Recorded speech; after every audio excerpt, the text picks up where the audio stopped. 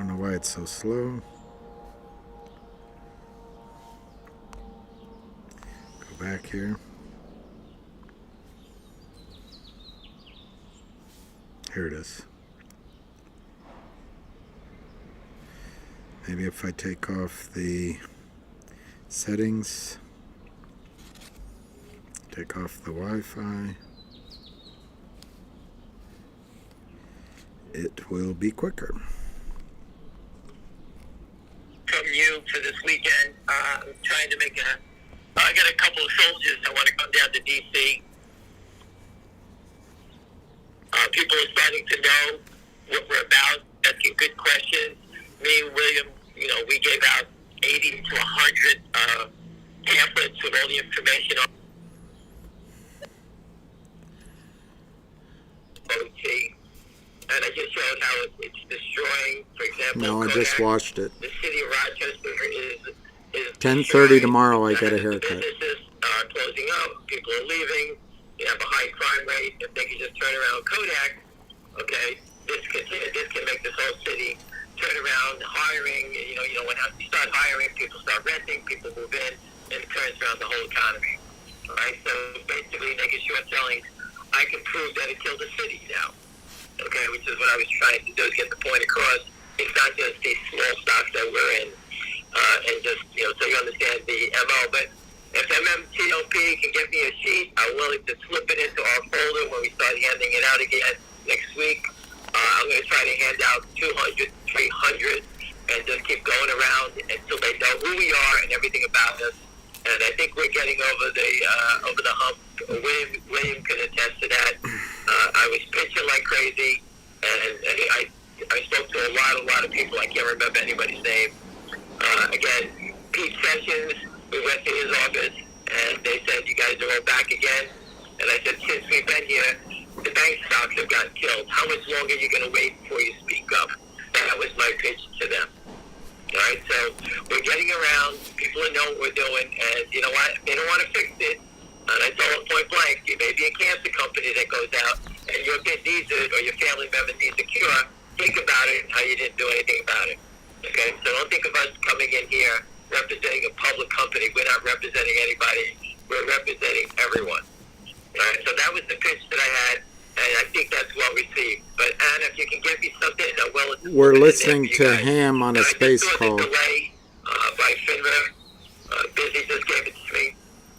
This is today, live now. The number was perfect.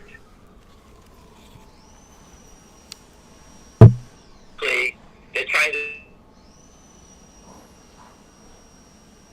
I don't know what the outcome is going to be, but again, that tells me that there's a huge. Ham is calling in on Busy Brand's line. Okay, I don't know how it pans out.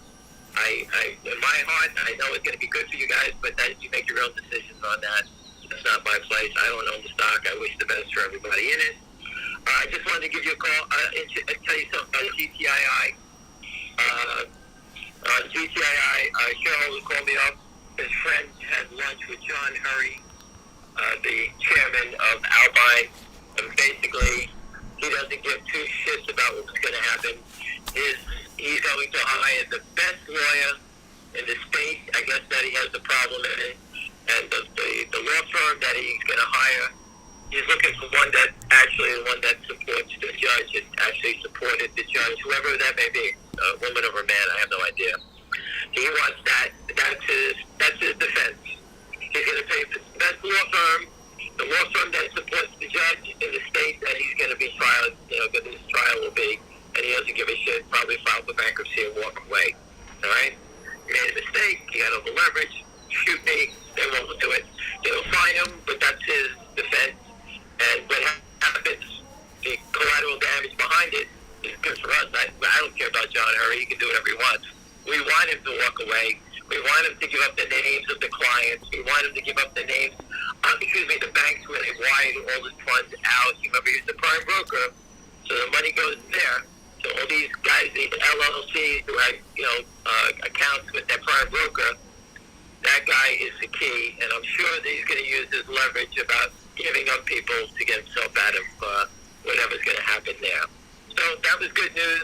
So I expect, we have the Alpine stuff coming up for the GTI gang, and it looks like he's going to walk away, just fold it up. That's basically what I just got from my shareholder, who knew someone who just had lunch with them. That's the best I can do for you right now. Anyway, guys, I'll let you go back. I'm going to have my own call at 3:30 today. And I got a question on that. Get to see you guys. I have a question for you before you go. Go. Many people ask this in my DMs. I felt it's best for you to answer. If they're walking away, who's going to cover the expense? And if it is a government body, which we probably know it's going to be someone like the DTC, what would make them buy that position? And if you could answer that best. Now they're going to close out the position. Okay, so everyone thinks that, someone said to William before he told me, that people think that if they walk away, that the bank, they would put the account at Alpine like on a chill. Nothing could happen. No more trades coming in and out of Alpine, which is okay, because if the stock goes up, the margin number will go up, and the people that are overseeing the Alpine mess, I wasn't going to come on to that. Clean, because the stock will go up and they'll lose more money. So on Wall Street, okay, number one, when there's an error, and this is an error, you close it out as fast as you can. I posted E-Trade this morning. The retail investor that was short at E-Trade, he came in, he didn't have money in his account. E-Trade bought him in, he lost $120,000. Didn't even give him a chance. They bought him in. That's Wall Street. Oh, you don't hear me? Wall Street. They don't give a shit. They bought the guy in. He lost $120,000. E-Trade took You the should loss, hear me. And then what did E-Trade do? They go out and sue that shareholder, the guy they bought in, and they go get the money from him. So if Alpine, so you said E-Trade, Alpine's a broker themselves, who would buy them in? I'm styling and Alpine, profiling. This is about Alpine. Whoever walks away from the trade, the firms get stuck with it, right? So the firms clean them up immediately, and then they get their lawyers after you. They don't wait. They go out there. They have to protect themselves, right? When Goldman has a problem, they buy you in, whether it's for $1 billion, $10 billion, or $1 billion. They buy it in, clean it up, and then they go after you. That's how it works, right? But Alpine, the prime broker, has been playing so loosey-goosey. These people have been over-leveraged, looking the other way. Alpine, as we're called, look at the other way securities. Just like the Morgan Stanley guy said, he never asked the question. Dog But all face. these trades go back to Alpine, the prime broker, who accepts all the trades. He knows that there's 300 million shares short. He's just looking the other way because he wants his piece of the pie. 99.75% of all these guys have been robbing people. They never had this problem. Okay? GTII went back for 2.5 years and is now exposed to these guys. I had calls, and you've probably been on it, where I spoke about margins every day, and I said, how are these guys standing? Just calculating the margin. So even if it's 50 million shares up $1, it's a $50 million loss. Up to 100, just the numbers are massive. Well, these guys were hiding all these trades, and the DTC caught it finally. And the DTC the reason the DTC is taking action is because the DTC doesn't care if Alpine robs all its clients. They Whether want, it's the prime broker or the broker, they could care less. they want That's to not limit the their problem. losses. The DTC is worried about when they're going to get caught. They're going to hold the bag. And that's why the DTC stepped in, gave us the information about GTI being a concentrated short position, because now they're on the hook. They need to close this up. Okay, Right? Moody. They need to get it off of their back. The DTC is the mothership of Wall Street. If that collapses, the whole system collapses. They cannot have criminals like the Kramers and Alpine exposing the system. If they don't do anything, then everyone on this call, we should all move to the Caymans, go open up an LLC, and just sell fake shares into the system, because there's no one guaranteeing anything. You can just walk away from all the trades all day long. Okay? The system will catch them. The system did catch them. All right? Very different than anything else. These guys are trying to defraud the depository trust. They picked the wrong people to defraud, and they got caught. Right? They were trying to hide all these trades, and they got exposed. You cannot trade unless you have money. Margin money is important. If you don't have it, you can't play. Like one of the gentlemen said to me on one of these calls, I'm going to Las Vegas and tell them I want to bet $1 million on numbers, but I don't have any money. Okay, it's the same thing. You need money to play. No one lets you play unless you have money. All right, I want to buy 1 million shares of GTII. I don't have the money. What do? Can't do it. I can't hit the button. I can't do anything. Okay, these guys were selling the stock and have no money to back it up, and they got busted. They could have it in. They could have 10 billion shares of GTII. Okay, in 30 different accounts. Independently, it doesn't look like a big mess. Put it together, and it's a monster. That's why the Kramers and Alpine, we've been posting all those LLCs they have. It's a shell game, 3-card Monte. Okay, the games you see in New York City when they're trying to hide the card. This is what they're doing. They're hiding all these trades all the time. All right, so this is how they skirt the issue. They got caught. Now they can't. Now it's time to face law. And what are they going to do? They can't get away from it. So does the SEC have jurisdiction overseas? Because I know that Alpine has a prime brokerage in the Caymans. That's how they got caught in the first place. So a lot of that unregistered broker dealers was moving, like you said, shares and accounts overseas, bringing them back into the equity markets, and then selling stock illegally unregistered. So how do you, probably the last thing I'll let you go after is just for anyone that doesn't understand the overseas, we saw FINRA commented, publicly about John Hurry that he's egregious and, a threat to investors and the integrity of the market for having sham transactions, falsifying documents. Like, how do you even keep up with that? We can if the regulators can't. So having all that overseas, how do you even, if you were to answer it, how do you even manage it? How do you even figure out all, like you just said, if it's in 30 different hands and it doesn't look like a big problem, how do you uncover that type of mess? Well, again, what's going to happen is GTII, anybody, okay, those accounts, they're going to try chasing them down because they have to close them out. Okay, they're not worried about the long side because all our buyers are in brokerage accounts. They know where they are. It's the other side. Listen, the dividends that the company has done, trust me, has created havoc through the street. They all know about GTII. Okay, I know back office people, they get a name all the time. Okay, they don't know, the people at E-Trust have no idea who's selling this stuff, but they hear the names, they know they have discrepancies. We don't know the numbers, but we know it's out there, whether it's TD or E-Trade or wherever it may be. And these dividends create havoc. All right, so when do these guys get stopped selling? When do they get forced to buy in? I told you the stock. They don't tell you when. The stock just starts to act funny, and it just happens. P-Man, good Good move, P-Man. Once they open the gate and they let the bull out to start running around, the stock will have a completely different look, and that's when you get like those HKD or the TOP, those crazy Chinese names where they start running up dollars at a clip. We all know the shorts here. We know the SEC knows. The DTC gave us proof. I can't stress enough. I've been doing this. Pat Byrne sued Goldman and Merrill. ATD. Paid $30 million. He never got a piece of evidence. Thank you, Thomas. Between MMTLP and GTII, those are the only two companies I've ever seen that had evidence. So things are changing if we're starting to see evidence. I've been doing this 23 years. We never saw any evidence. And now I have the DTC in black and white telling us. And if you go back and look, Abby, you sent me something about Deutsche Bank being sued for naked short selling back in 2008. All right?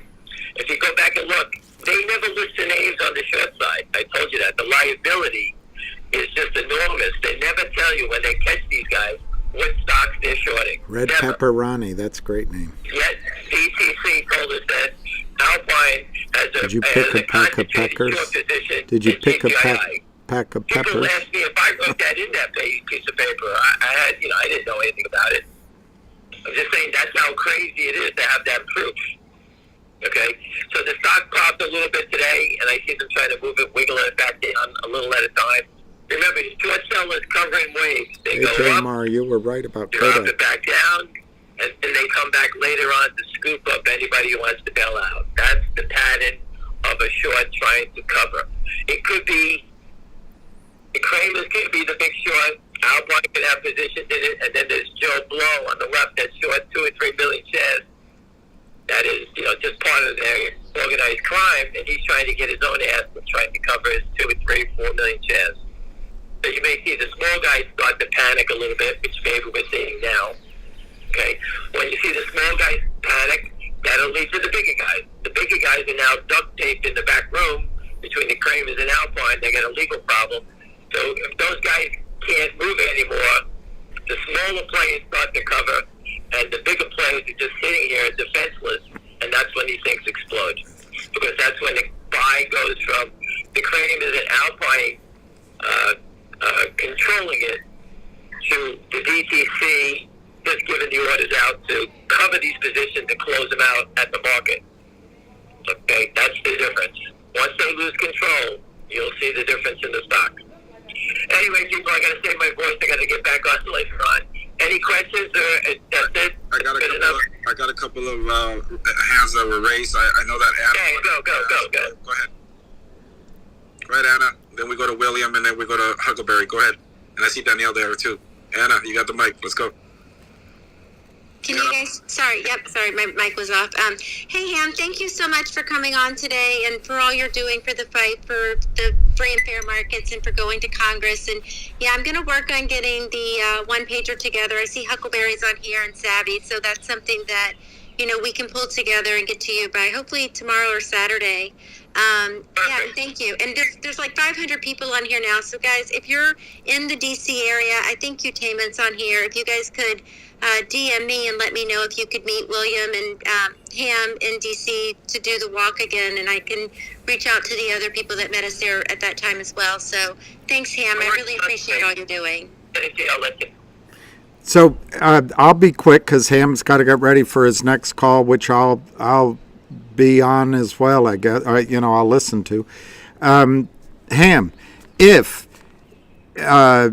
Alpine and Hurry declare bankruptcy, wouldn't that cause Wall Street to run away from Alpine and close their positions, sell the longs, and buy the shorts in?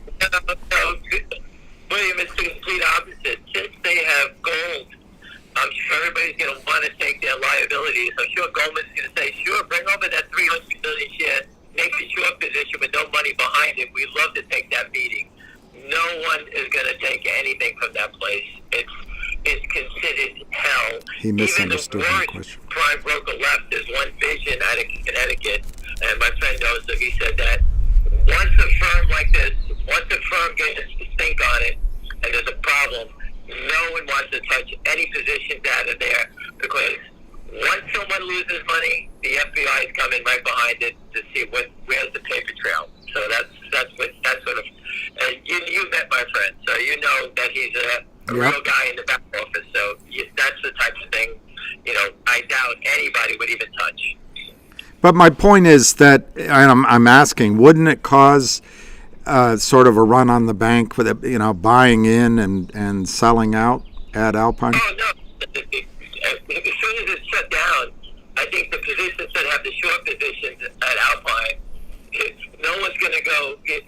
There was a famous video that used to go around. They used to put and they used to send all the criminals to their last known address that they want tickets to the Super Bowl and to come to this address. And they walk in, there'll be balloons, and they say, go to the store, you pick up your tickets. As soon as you walk through the door, the police are clubbing them. Okay, and they always showed up, the criminals. So I don't think anyone's going to show up at Alpine store and say, that position is mine.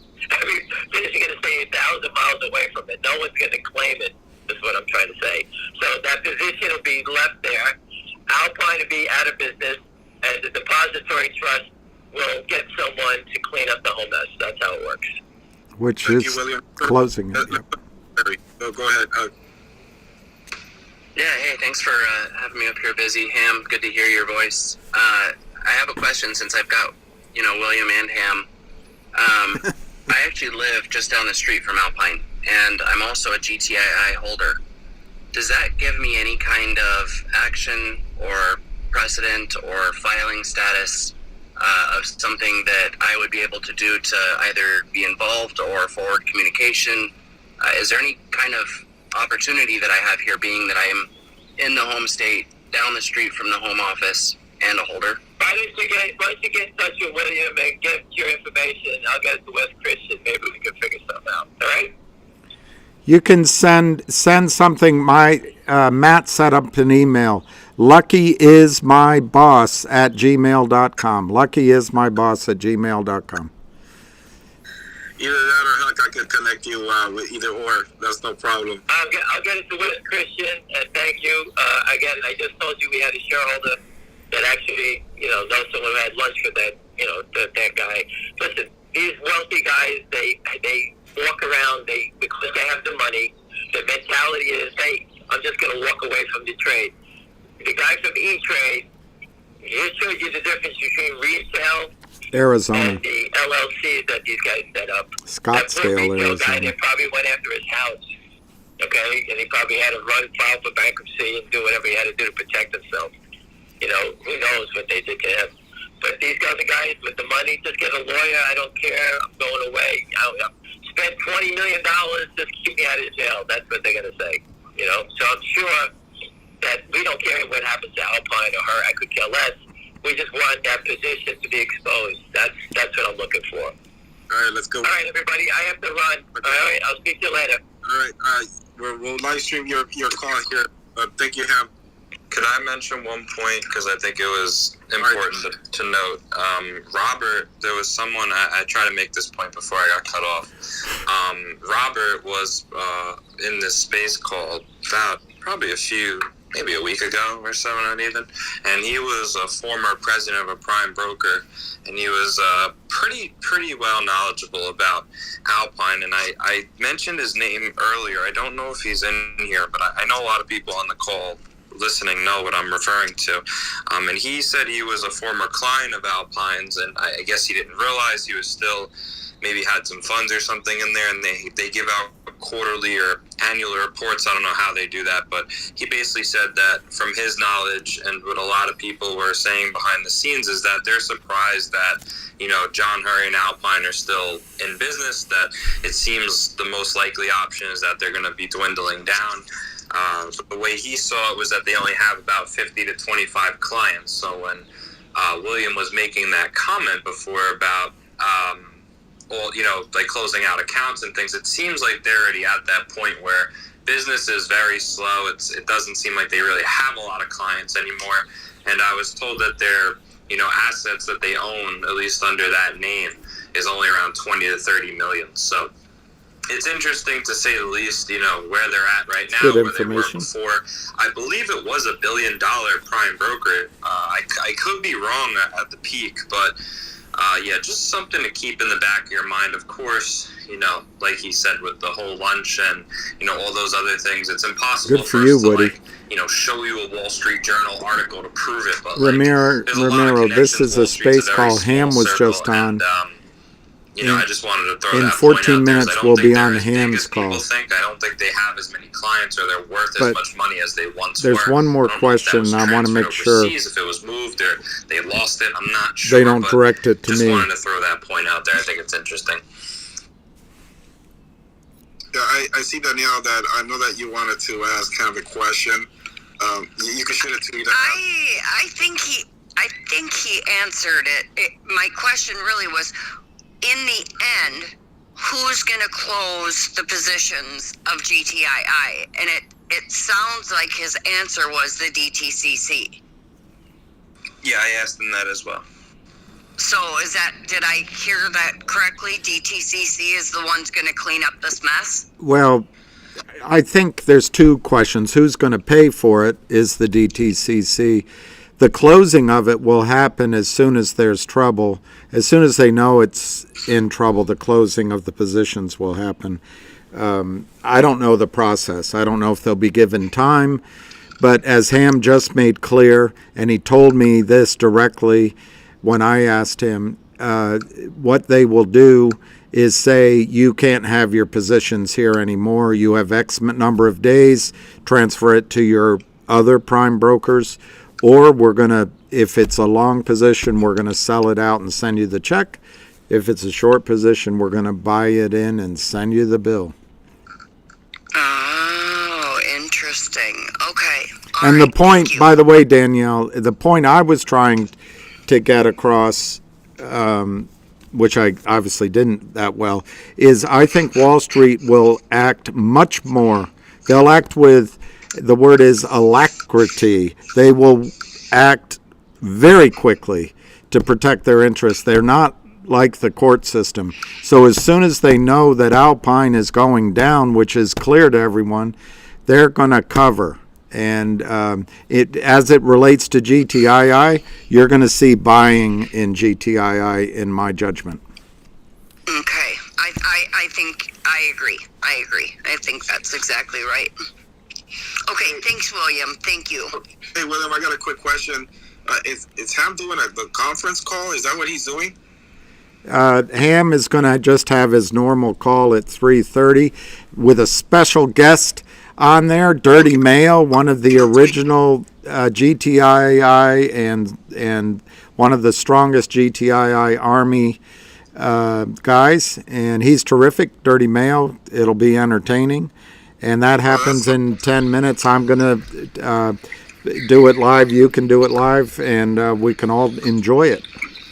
Okay, but my question is, and it's funny because I did invite Dirty Mail. I texted him, and he never responded, or at least I haven't checked. That might be why, because he's already got a commitment. So let me ask you a question. I don't see a tweet from Ham with his conference call. Does anybody see it? That way I could have the phone number to call in. I can get it to you. Let me look. That's a good point. I think you guys grabbed him before he had time to put it up, but... Okay, let him know that I just reminded him that I don't see a tweet. I just told him I don't see the conference call. I'll do that right now. That's a good point, Busy. I'll do it. Okay, thanks, William. I'll be waiting for that tweet, or you can text me. All right, so I see that Savvy had her. Go ahead, Sav. I just want to let everyone know that I posted in the mail. In addition to Finna's request for extension in Mark's client's case, I don't know how to do this. Hands of Steel, who is our fourth lawsuit. Remember, Mark's is a petition. Hands of Steel is a state lawsuit. Can somebody mute the charge's mic? Busy. Oh, perfect. Thanks. Sorry, guys.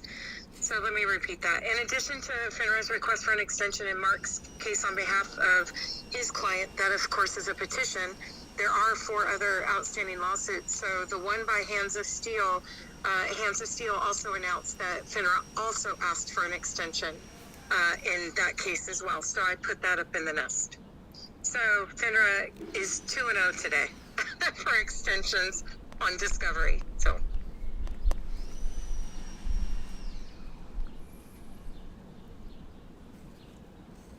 Okay. Go ahead. Yeah, Doc, go ahead. Yeah, I'm trying to log into this. Yeah, it's okay. I got it, Busy. Go ahead. Hey,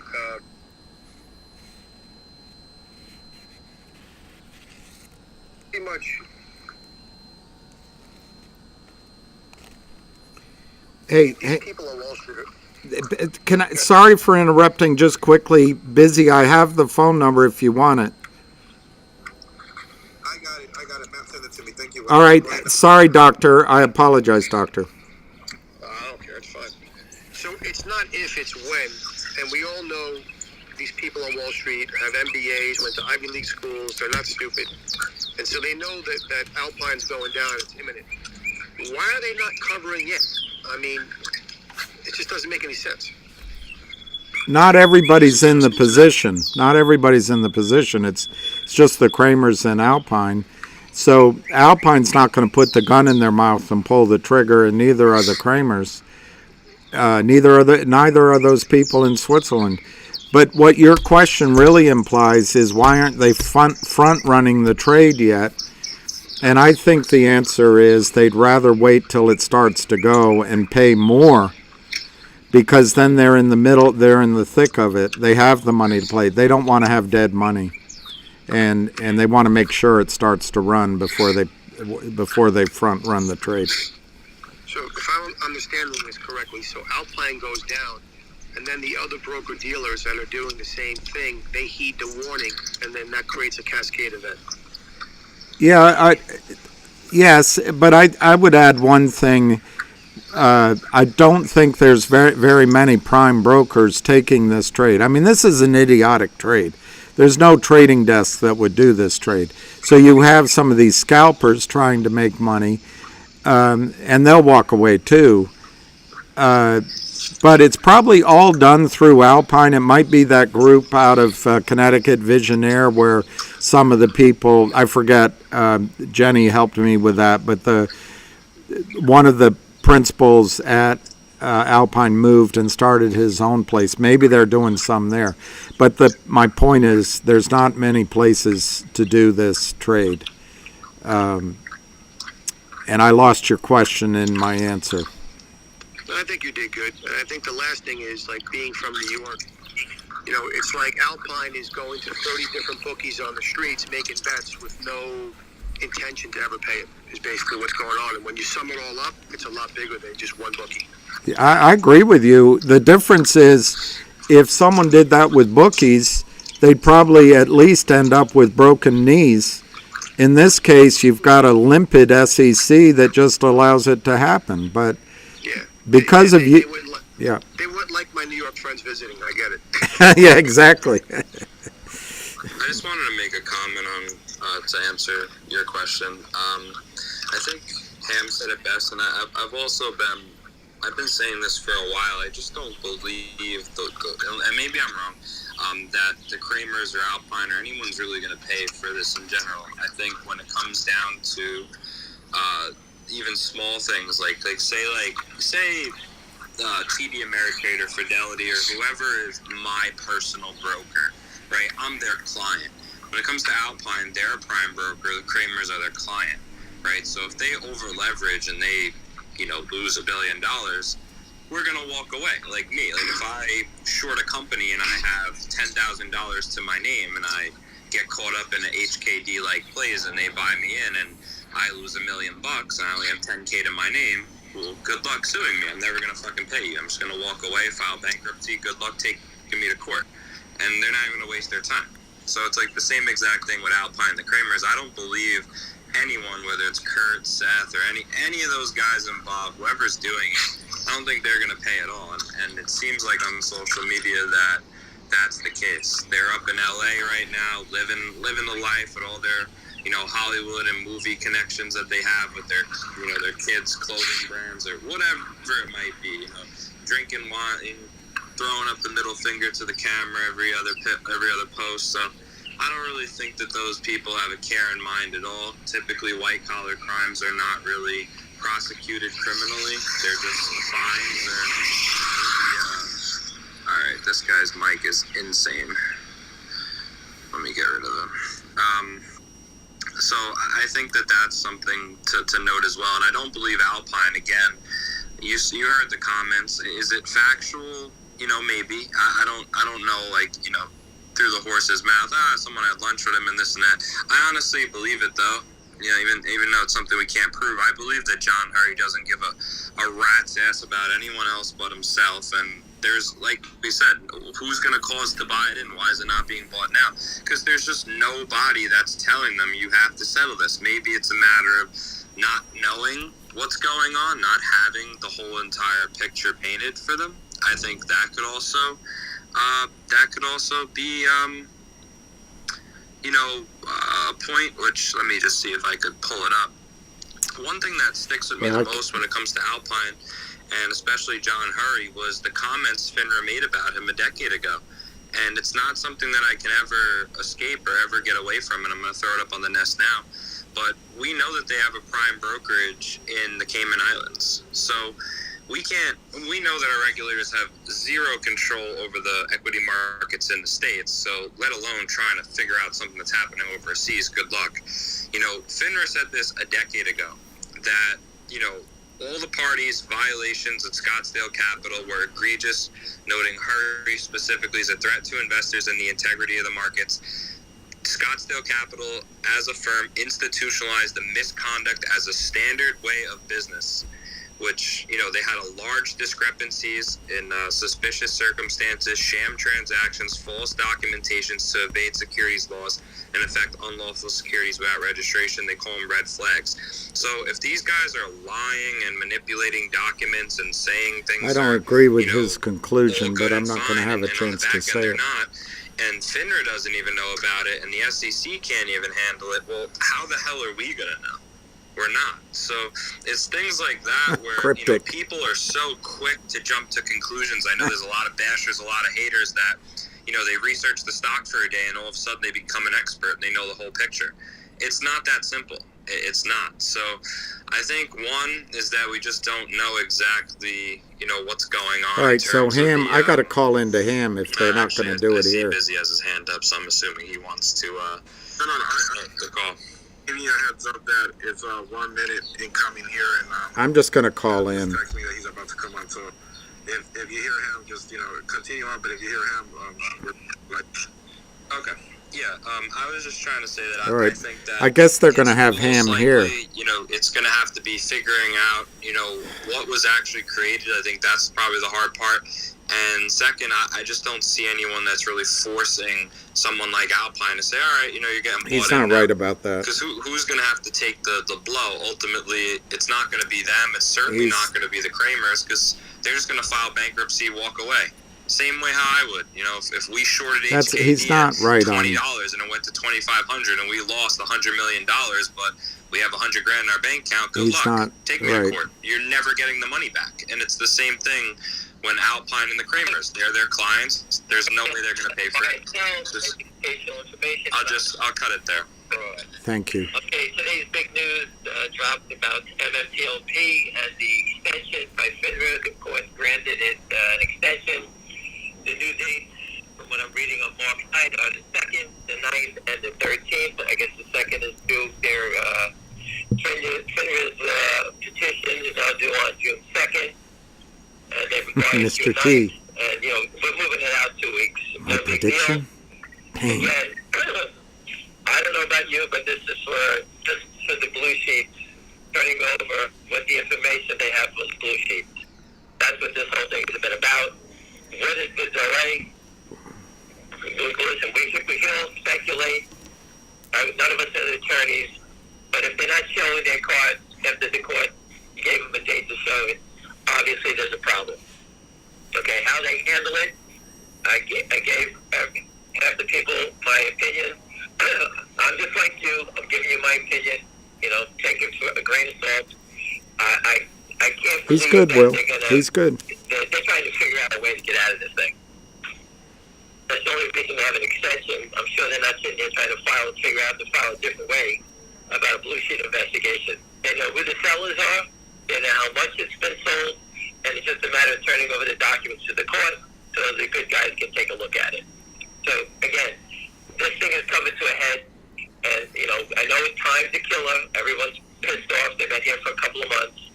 Okay, but I look at it as a different way and say, maybe you saved your ass from not getting involved in the equity markets. And maybe you're on the winning bet here. You're going to get the roll of the dice on roulette and get 35-1 payout. That's how I look at that stock. Again, it's a crime. We all know it. Everything about it. It's a crime around it. And you know what? It's coming to a head. You got the dates. You got great lawyers working for you. Everybody knows they're trapped. They can't hide it. They can't do backdoor dealings. You will get whatever the event is. It's coming. Okay, and I think it's going to be a great event. I don't think there's a way for anyone to hide.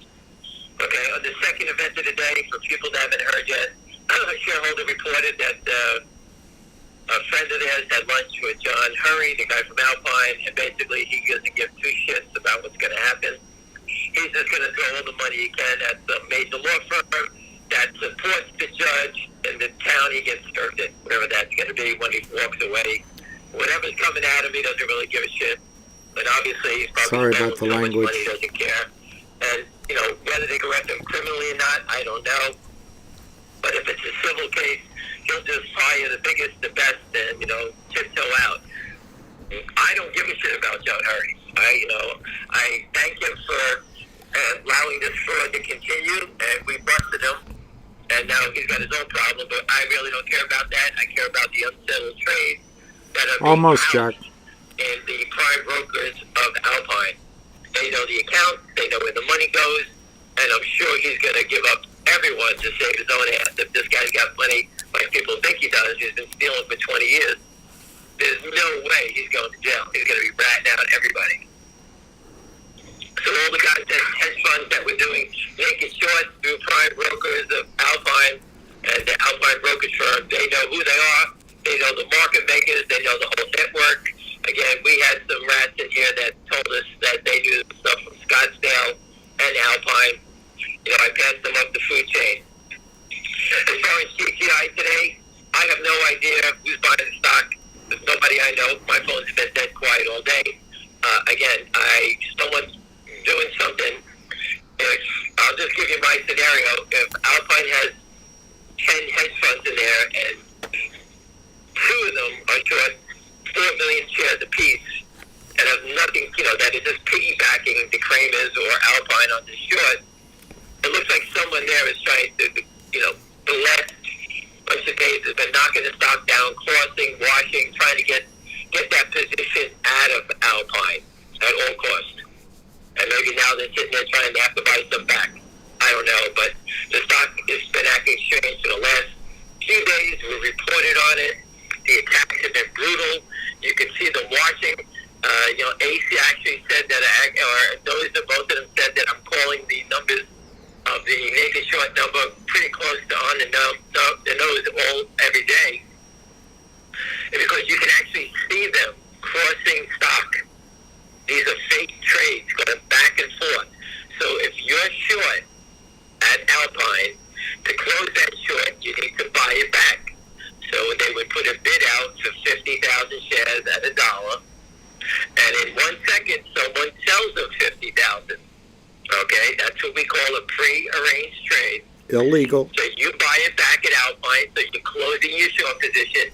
And Take your money out. Knew that it's short at $1, that 50,000 shares, at another prime broker. They're moving it out of there. Okay? Now, if Alpine does disintegrate, there's not a brokerage firm on the street that's going to take a concentrated short position in GTII. They're going to get with pregnant? no money to back it up. The only person that's doing that was Alpine, and they're gone.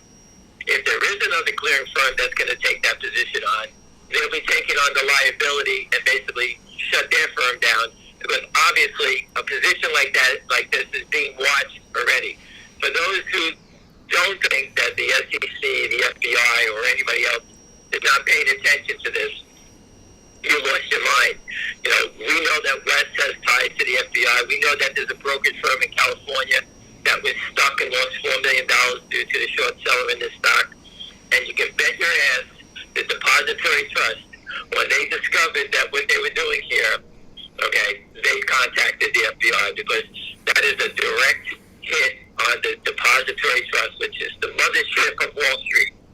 They know someone is hacked into their system and trying to defraud them with these unsettled naked short trades. So they're not that stupid. They know a crime when they see it. They go into the channels, giving these guys a chance to cover. That's not their business. At the end of the day, when these guys run away from these trades, the DTC is going to have to clean up the mess. And for those who don't know, the DTC is owned by all the brokerage firms, all the banks. You can get the percentage of their ownership based on the volume that they put through the depository trust. So those are the people, and they're going to be pissed off that they're going to lose billions of dollars over this piece of shit. Okay? And the reason I call it a piece of shit, because it's not IBM or it's not Apple. These guys had nothing to do with it, the big brokerage firms, and they're going to take the hit for it. And that's a why good the point. depository trust is supposed to monitor this stuff so that the brokerage firm, the big investors in the DTC, don't take these hits. That's a good point. Okay, so this one slipped past the gate, and it slips past the gate for one reason, and the word is fraud. Okay, it has nothing to do with anything else. Heidi ho. For those who don't know me, I follow naked short selling. I don't care what a company does. I'm tired of hearing companies curing cancer, doing this, building cars, guys building cars, MULN, with, and the stock gets killed every day. You're better off doing nothing. Right? I keep trying to tell people that. It doesn't make a difference. The system is broken. Get over it. It's completely destroyed. Okay? You can just do anything you want. On the bank attacks, I spoke to a few people that actually, for me, on the Silicon Valley, the short sellers always tried to blame the banks for mismanagement, whatever they're doing. I'm sure the bank was up there with all these billions and billions of dollars trying to run the bank into the ground to create this big fraud from 500 to 0. Right? They always blame someone else, the short sellers. They're the first to get the press out there. It's their fault. It's their fault. It's their fault. It's the shorts.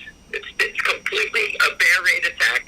They did it to Bear Stearns. They did it to Lehman Brothers back in the day. They did it to Fannie Mae, Freddie Mac. I think it was Fannie Mae they did it to. I don't know if Freddie Mac was involved with that. I can't remember. They did it to WAMU, Washington Mutual. They've done it to hundreds of stocks. And I can go back into real time here with a lot will GTII. I know you've heard me say this before. Andrew left a bear raid attack saying that the company was counterfeiting. The company was having vendors counterfeit clothes, whatever it is, and sell it on their platform. Okay? Now, Andrew Lefkoe doesn't even know where Etsy is. I wouldn't be surprised if the short seller set up a vendor to sell counterfeit goods, okay, whatever they're selling, T-shirts, to lose $50,000 or $100,000. Andrew Left hears the story, and he goes out and does it, and they steal, $500 million on the short side. The stock went from $130, down to $90 on that bear raid attack. And I still don't think it has recovered yet. ETSY, it's $92, down 3. I mean, they destroyed the momentum on the stock. Shorts were getting squeezed. And I wouldn't doubt if somebody came out and, did that on purpose. Just another idea about fraud. These guys attacked Carl Icahn about his company, this IEP, about fraud. It's going on 2 weeks now. If there was fraud, it would be shut down already. And this is the same pattern that I saw in DaVita, Dog Victor Apple, when Jim Chanos called that a fraud, an insurance fraud. It was $53. Okay, and every day that went on, where's the fraud? There's no DOJ, no one knocking on the doors, nothing. That stock doubled. All right, if Carl Icahn's company's a fraud, I'm sure the stock would have been 10 cents already. Look what they did to the banks. They called them a fraud. They raided them fast, and it was over with in days. All right, this one, what's the fraud? I'm sure there's people in the office already, but I guess they don't see anything. The longer it goes on, the longer I would be buying. Myself, I'd be looking at cheap calls on the way up because the shorts, if they're still here, they're trapped. Right? Because the longer it goes on, there's no fraud. The stock's going to go higher. Like I said, Dog Victor Apple went from 53 when I spotted it back when it went to 125. Okay, and that was called an insurance fraud. You can Google it and see yourself. All right, so those are the two things I wanted to touch on. Also, again, with the GTI, I had no idea who's buying it. I heard Alpine story. We know Alpine's going to get the death penalty. It's all written all over the place. I think Big JR has been introduced to Wes Christian. He's doing great work, and hopefully we can get him deeper into the fold. And again, I can't do this by myself. I'm a stock guy. I understand symbols. I understand trading patterns, and that's what I do. I win, I lose like everybody else. All right, I'm better than you guys because I win 60% of the time instead of 51% of the time. That's how it goes. We all have winners and losers. But that's what I do, and that's what I specialize in. Okay, I'm not an attorney. I'm not a back office guy. I know people that do that. I know attorneys. You're not a I know genius. people that dig through the filings that found the stuff on Alpine. I had no idea. I heard about Alpine's brokerage, that they were the firm broker from the CEO of DBMM, which I reported it, and everyone sort of found out. She was great at it. And this is how you work. Everyone on this call, there's got to be 100 people. And I spoke to a new shareholder, Lou, yesterday, and he wants to come to D.C. and fight, and other people want to fight. And you know what? If you guys don't stand up and fight and do whatever you can, you don't have to invest in any company. Don't ever listen to anybody. We're not here to tell you your best. But if you don't understand it, you're just going to get ripped off. And your pension and your family, God forbid someone's sick, you're going to need that treatment, whether it's from, CVM, working on head and neck cancer, or Northwest Bio for brain cancer. How about And 150? These guys don't care. I just look at the companies that have done reverses, like MULN. I know people have an idea. I helped this company out. Okay, I gave him the whole formula. He did nothing. He reversed his stock. 150. It was 150. I think it was 150. And now it's almost getting close to breaking the dollar again. Reverse splits don't work. All it is a higher number. And the shorts just start over again, killing you again. I posted this other one, SDIG. I don't know anything about the company. They did a reverse. It was 660. It went down to 535 today, bouncing up a little again.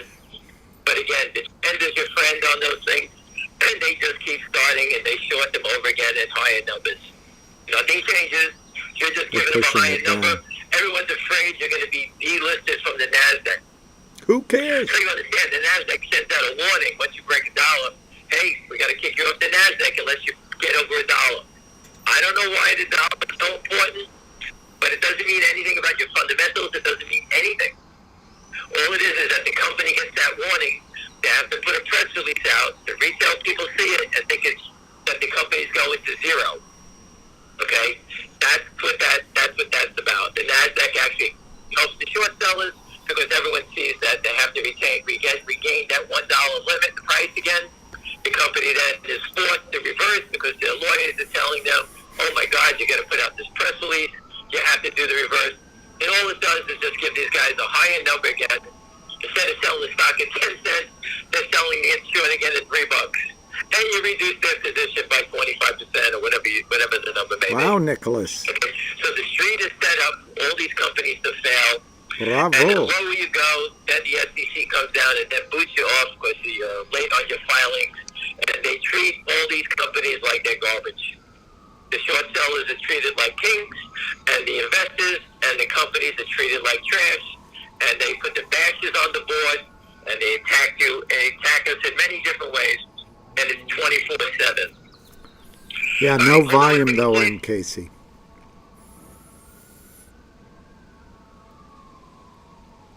What happened? I'm trying to get Dirty Mayo on here. I just wanted to go down memory lane with you guys. He's been here Dirty a Mayo. long time. I'm trying to get him to call in. And so I want you guys just to hear the past so you understand the future. Okay, this didn't happen yesterday. We've been here 2.5 years. Hold on, let me get him in here. Dirty Mayo. Yay, yay, yay.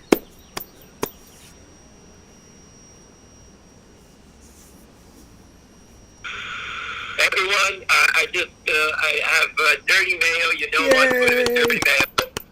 And he's been with us for 2.5 years. Him and his friends joined in and asked a lot of questions 2.5 years ago. And I just wanted to introduce him to you guys. And I just want you to hear from someone who started this thing with no knowledge of equity trading, as like many people or the Kramers, that MMTLP community, GTI people, finger community, everybody understands naked short selling. And I think he's probably educated 200-300 people himself on the crime easily. And I just give him a little briefing about how we started and what you think, what you've seen the market makers like Bird do. Why don't you give everybody a little feeling about that? All right. Well, I started way before I met Ham. I used to gamble on a lot of sports, and then my bookie got pinched. So, anyways, my uncle's like, if you want to do some big boy gambling, get on Wall Street. So, my first stock I invested in was Northwest Bio. I don't know. There's probably a few people on the call who heard of it. And they were getting naked shorted to death, and I didn't even know what it was. And someone put it on Twitter, and then I ended up following Ham, and I was attacking this guy, Adam Fierstein, because he was just bashing this company trying to cure brain cancer. So I was just going crazy on him, typical Dirty Randy, Dirty Mayo style.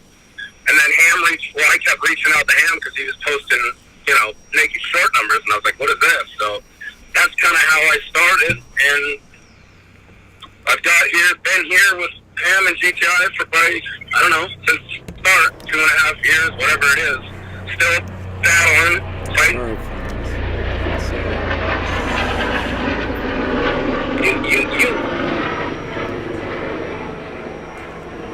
Sorry for the noise. How many days did I discuss margin with you? With all the people, the 10 people, 20 people, whatever we started with, about margin. Oh. Yeah, from the beginning. And then the thing about the market makers, which is, I think there's a lot of new people here, but back at the very beginning, VERT, Rob Schaefer's group, that scumbag, vertical group, sold, I'm just going off memory here, but it was like 30-something million shares, and they were not once on the buy side. Just dumping it. It was from like March 2021 for like 3 months straight. Never been a buyer. Somehow they have 30 million shares that they're dumping, so. But, So, educated me, I've taught all my buddies, it's, But just so you people understand that, I've educated people that knew nothing about it, and the same thing we see with OTCN, we watched before using a market maker versus a trading platform. Since firms are being served, the market makers like VERT all ran away because they don't want to be part of it. A black box or a trading platform, you go after the firm, and the firm's just going to say, hey, the orders were going through a system. We don't know. So that's how it's more from where we had market makers answering the phone calls, like the guy from Vert. Now we're down to these OTCN, the GTSM, and these trading platforms that these guys have accounts with. Now they can just blame the trading platform, and the firm's going to shake their shoulders and say, no. Before, the order went from the Kramers to a Vert, and he gave instructions over the phone saying, hey, sell 5 million shares at the market, whatever you had to do. And that's who guys like Dirty Randy, Dirty Mayo, whatever, they all understood it. And when we thought we were going to win when we got the Charlie Mayo phone call, and we all heard the short seller voice message to the company after the note was paid off, we all thought it was going to end then, saying this guy is unbelievable. What did you think about that going back in time? Right. No, I thought it was over. Yep. How stupid is the guy to call the company and say we want to buy stock? Like, okay, you're just, just letting everyone know, yep, we're the short. Why do you want to buy the stocks, Can we work a deal, Reiki, or what? Well, let's work a deal, Reiki, That's great. That's their mentality. But, great. These guys that are navigating the system, they know the SEC. We sped this thing up, forced the SEC to recognize us, okay, and educated everyone. And I've always told you the most important thing is education. Am I correct? Correct. And I was doing construction for 20 years. I wasn't like, I'm not a Wall Street guy. That's not my background, but I know a lot of people, and everyone I've got into this, which is several hundred people, they all learn. They all listen to the calls. I taught them, so, yeah. Regular people. You spoke about your cousin. How much money did he make investing in GTII over the 2.5 years? He's not here anymore. You gotta tell him. He made quite a bit. It was 6 figures for him, but he thought he knew the game, and some options. He thought he was playing. He thought he was a genius following those guys that got arrested. Whatever their Discord is, right? They were dumping stocks while they were pumping them, and he was buying all these options, thinking he could make a lot of money, and it just he got blown out.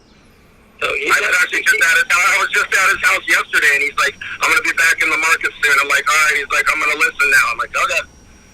So we educated him. I spoke to him, a young guy, made a ton of money. He left GTII, thought he was a smart ass. Yeah. And then he got his ass booked. Then he broke again. CD, yeah. I try to tell people that, this is a tough game. I don't know all the players out there. I don't know all the stock. But you have to know what you're doing. Again, it's a fast-moving game. You have to understand it. And the manipulation is real. It's everywhere. And, I can't stop it. I can only educate you on, and you can ask me names. I can educate you, give my opinion of it.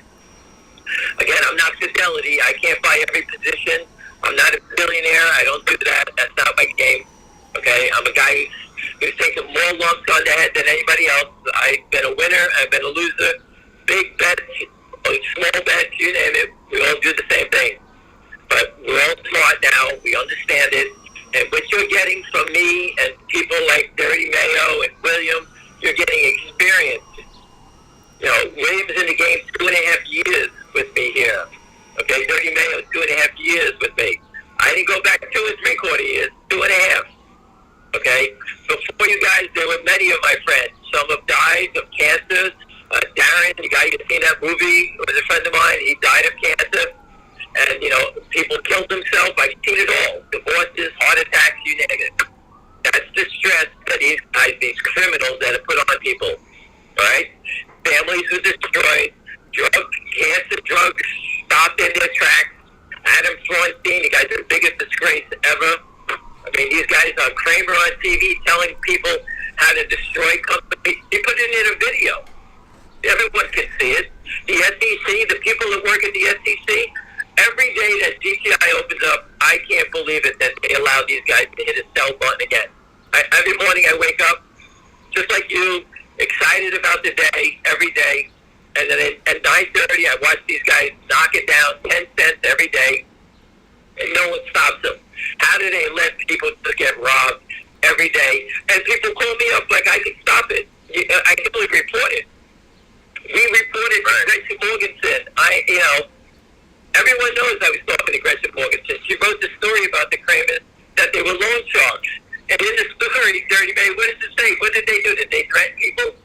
They put a rat in someone's mailbox and threaten them about, you call the cops, I don't give a shit. Pay me my money.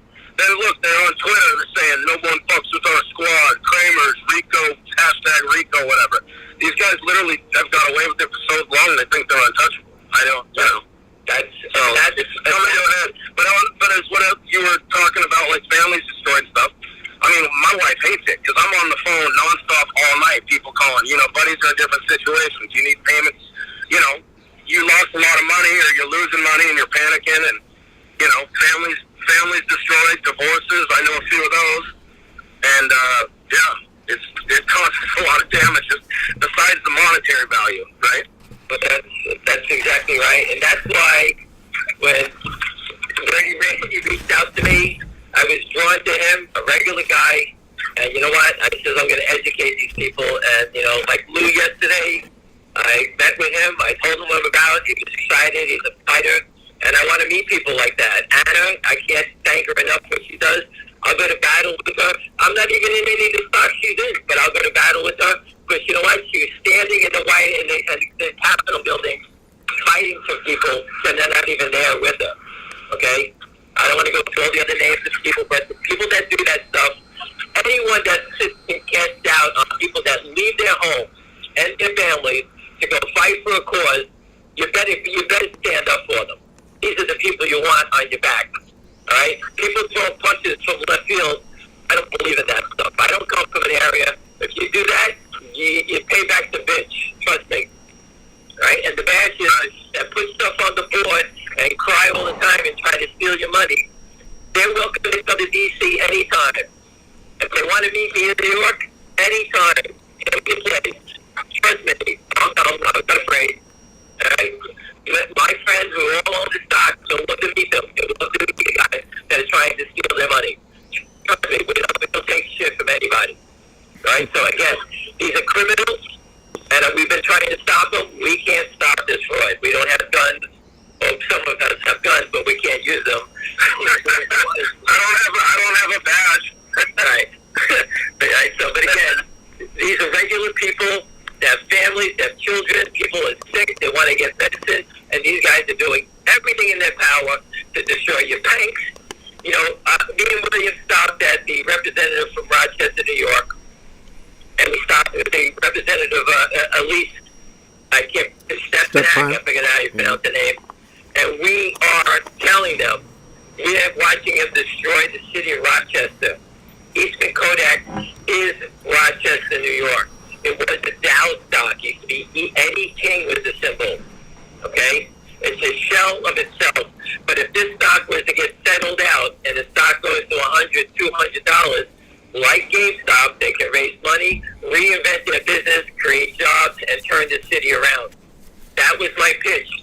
I don't even own Kodak. My friends own it, but I do not own it. I watch it every day because I do believe it's going to go. I don't know when, but if it can turn around a city, think about that. We talk about making sure hurting GTII, little GTII or MMTLP. 700,000 The whole shares. city was Hey, destroyed. GTII.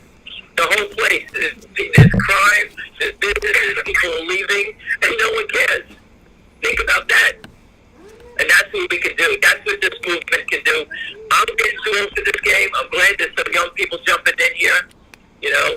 And, you know, we got youngsters like William standing here fighting for you, you know. Between me and William, we needed 2 wheelchairs to get around in these things lately. Anyway, listen, everyone, I just want to introduce you to a guy that I'll stand and battle with any day. There's guys like the Baker I want nothing to do with, that crying goddamn Baker. I'm just throwing him under the bus. He's a great guy, and he's got back in there, make some more cookies. Anyway, listen, everyone, keep your heads up. Let's hope we get some good news. I think it's great news on the MMTLP that FINRA is starting to bend backwards a little bit. If they had the real information, they stand out tall and would have gave it to the lawyers already. Going backwards tells me there's a problem, and they're trying to figure a way out. Alpine, we got a little flavor about John Hurry, and what he's going to do, he's going to walk away and just throw money at the situation. But again, we know these guys haven't covered a share, and we're staying to the end. We burned our boats, you know. Dirty Mayo said that. He knows we're here to the end. I think, and there's plenty of good people here. And listen, everyone, have a great night, and thanks again for tuning in. In general, I think the market is going to go up because everyone's calling for it to go down. I was just going to let you guys know that I put a couple tweets up in the nest. One of them is the schedule that Ham gave. So the new schedule is FINRA's response to the petition, the judge's order to release the blue sheets, is 6/2/23. So that is June 2nd.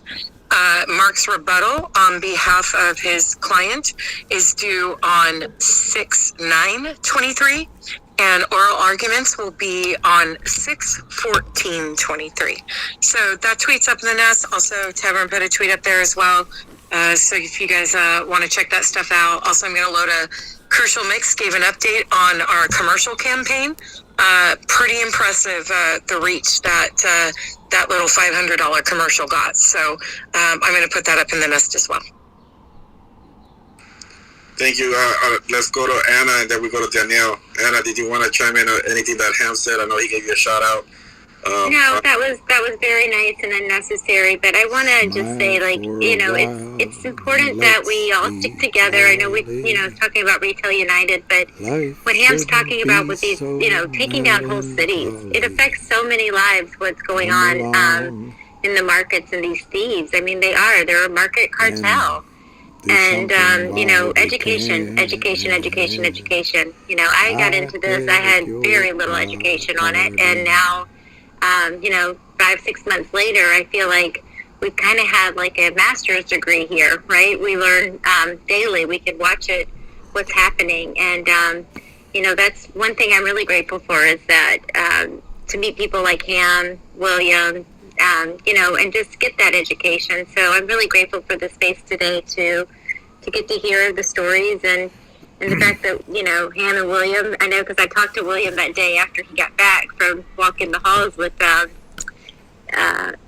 Ham, and, you know, it's exhausting because these buildings are all spread out, and it feels like you're like going through underground tunnels. It feels like a city when you're inside the Capitol. Or I'm sorry, inside, yeah. And so it's shocking, like how spread out it is. And I just want to say thanks again for doing that. And William's here with us, so thanks, guys. Hey, was that Lou Gaida, the one that he was talking about, the one that was up here? Father Lou Sardu. Yeah, I think that was. Yep. Hey, Lou, was that you that he was giving you a shout out to? Father Lou Sardu. I wasn't sure. Lou, you gotta unmute yourself. Oh, sorry. I'm here. What, was that you that Ham was talking about? I mean, you're the only Lou up here. I mean, my name is literally out there. Yeah, that's me. But that's because, if you don't mind the expression, I like to say I have balls of steel. So I really don't care whether people, you know, My name is Lou Gaida, and I want to thank you, Busy, for getting me in touch. And I think there's a few other people getting me in touch with him. We had a wonderful conversation yesterday. We became very close friends, very, very, very within a matter of an hour of a conversation. And yes, I will definitely be there. I used to work as a constituent services representative for Senator Scott Brown while I was in college out of Massachusetts when I worked there. Well, should I say when I went to school up there. And then I know he's up in New Hampshire, and I'm pretty sure I can make him aware of this. I don't know. I kind of lost track with him and his staff, but I'm more than sure that I can network my way back to him and kind of bring him aware, and then he can link me up with someone. Not a problem. I'm not going to listen much longer. I'm ready to go. I'm actually bringing a few other people that I told him about that are working class people, everyday people that, are in GTII, and they feel called to do something. And, look, you have power in numbers. You can't buy class like the working class. When they hear our stories, when they understand what's going on, and it doesn't matter whether you're a Republican or a Democrat, it doesn't matter. Yeah, I'm just going to see. This is an injustice to There's all of two us questions. Here, okay? I'm going to see if they have it to me. If If cause, not, obviously, get in touch with whoever you need to get in touch with. Busy, I don't know if you do Anna, and there's Anna and there's Daniela, if this thing and then run and everything gets corrected, who knows? But if it winds up being that, in 2 weeks from now we set a date, a date. Power in numbers, show a presence. You're an American citizen. You have representatives that work for you. Whether you voted for them or not. This is an injustice to the public, to the working public. The market should be free and fair, and it's what's going on here is an atrocity. When like what Ham said, when you have companies that are looking that have breakthrough, groundbreaking. He's the best boy. Cancer. They're working on cancer treatments, and they're if they getting put him in a bottle, I'd be a billionaire. This is evil.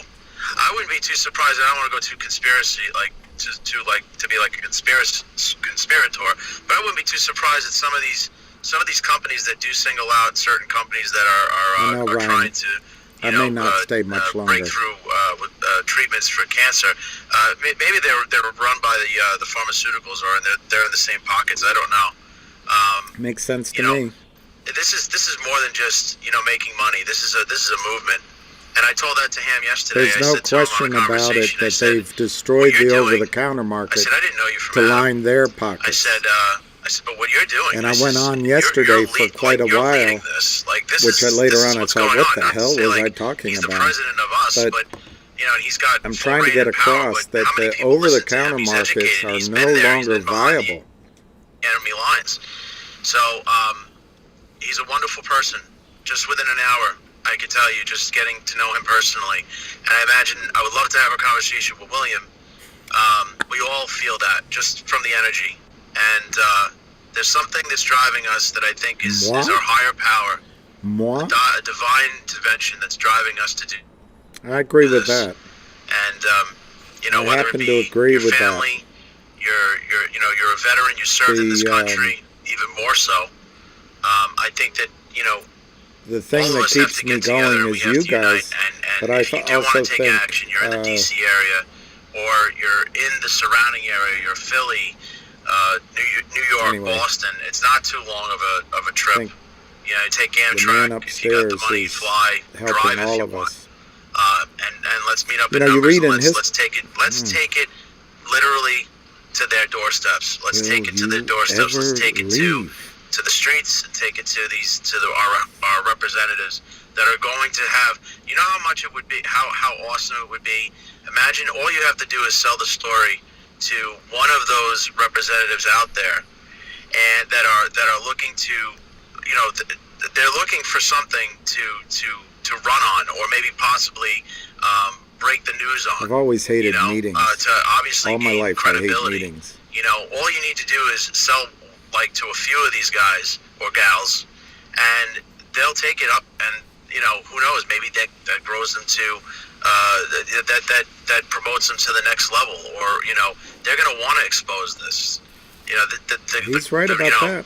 I say that the ball is in our court, and either we could just sit around and just be like waiting for a ticker to go off. Yeah, you could do that, or you could be on the boots on the ground and actually. And I'm not saying anything. Don't be stupid. Like nothing violent or anything. Go down there professional. Well, Mark Maddox, you're a man of my thoughts say, look, as well. There's an injustice going on here in America, and it's not fair to certain companies, and it exists. And let me write that down so I don't forget what you said, At least Mark. you could say to yourself at the end of the day, you know what, we tried. At least you could say, you know what, we tried. That's it. So, I'm really excited. I just want to say I'm really excited. Love this community. And, let's keep on with the good fight. Let's keep up the good fight. All right, guys? Yep, I see that Danielle has her hand up, and Anna does too. Let's go with Anna. I know that you wanted to chime in what Lou was saying, and then we'll go to Danielle. Danielle, yeah, I kind of wanted to piggyback off of Lou for a minute. Yeah, because William, I don't know if William's here, but he has lived in D.C. for a very long time. Yep. He didn't know that you could walk the halls of Congress. That's why I stayed on. And that's kind of a secret that they don't let you know. That's why I'm staying on. And I was fortunate enough to have a friend who's a lobbyist here in Georgia, and she told me, Anna, she was telling me for months, go walk the halls. And, I was going to go by myself. I put out to the community, and I was so grateful that him and William met me and several other people within the community. But that is a very powerful thing because they don't expect you to come.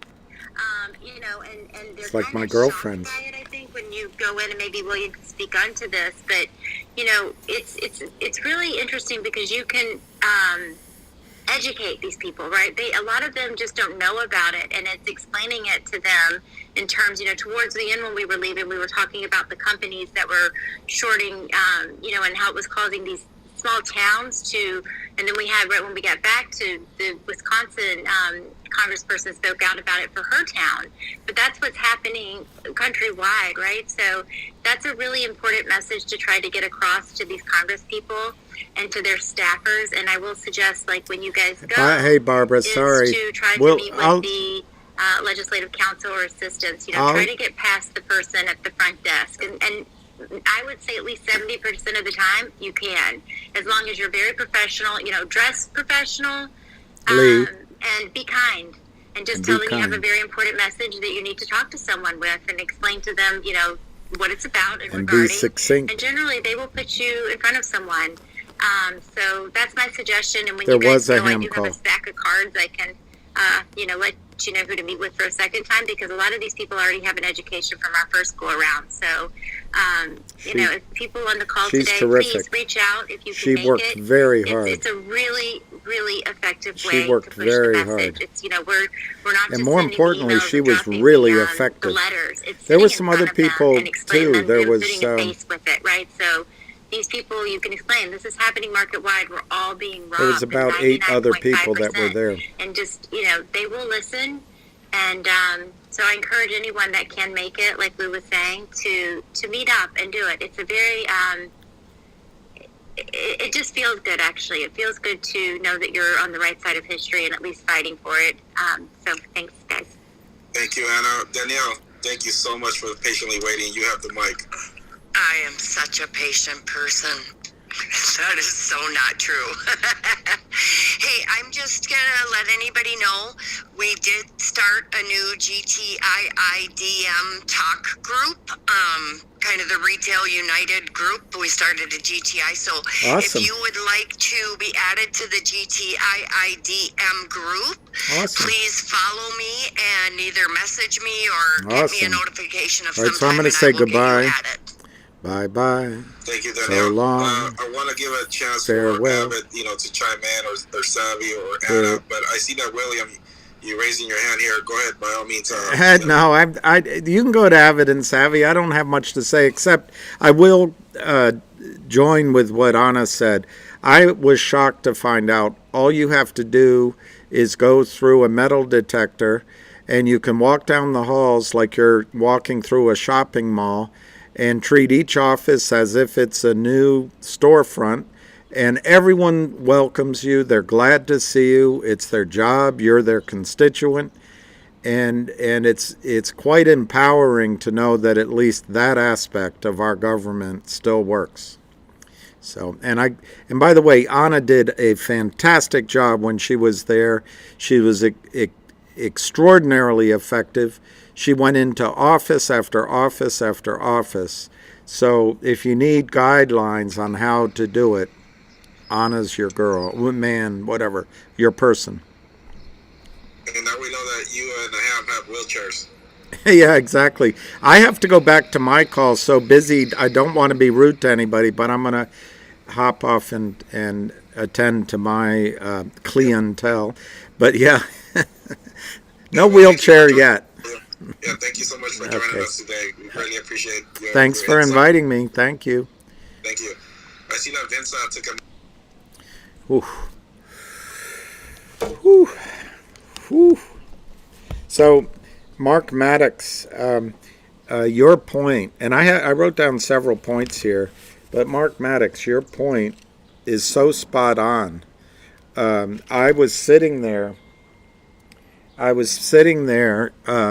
watching Gary Gensler talk about capital formation, and there is no capital formation now outside of the big four brokerage firms and their friends.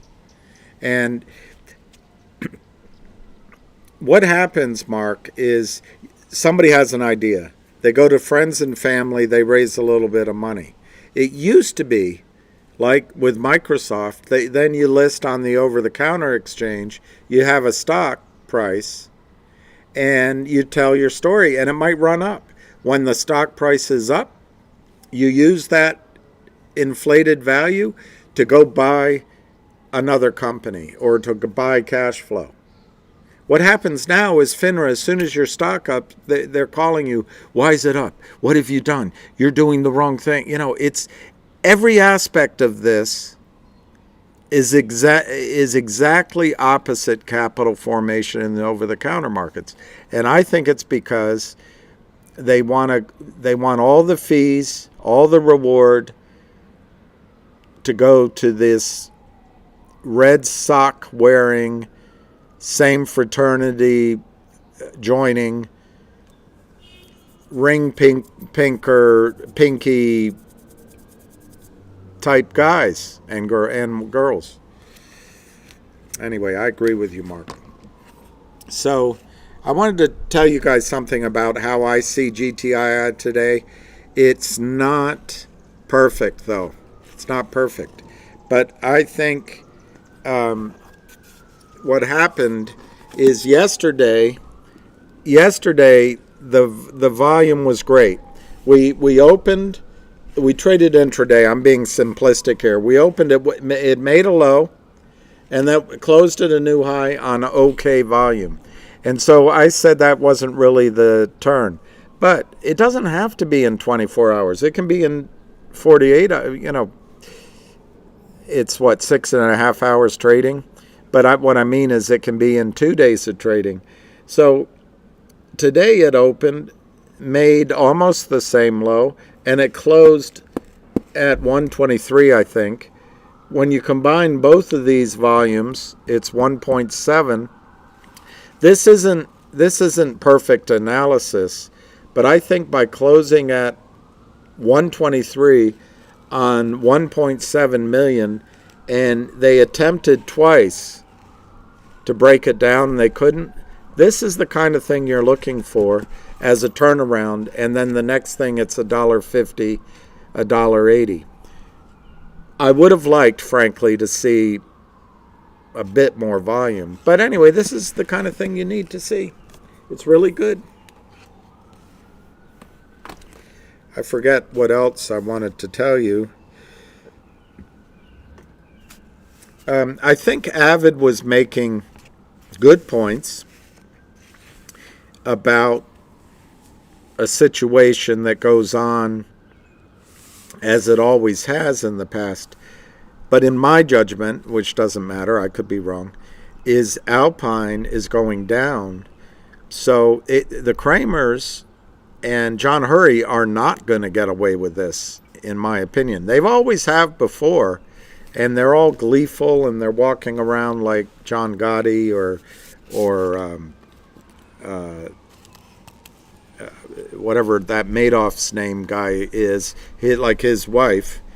So we closed at 125. Wow. On all right, let me refresh.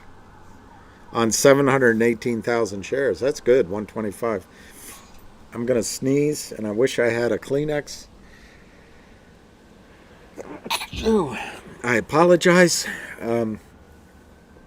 So anyway, I think what's going to happen to John Hurry and Kurt Kramer this time, but let's start with Alpine, is they are going to buy in. It's not going to happen. I was having a hard time getting him to say it, and so maybe I'm wrong, but I don't think I am. What's going to happen as soon as now, maybe there's going to be some time that a few days still we have to wait, but as soon as it's clear, the thing that Avid left out, and I'm sure it's implied, is that Alpine is run by John Hurry. And so as long as John Hurry's there and still engaged, he's going to accept orders. But when the whip comes down and John Hurry's out, either voluntarily or otherwise, you've got a firm that has no head. And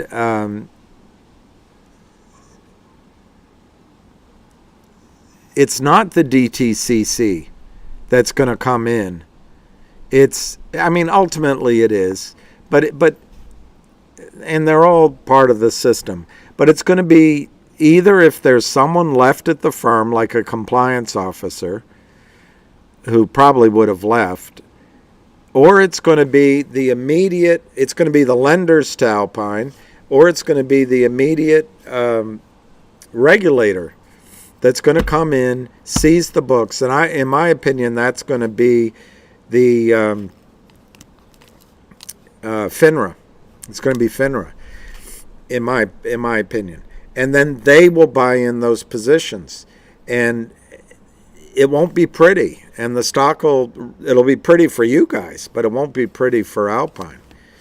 But anyway, that's my judgment there. And then in terms of John Hurry and Kurt Kramer getting away, it's possible. But if Alpine goes down, but if the prime broker that's been lending to Alpine and has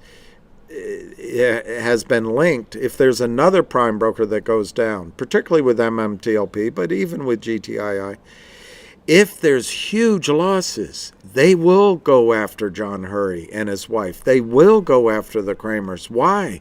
Self-protection.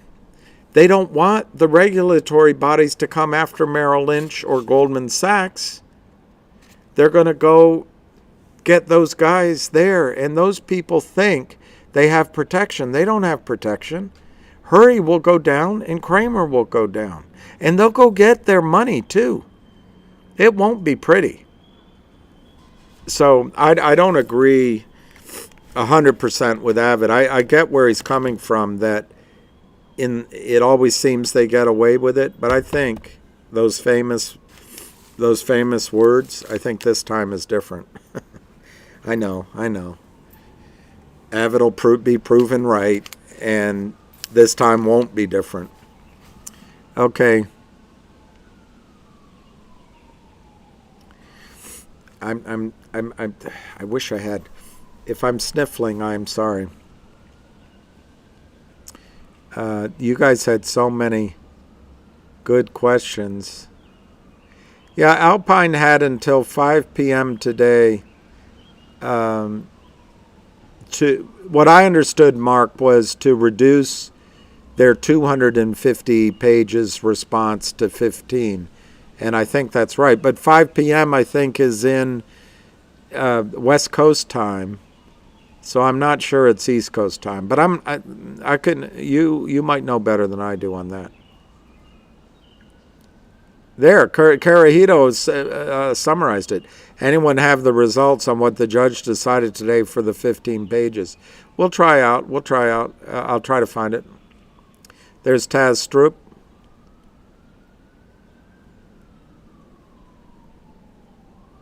Yeah, I think that's right. TAA Stroop 43. I think that's a good analysis. Cicciarone. Keep looking at these bricks and turning them into a face. I know. I don't know what was here. It looks like there was something. I know. I hate Moody Waters. I hate when people use their. I'm sniveling.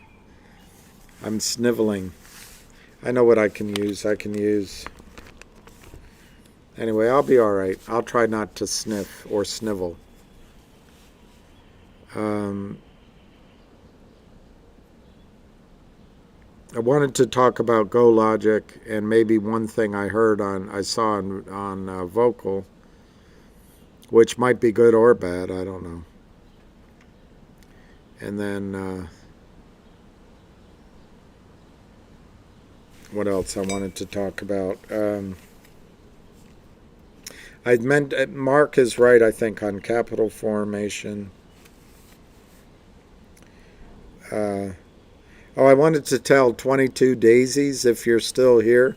I don't know if you are. But I wanted to tell you, 22 Daisies, you are sharp as a drill and twice as boring. Get it? Sharp as a drill, twice as boring. I just slay myself.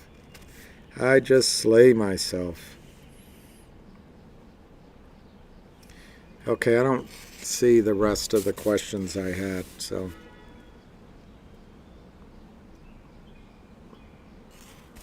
Yeah, TA Strupp, that's for MMTLP, but they were asking about GTII. I know use that, but why would I? That's just gross. I don't know that I'm in that happy a mood, but I wasn't going to do a call today, but because Ham was doing his, I came on. I've been disappointed in my last calls. Going back 2 weeks, I've been pretty disappointed in how I've prepared for the calls, how I've responded to some people. And this morning I just said I'm not going to do a call. But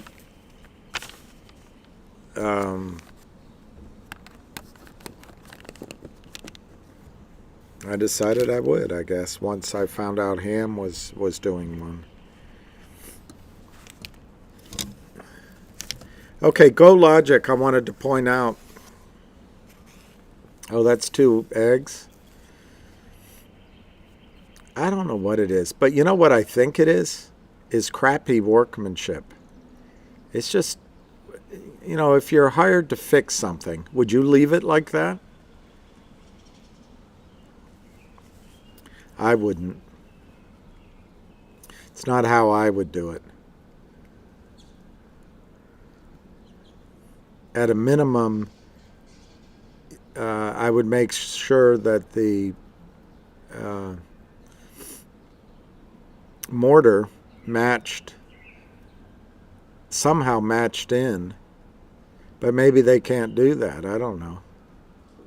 Anyway, can we get off of bricks? After all, I just got off of yours.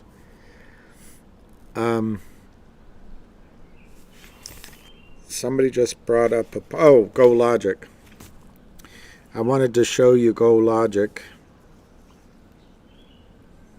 Go Greased Lightning. Go Greased Lightning. Former FBI special agent left homeless after blowing the whistle on the FBI.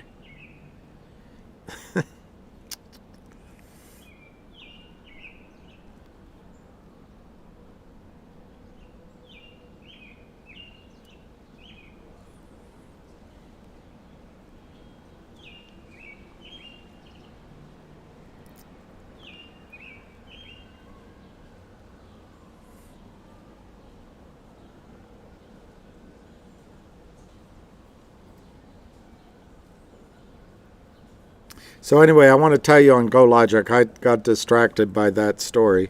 Okay, GOLQ stock, and we'll go to Yahoo, which is the best place to go for news sometime. Well, not anymore. There's other places. It's just a habit of mine to go to Yahoo. So they had a news story today. GoLogic in late-stage discussions for business combination with NASDAQ-listed company. This very short news release. GoLogic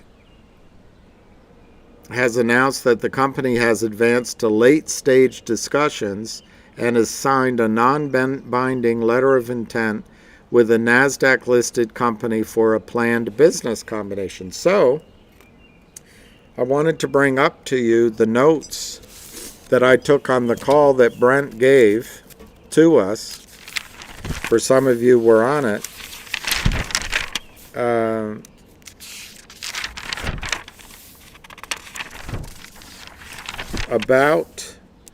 About a week ago, and he gave out the possible strategies ahead for GoLogic. He said one of our choices is to continue as we are and move along and uplist to the NYSE.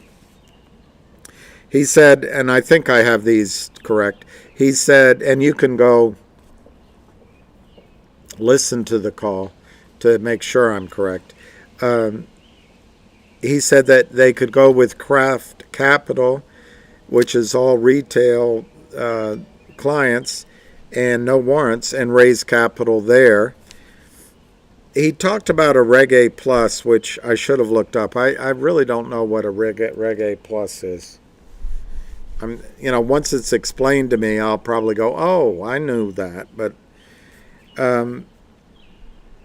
maybe a Reg A Plus is a way of doing a filing to raise equity that allows more than just accredited investors to, I don't know. But then, as his last thing, he said what we could do is do a transaction with an existing public company on a senior exchange. And then he more fully fleshed that out, that would be a way to give liquidity. It would catch out the shorts, which I'm having a little hard time figuring that out, but we can work through it. And you would have a company that is funded, able to make several acquisitions in a row. So anyway, and he mentioned on that call that they would move quickly on the acquisition, the M&A activity they had in the hopper. So anyway, this news story says they signed a non-binding letter of intent with a NASDAQ-listed company for a planned business combination. So we now know which of those strategies they're going to move forward on. So I take it as a real positive for GoLogic. GTII Ask 145. Well, Ryan, they used to do that on stocks over the counter, so that they're basically saying we've stepped away from our desk and we'll leave an offer out there, but it's so much higher than the market, we're willing to accept it. But yeah, it's a good sign. It's 116 to 145. I'm forgetting who asked the question. I don't think it was Evan. I think it was one of you, but or maybe it was that doctor. But at some point, sharks will come in and start buying this stock to try to make a trade happen, to try to make it run. nominate me for Secretary of Treasury in a Trump presidency. Yeah, that'd be great. I think, I don't know who oversees the SEC. I know it's Congress, but I don't know if Treasury does. But I would focus like a laser beam on cleaning up the markets.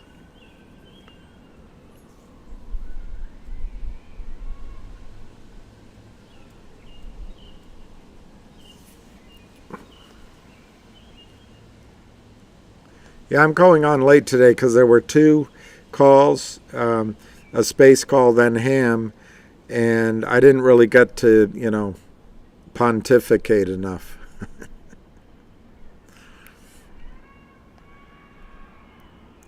Let's see what some of you guys are saying. Do you think Jesus could be just fake, hypothetical, Dr. Mordecai Cassius Marcellus? I suppose anything's possible, but I think I don't think Jesus is fake. But Wizard Greyball's birthday. Spani, Jeremy signed a binding letter of intent, and look how that worked out. I know. What's this with the negative vibes?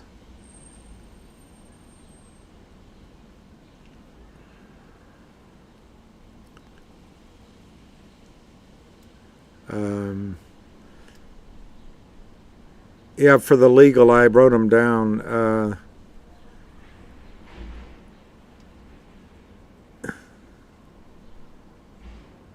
Yeah, greased lightning.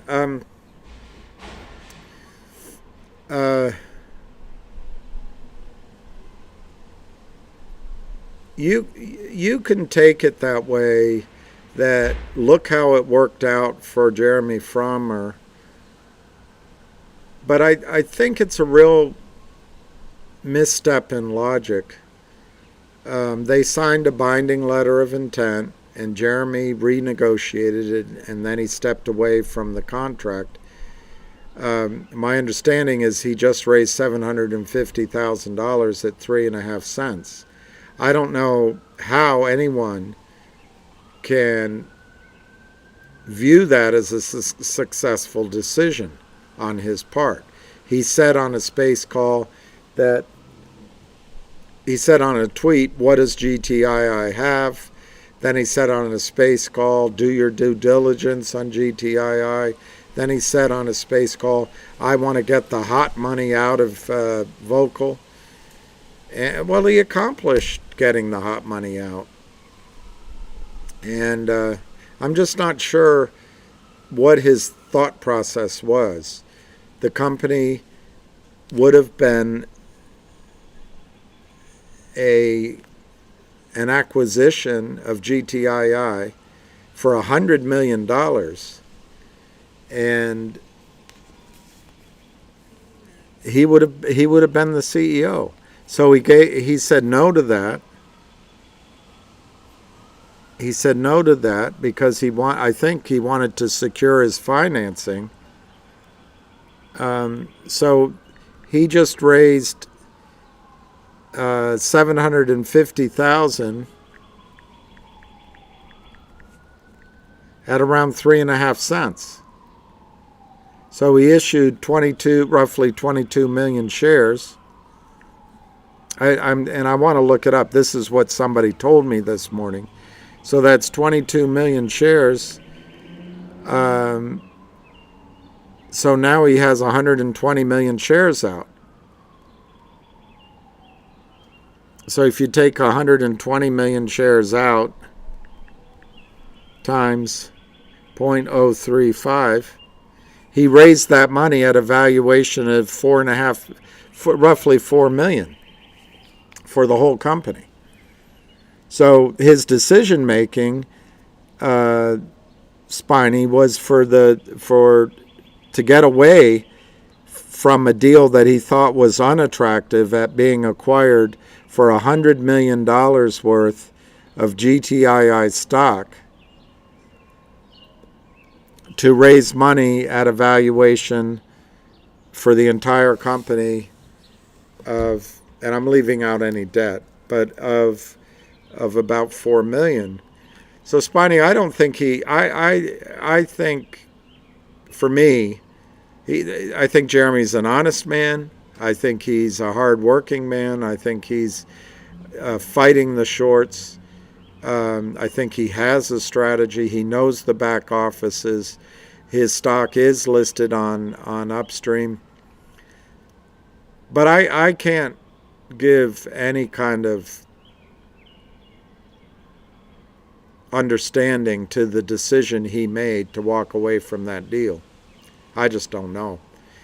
But Spiny, to make the point that Jeremy signed a binding letter of intent, look how that worked out, and then place that on GoLogic, who just announced that they signed a non-binding letter of intent to create a business combination with a publicly list on a senior exchange on NASDAQ. I don't think that's an ipso facto. I don't think that's an if-then. I don't think that's, hey, Jeremy broke out of a deal, therefore Brent's going to break out of a deal. There's no logic in that statement. There's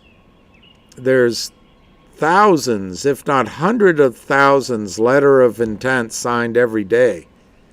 And do they all get completed? No, you can't say they all get completed. But Brent told you on the last call that he was he had a list of things, but this was one of his considerations. They meet, they talk, they nosh, they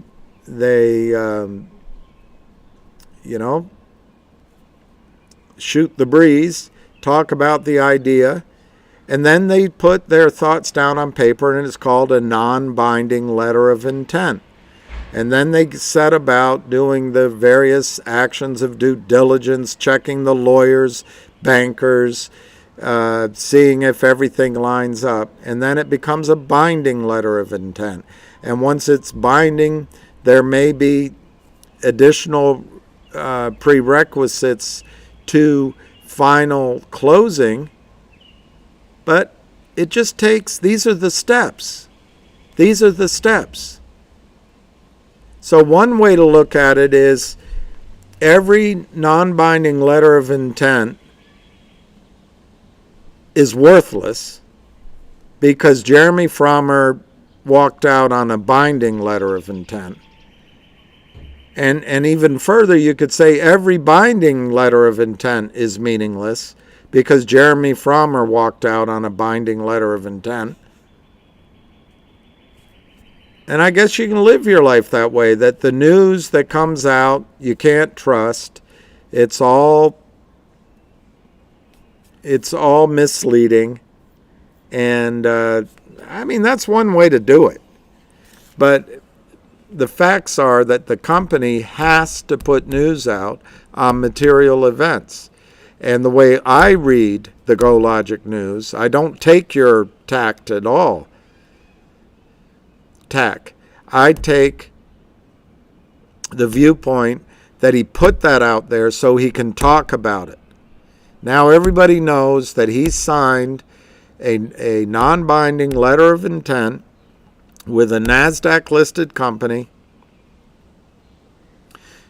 to combine businesses. That allows him to talk about it with the companies that he's in the process of acquiring. It allows him to talk about it with investors, and allows him to talk about it with additional companies that he's seeing to do mergers and acquisition activity with. It may be important to employees he wants to hire, but by making the announcement, I see this as 100% positive for GoLogic. And by the way, there may be a squeeze in there, although I've got to think that through. But I do think there's a potential for a squeeze in Go Logic. So this is a corporate action that's been announced. Yes, it can fall apart, but so do marriages. You meet the girl, you lavalier the girl, you give her an engagement ring, you show up to the church, all your friends are there, and she's run away with the president of the bank. But the process of most marriages is you got to go through these steps. You ask the father and you get there. And most marriages, you show up at the altar, the girl's there. So, Spiny, yeah, be negative. But I get your point. Jeremy Frommer walked away from a binding letter of intention. I can't explain his decision. My understanding is he wanted to know also that he would be fully funded for a year or so. Well, I guess he just took care of a year's worth of funding at a $4 million valuation instead of being acquired at $100 million. I can't.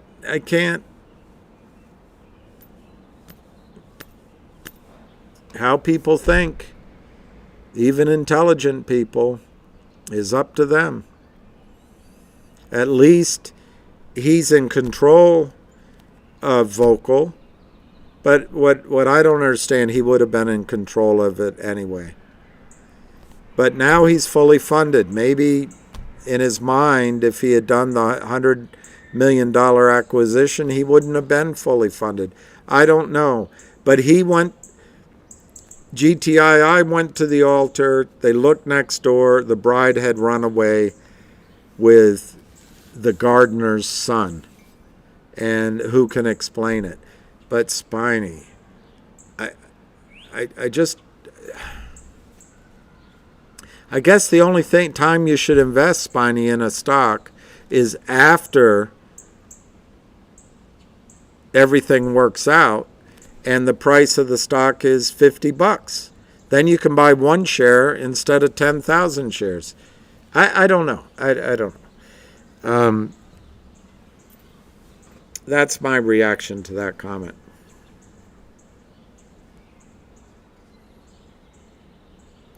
Well, CB, can we sell the stock after getting the dividend and still get the dividend, or do we have to hold the dividend until the dividend is released?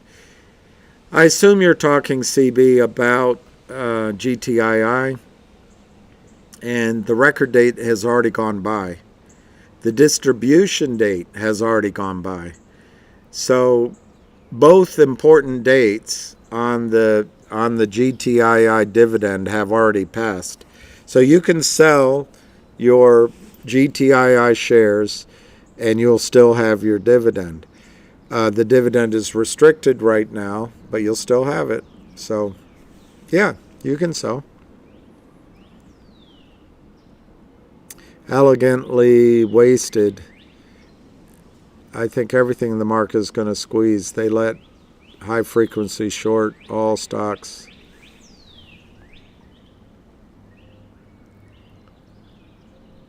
Well, elegantly wasted, I think that's true, but I also would caution you that the government is controlled by the banks. Let's just call it Goldman Sachs. The regulators are controlled by Goldman Sachs. The hedge funds are linked intricately with Goldman Sachs. Goldman Sachs is very powerful, all the banks. So I think they're going to protect this particular line of profits, and as long as they can. This is why I think they will turn on the Kurt Kramers and the Jeff Eastons and the John Hurries of the world and blame it on them. John Hurry will go to jail. Jeff Easton will go to jail. Kurt Kramer will go to jail unless they turn state's evidence on Seth Kramer or Charlie Mayo, if John Hurry turns state's evidence on other players, if Jeff Easton turns state's evidence maybe on the principals at Benchmark Capital, that's a hypothetical. I don't know.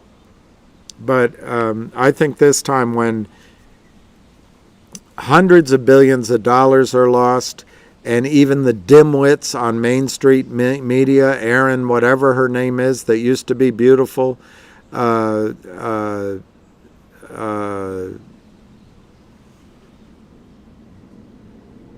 to think of some of the other financial reporters on the other stations, but maybe the good ones like Michelle Lee, Charlie Payne, Maria Bartiromo, when they start talking, and those are good ones, I think, when they start talking about how this criminal naked shorting destroyed banks and then destroyed a prime broker. Let's say Jeffries goes down and that topples Wells Fargo. I don't know. And all of a sudden, the Janet Yellen, in her bewildered, she promoted way beyond her skills, and her economic theories don't work. But she's not alone in that. I think Bernanke's didn't either. And I'm not even sure the godfather of this 40 years, Alan Greenspan, was any good either.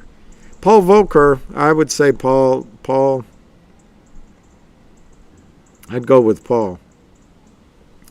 But anyway, it doesn't matter. All those days are gone.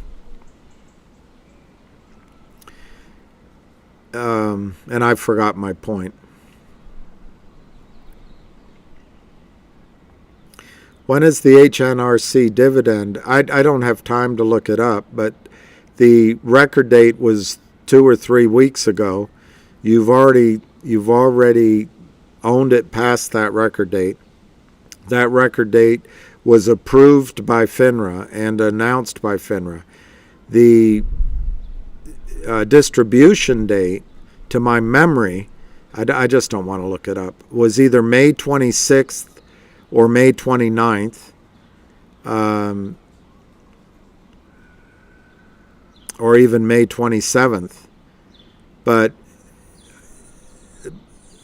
if you wait till June 1, let's just put it this way, you should have your dividends. The FINRA approved timeline, the record date already happened, and the distribution date was at the end of May.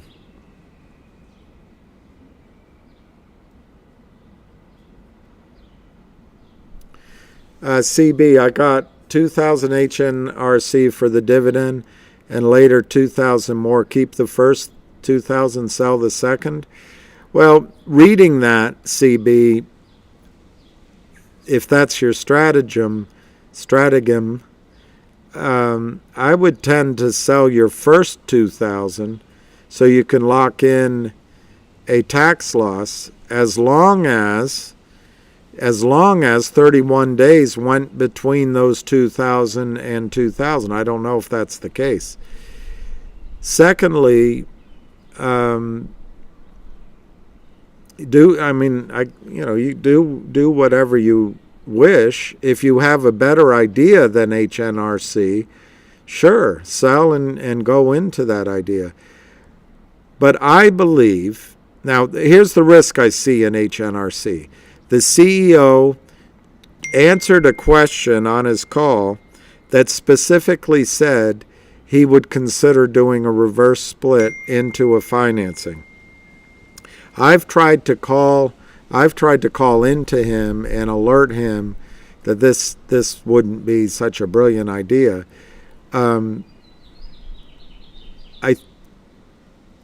I don't think he'll end up doing that, and he said it would be down the road anyway. It wouldn't happen right away. I don't think he'd do it. I'll certainly try, but that's the one caution I give on HNRC. On the other hand, you're going to get this distribution for half of your position. And I have no source on this other than following on YouTube and StockTwits and other message boards, that there's I don't want to say groundswell, but a widespread indication or sense. There's a sense among a lot of investors that HNRC will distribute 30 cents a share in the second quarter. Now, there's nothing been press released on that.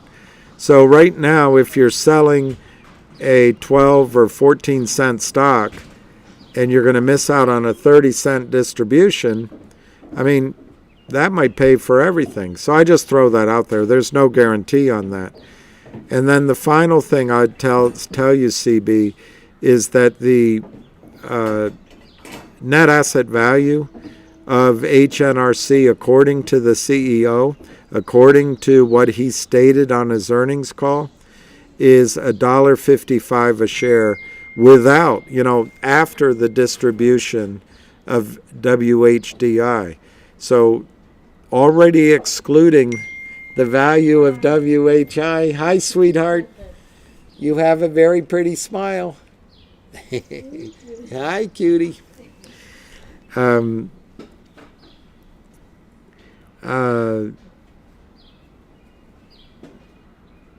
So anyway, after the distribution of WHDI, the 3 oil and gas properties, using independent valuations, the 3 oil and gas assets that HNRC owns, and at least one of those assets was engineered at $60 oil, so lower than where oil is now, are worth, or is worth, $1.55 a share.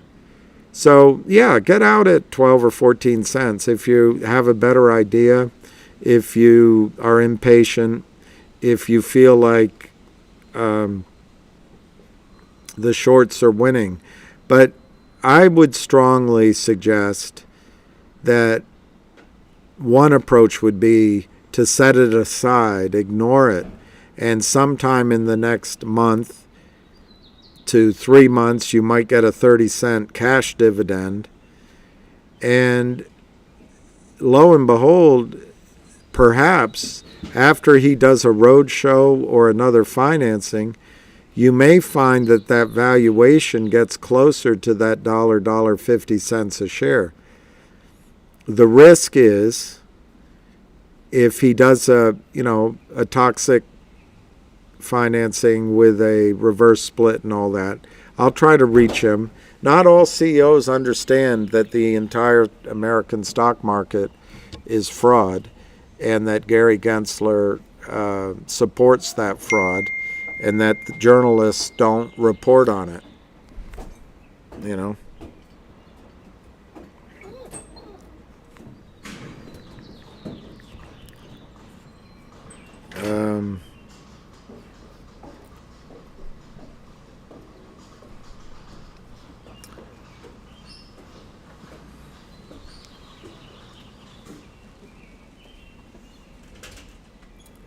Oh, there's a call.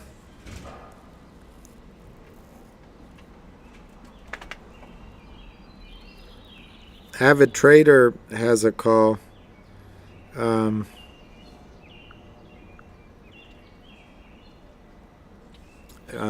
Coming up in half an hour.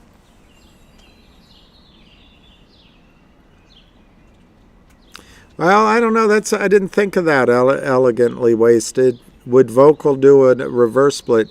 He says he's not going to, but he's now, I haven't confirmed the news, but he's now raised $750,000.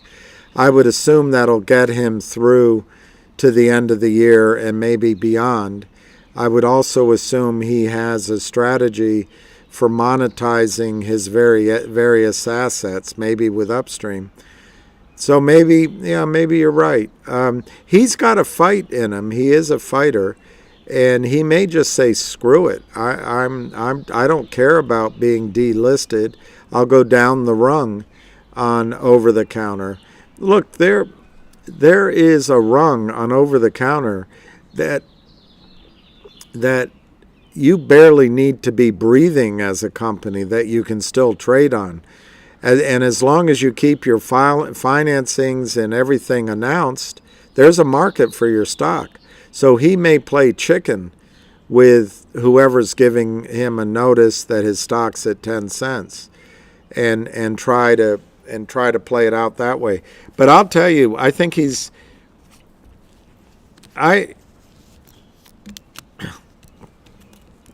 I said that it was a busted trade and now it's an investment. I think he's now in a very dangerous place. I mean, not he, but the shareholders. He's got a burn rate.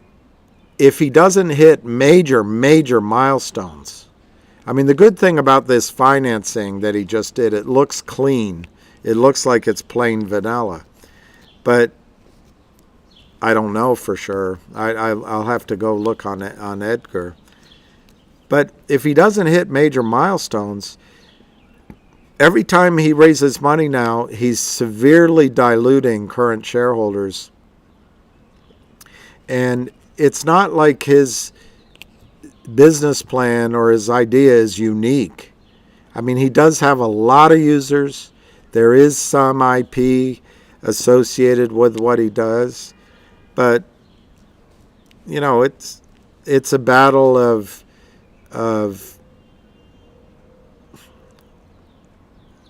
I don't know, group chat with notifications, and a bunch of companies are trying to do it, and ultimately Facebook wins. It's that kind of thing. There's competitors to what he's doing.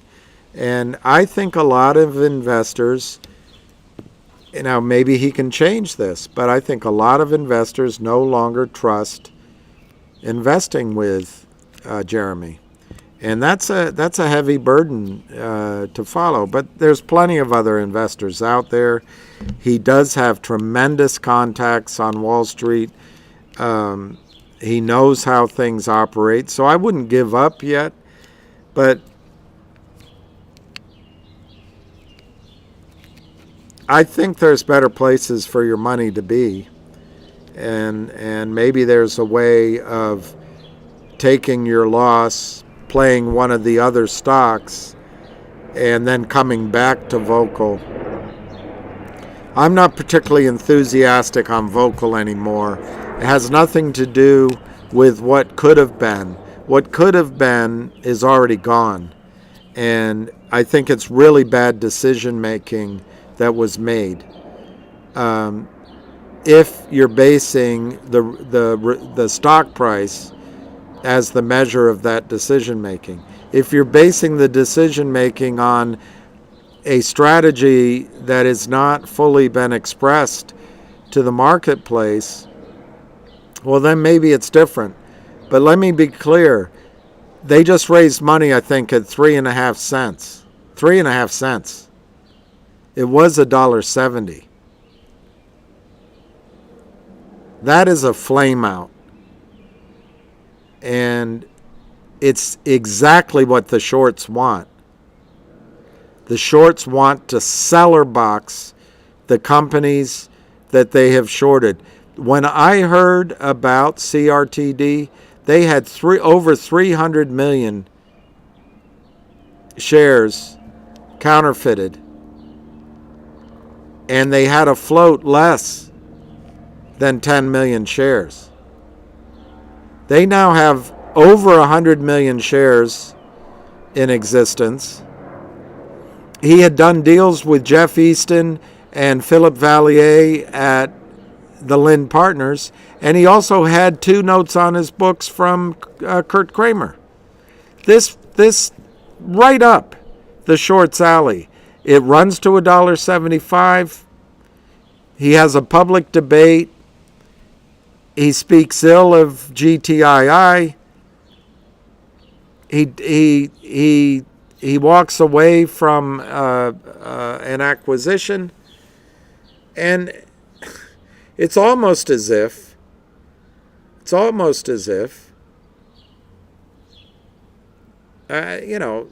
not going to say it, but it makes you wonder why you go through those steps. Because remember, the Kramers were down $1 billion.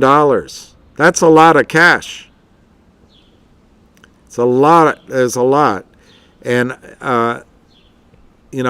pardon me for seeing ghosts everywhere.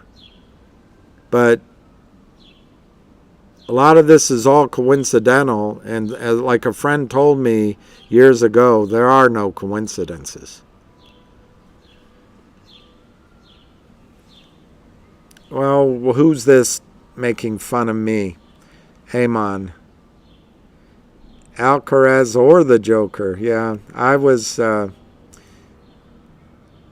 Nadal is finished. Oh, I see what you're saying. All right, so, Heyman, I think... I watched the match where Djokovic lost to... Rune, and Runa is, wow, there's a cardinal redbird.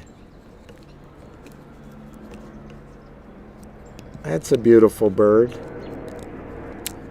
Do you know we shot all of our beautiful birds? And there's his mate, her mate. His mate, after the Civil War, they took the cannons from the Civil War and the trains, and they would take these cannons, they'd shoot them up to the sky, and they would kill thousands, hundreds of thousands of birds. They'd go get them, and the birds and they'd have ice. They put the birds, they'd make soup in San Francisco or in New York, and then the plumage would go in women's hats. We destroyed all of the beautiful plumage in North America. And, what idiocy. Not Americans, human beings, just, I don't know what we think about. And then suddenly all the birds were gone and we're left with brown birds. But anyway, so it's nice to see a cardinal redbird.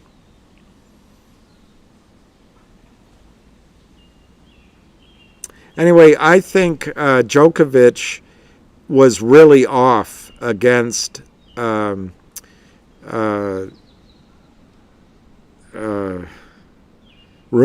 Really off. But, Runa's 20 years old and Djokovic is 36. But there was something on Djokovic's mind or maybe his back was bad. He didn't recover from the days before match. This is my way of saying I think he could have beaten Runa if his head had been on straight. But Runa beat him. Runa played better than Djokovic for sure. So when we go to Roland Garros, you're going to have Tsitsipas, you're going to have Runa, you're going to have Alcaraz, and I think the organizers will make sure that Djokovic's draw is very difficult because they love Nadal, they love Federer, but no one loves Djokovic. So I think Djokovic will have a hard quarter on his side of the draw. I think Alcaraz's quarter will be a breeze, will absolutely be a breeze. There'll be no one difficult, so he can get out to the semifinals easily. I think Djokovic will have serious competition to get out to the semifinals. And then in the semifinals, he'll play somebody tough as well. So I think Roland Garros is going to be rigged as very difficult for Djokovic. Norrie is out there, might be good, but the two I like. I like Runa. There's another young 20-year-old, Korda, I think. Sebastian Korda could be make a good showing. Tsitsipas will be amazing. He'll be amazing. I'm leaving some others out. I like Tiafoe, and I like. Anyway, I can't think of the rest, but I will disagree with you. I think Djokovic will win Roland Garros. There's something wrong with his elbow. There's something wrong a little bit maybe with his back or something. But I think in 5 sets, Djokovic will win Roland Garros, whoever he's up against. He can beat Tsitsipas. He can beat Rublev. Medvedev is the other one. Medvedev is an amazing player. But I think Djokovic can beat Medvedev. He has never beaten Runa. And then there's Casper Ruud. There's so many good young players now. But I think Djokovic can beat Rune in a 5-set match. And so I'm going to go with Djokovic. I'm going to go with the Joker. And if Djokovic wins in Paris, you could see him win all the Grand Slams this year. Wimbledon he could win again. U.S. Open will be a little more difficult. But I'm going to go with Joker. Yeah, Baltimore Orioles, they're back. Crossbones, I think LGIQ is being manipulated by shorts, frankly. There is positive news on LGIQ. There is huge positive news on GoLogic. So, Crossbones, I know when there's a sale in aisle 9 at Costco that most people go over to aisle 9 and buy the color TV 50% off. But in the stock market, when stocks are down, people always go, no, I'm not going to buy it. I'll wait. I'll wait till it gets lower. Or, there's something wrong. Let me go buy Apple.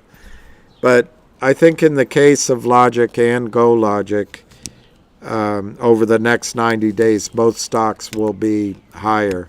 But all stocks on the over-the-counter market, and I include NASDAQ in that, are fighting the systemic abandonment of the market to the criminals. Gary Gensler doesn't police the over-the-counter market. It's like they leave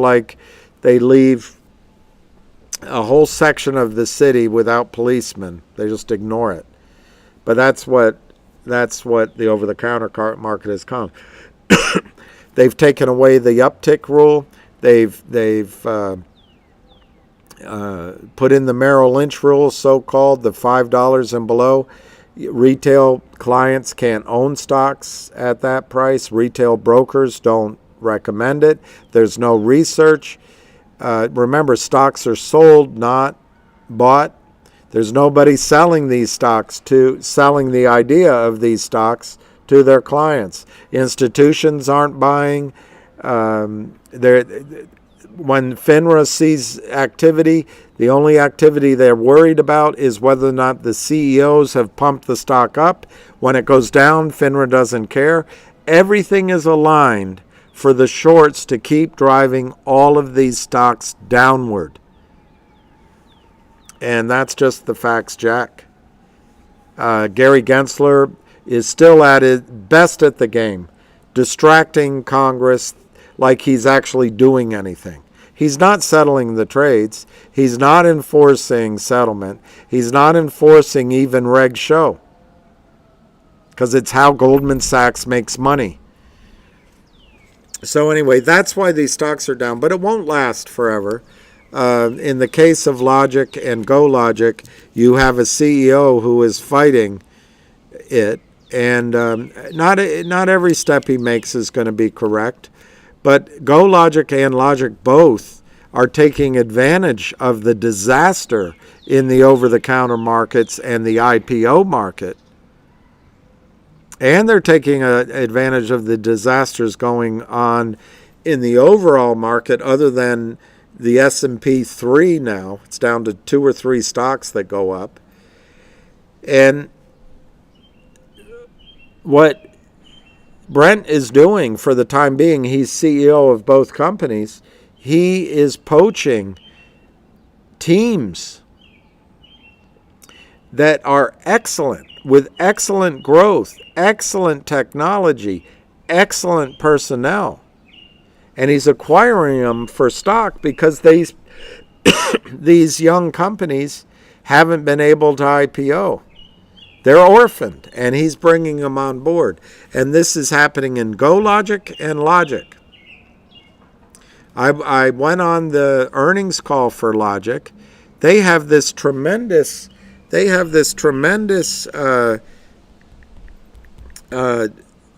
woman they brought on board. And right now I'm forgetting her name. Let me look it up.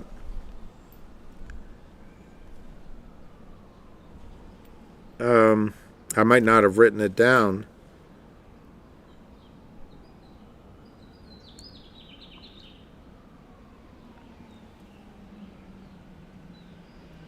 Anyway, it's on the order. But she founded and started Park Place, which they just bought. And she came on, she was so enthusiastic about becoming part of Logic. And then they had, he mentioned all through the call, they have 45 million run rate in revenues right now. And that's with their Battle Bridge acquisition, which has been part of their revenues now for 9 months, and it's growing. They have their alliance with MediaGel, and then they now have this Park Plus, I think it's Park Plus Requests, but that's bringing in revenue and growth, and they have 2 or 3 more acquisitions they're looking at. And he went through that at the end of his call. He said we had, they're going to put Data Logic into a de-SPAC situation. So that's one stock you're going to have. It's going to be June now, not May. Because of the actions he's taking to fight the shorts, it's delayed a little bit. So some people will say, negative, I'm negative, Eeyore, I'm Eeyore. I had a girlfriend that called me Eeyore.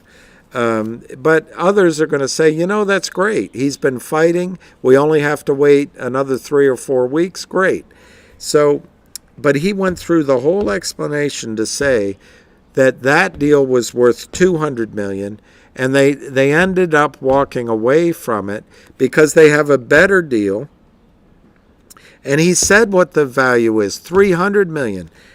And so you're going to get what Logic has, and I went through it the other day, and I should do it again. But what Logic has, they're going to de-SPAC the Data Logic into a publicly traded Aubrey SPAC.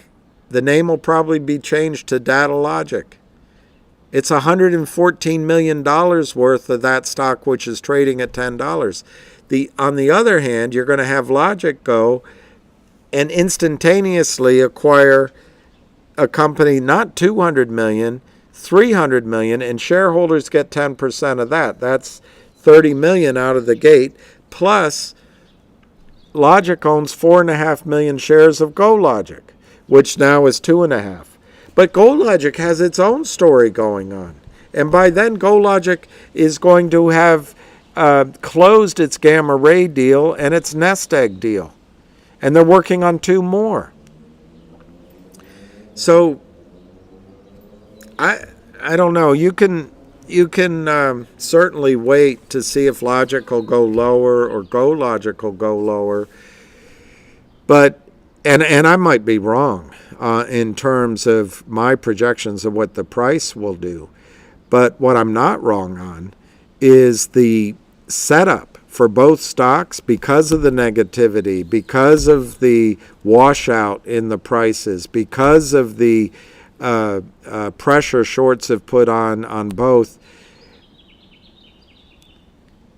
And just because of the general malaise in all these smaller stocks, because of the recent market turmoil, it's setting up the perfect storm to have the CEO, who has come on, even on my calls, and spoken how he's outright going to war against the shorts, but he's acting. He's not out banging his drum like a drum major. He's taking the action. He's delisting from the NEO exchange, where I think he and shareholders got defrauded, in my judgment. And he's fighting he's put a bounty out in the case of GoLogic stock. So and then you've got set up where they're making acquisitions. GoLogic is already stated they're going to exit this year. That's their target at $100 million in revenue. And they've got these 2 acquisitions first, and they have others lined up. They put a woman on their board, I forget her name right now, I apologize, who has a tremendous background in mergers and acquisitions and working with family offices. In Logic, they're now last year it was $20 million in revenue. They're now at a $45 million revenue run rate, and he's going to exit this year at $100 million, and they've got acquisitions lined up. Logic is going to split into 2 parts, and instead of it being April, May, it looks like it's going to be a May record date, a June distribution. That's the plan. But you're going to get 2 parts in Logic. One is going to be worth out of the gate $1.75 a share, and the other is going to be worth 75 cents a share, roughly. Could be less, could be a little more. And right now the stock is trading at 33 cents. So you can wait for it to go lower, but I think the entire setup is there for a home run in an investment in Logic. But that's how you have to invest. You got to understand it. You got to know what the moving parts are. And you buy it while no one wants it, and you sell it when everyone wants it. But is every time going to be right? No. And on GoLogic, you're going to get 2 parts. They just made the announcement today. They're going to merge GoLogic, which is a public company. Right now, it's trading at $2.38. GoLogic. They're going to merge it into they just said. Now, of course, one of the viewers pointed out, well, it's only a non-binding letter of intent. Jeremy signed a binding letter of intent. Look what happened there. So, yes, put a major caveat on it that Brent could turn out to be Jeremy Frommer. Just put that out there. But if Brent is serious about following through, GoLogic is going to go into a NASDAQ-listed company. It's already a NASDAQ trading company. It's already trading on NASDAQ. So what does he need? What does he need the GoLogic entity for? Nothing. So you're going to get a distribution of the GoLogic assets into a public company on the NASDAQ, and they just put out a press release today on it. Yes, you can be negative on it. To quote it exactly, it's a non-binding letter of intent. Look what happened to the binding letter of intent that Jeremy signed with GTII. Yes, you can go down that path. But you can also look at it that they released the news today, Thursday. Why would he do that? Why wouldn't he wait till he had more to say? So he can talk to people tomorrow, Friday, Saturday, Sunday, Monday. It's a way of accelerating the process so we can talk to investors, bankers, and etc., lawyers about this, and you, maybe, about this, because he fully, under Reg FD, CEOs have to follow the rules. Under Reg Show, with Gary Gensler in charge, criminals don't have to follow securities laws. They can sell as many counterfeit shares as they want. They never have to deliver because Gary Gensler doesn't give 2 bits about the over-the-counter market. If you give him a message about the over-the-counter market, he throws it in the circular file. He doesn't care because it's how his friends steal money from you. And in any book I have, when you are aiding and abetting a criminal, you're a criminal as well. So until Gary Gensler actually enforces the laws he took an oath to enforce, he's behaving like a criminal. Well, anyway, so GoLogic, that's GoLogic, trading at 250 is going to merge into a NASDAQ public company. What are they going to do with the GoLogic? Well, they're going to acquire another company, or maybe they sell that. So you're going to have 2 entities from GoLogic, and you're going to have 2 entities from Logic. Both items, GoLogic and Logic, as a combined calculation, will exit this year with $100 million in revenue. And they constantly are working on improving margins to highly profitable. What multiple does that revenue get? Well, we can be negative. We can just be negative. Well, it's going to rain today, Eeyore.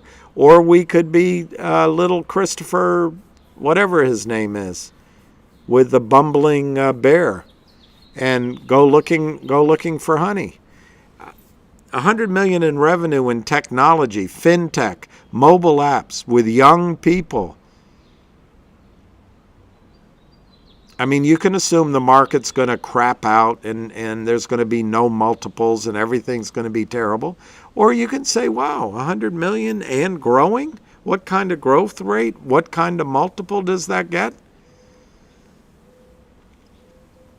I mean, it used to be 7 or 8 times. I don't know if it still is. But it's huge.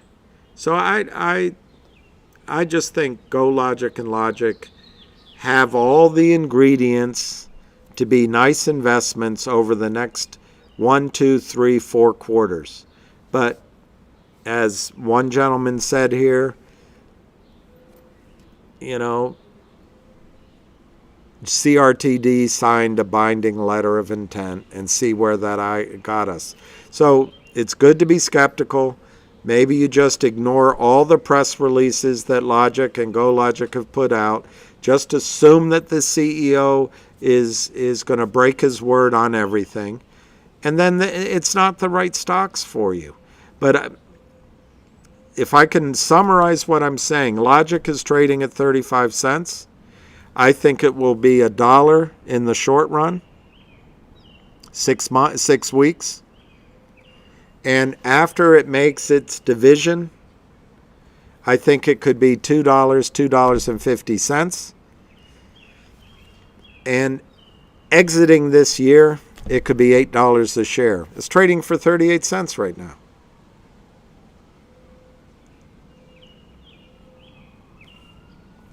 GoLogic, right now at $2.50.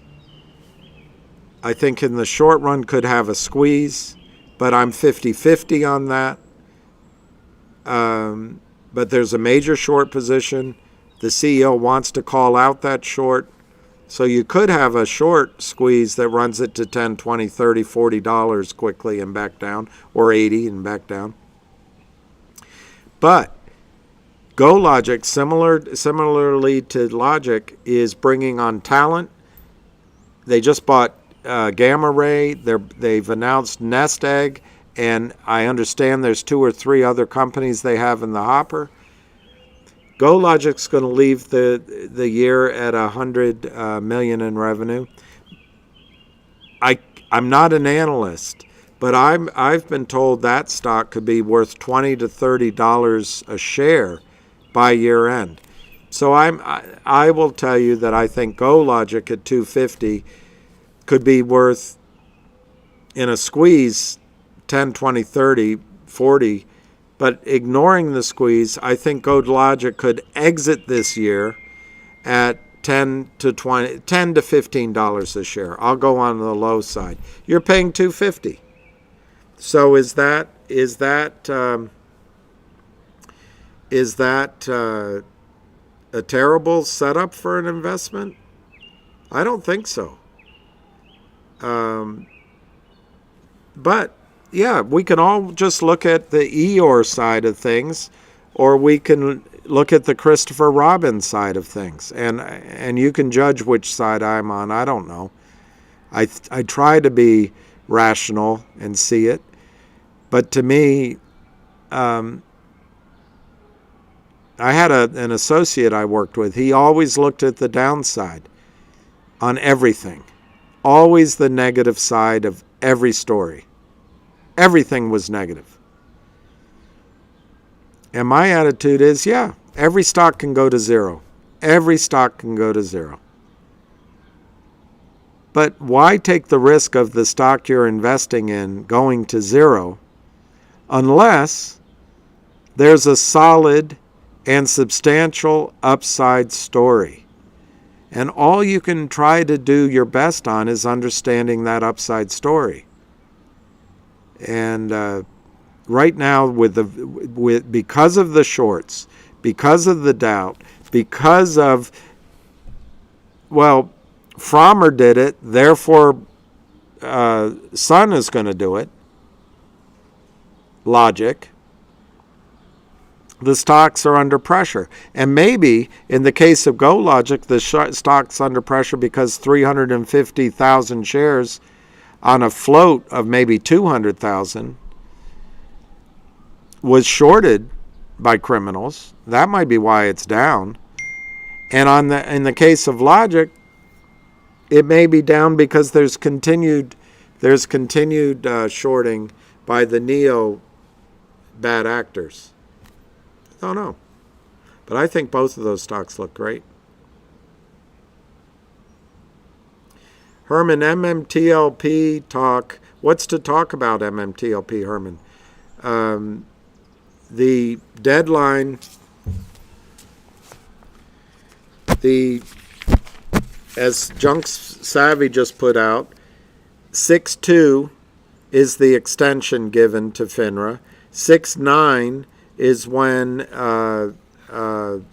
Mark has to give his response. And then 6/14 is when the oral arguments happen, Herman. So on MMTLP, from the standpoint of the administrative request that Mark Belisle made, we're weeks away. 2 weeks to 4 weeks away. I don't know what else to talk about on that. I mean, we can all blather on MMTLP that we see values here or that, and I've given you mine. I believe the stock is worth hundreds of dollars a share. But the problem is you've got 165 million real shares of NextBridge and maybe as much as 1 billion or more of counterfeit shares. There's 5, 6, 7 butts trying to get into one seat on the plane. And that's the issue that everyone's fighting. We all know that. Ham came on the call that I played on the space call, and I played Ham's call, and he made it very clear that he's been talking to John Berta and to Wes Christian. He believes something is going to happen before the blue sheets are delivered.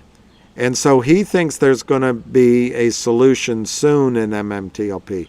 My own read on it is all they have to do is announce they're working on a framework of a solution so the judge gives more time.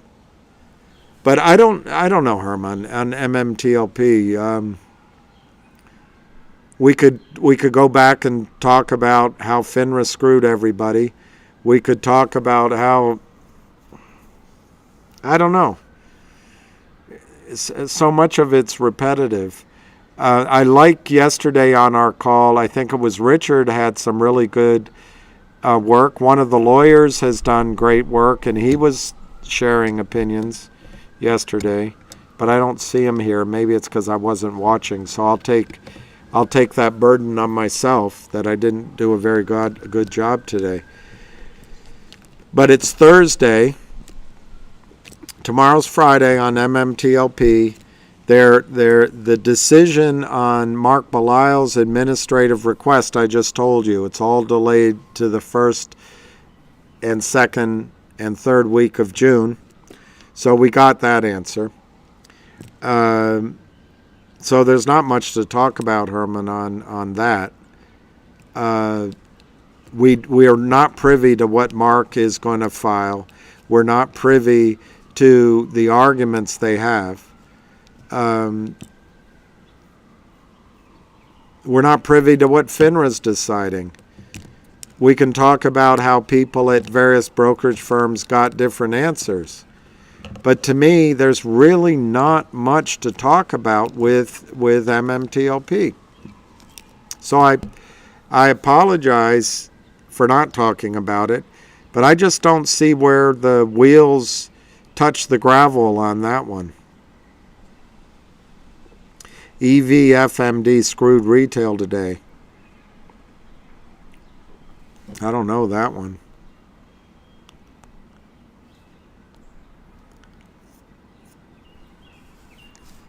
I don't know, VO Warrior. If you feel like GTI is a nah, I think maybe you should get out. But the question is GTII a go or a nah? I think I think it's a go, but many rocket ships blew up on launch, so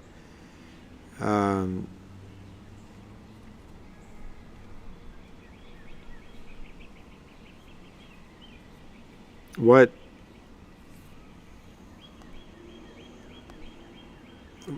color were the astronauts' eyes on Challenger? All right, MPC, see you.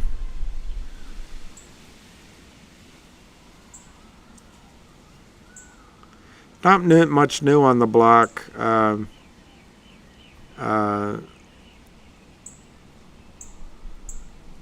All right. It was a joke, Spiny. I got you, Spiny. I'm sorry. It's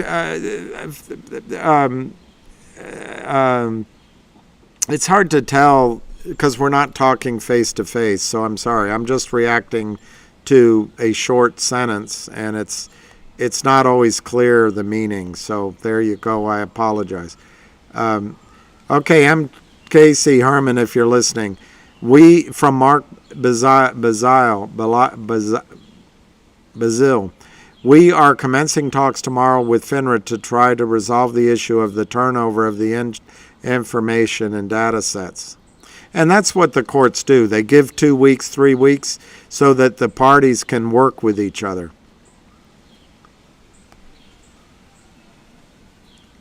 What about Kim Kardashian over the counter?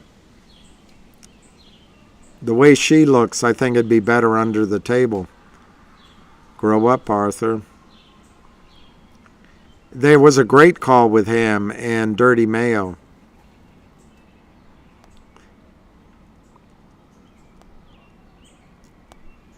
I got you, Spiny. It was a joke.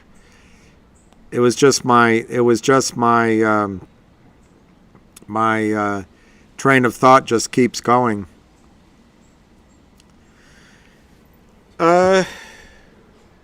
I didn't see that article, CB.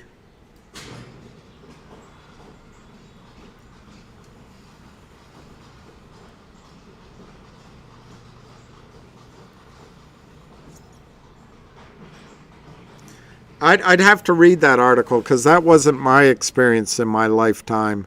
High interest rates always hurt the market, but maybe he's got a different point. Kodak, that's good.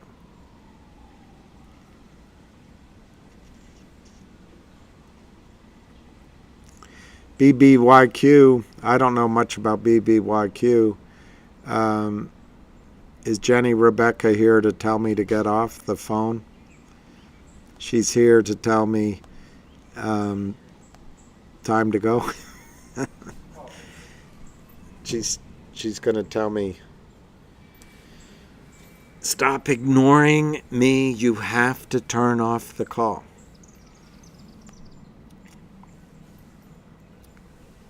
Sada Aman, you can trust Sada Aman. She thinks FINRA might be settling MMTLP. I think so. I think they're going to settle it because they don't I don't have a sniffle now. See? Nag. But I think they're going to try to come up with a settlement because the fourth quarter of last year passed, the first quarter of this year passed, and now the second quarter of this year is ending, is fast approaching. And by definition, the first half of this year, they want to get this resolved before the problem looks much worse. And they don't. The last thing they want is for this to appear on Anderson Cooper. Could you imagine Anderson Cooper would ever do a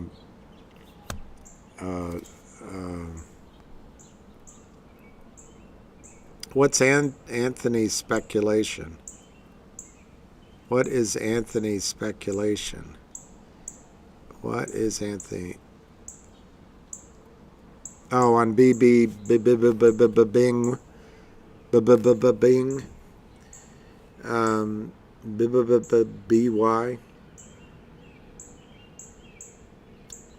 I don't know.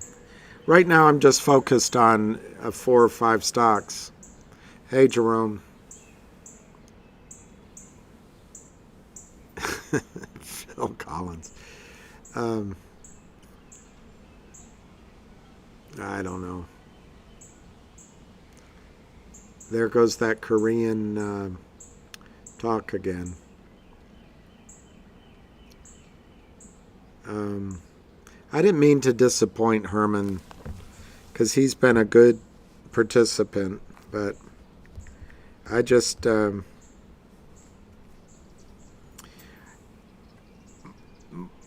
my opinion on MMTLP, it's going to resolve itself. You are not going to lose money, and I'm in it too.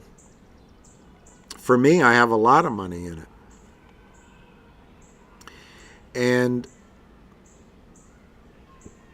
you have 4 or 5 of the most wealthy guys in the stock fighting for their interest, which is completely aligned with your interests. And they're gentlemen. They're mad at the shorts. And so I don't think they're going to strike a deal that doesn't include all of us. I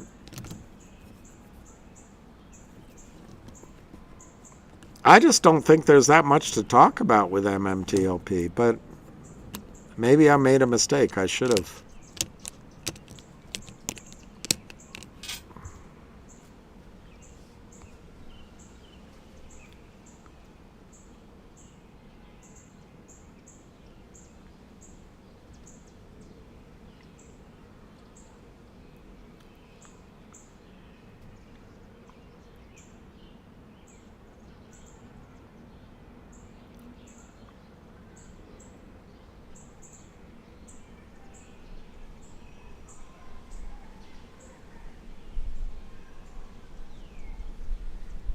Big JR has some really good news on GTII, but I guess we want to talk about MMTLP. And it's what Ham talked about, so and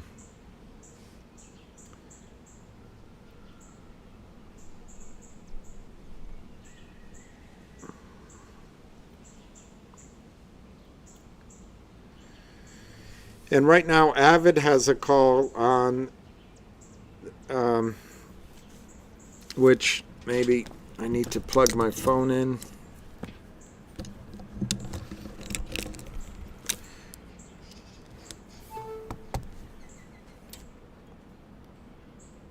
MMTLP is better than GTII?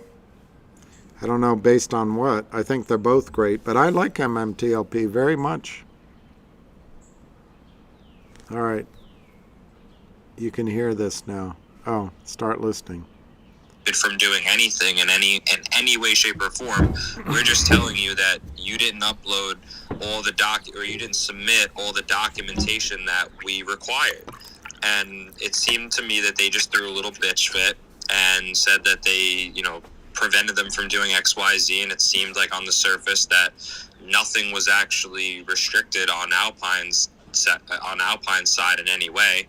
And basically they submitted the document and FINRA said okay. Now I don't know, and it was actually dismissed.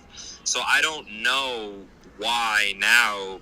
Maybe because they're no longer a FINRA member, or I don't know exactly why it would be the opposite, where they're going at FINRA as opposed to FINRA going at them. It's certainly interesting, but still trying to figure that out. There's got to be something there that I mean, obviously there's a reason there that Alpine's the plaintiff. So I will tell you what, I am tied up tomorrow with some MMTLP stuff I'm working on.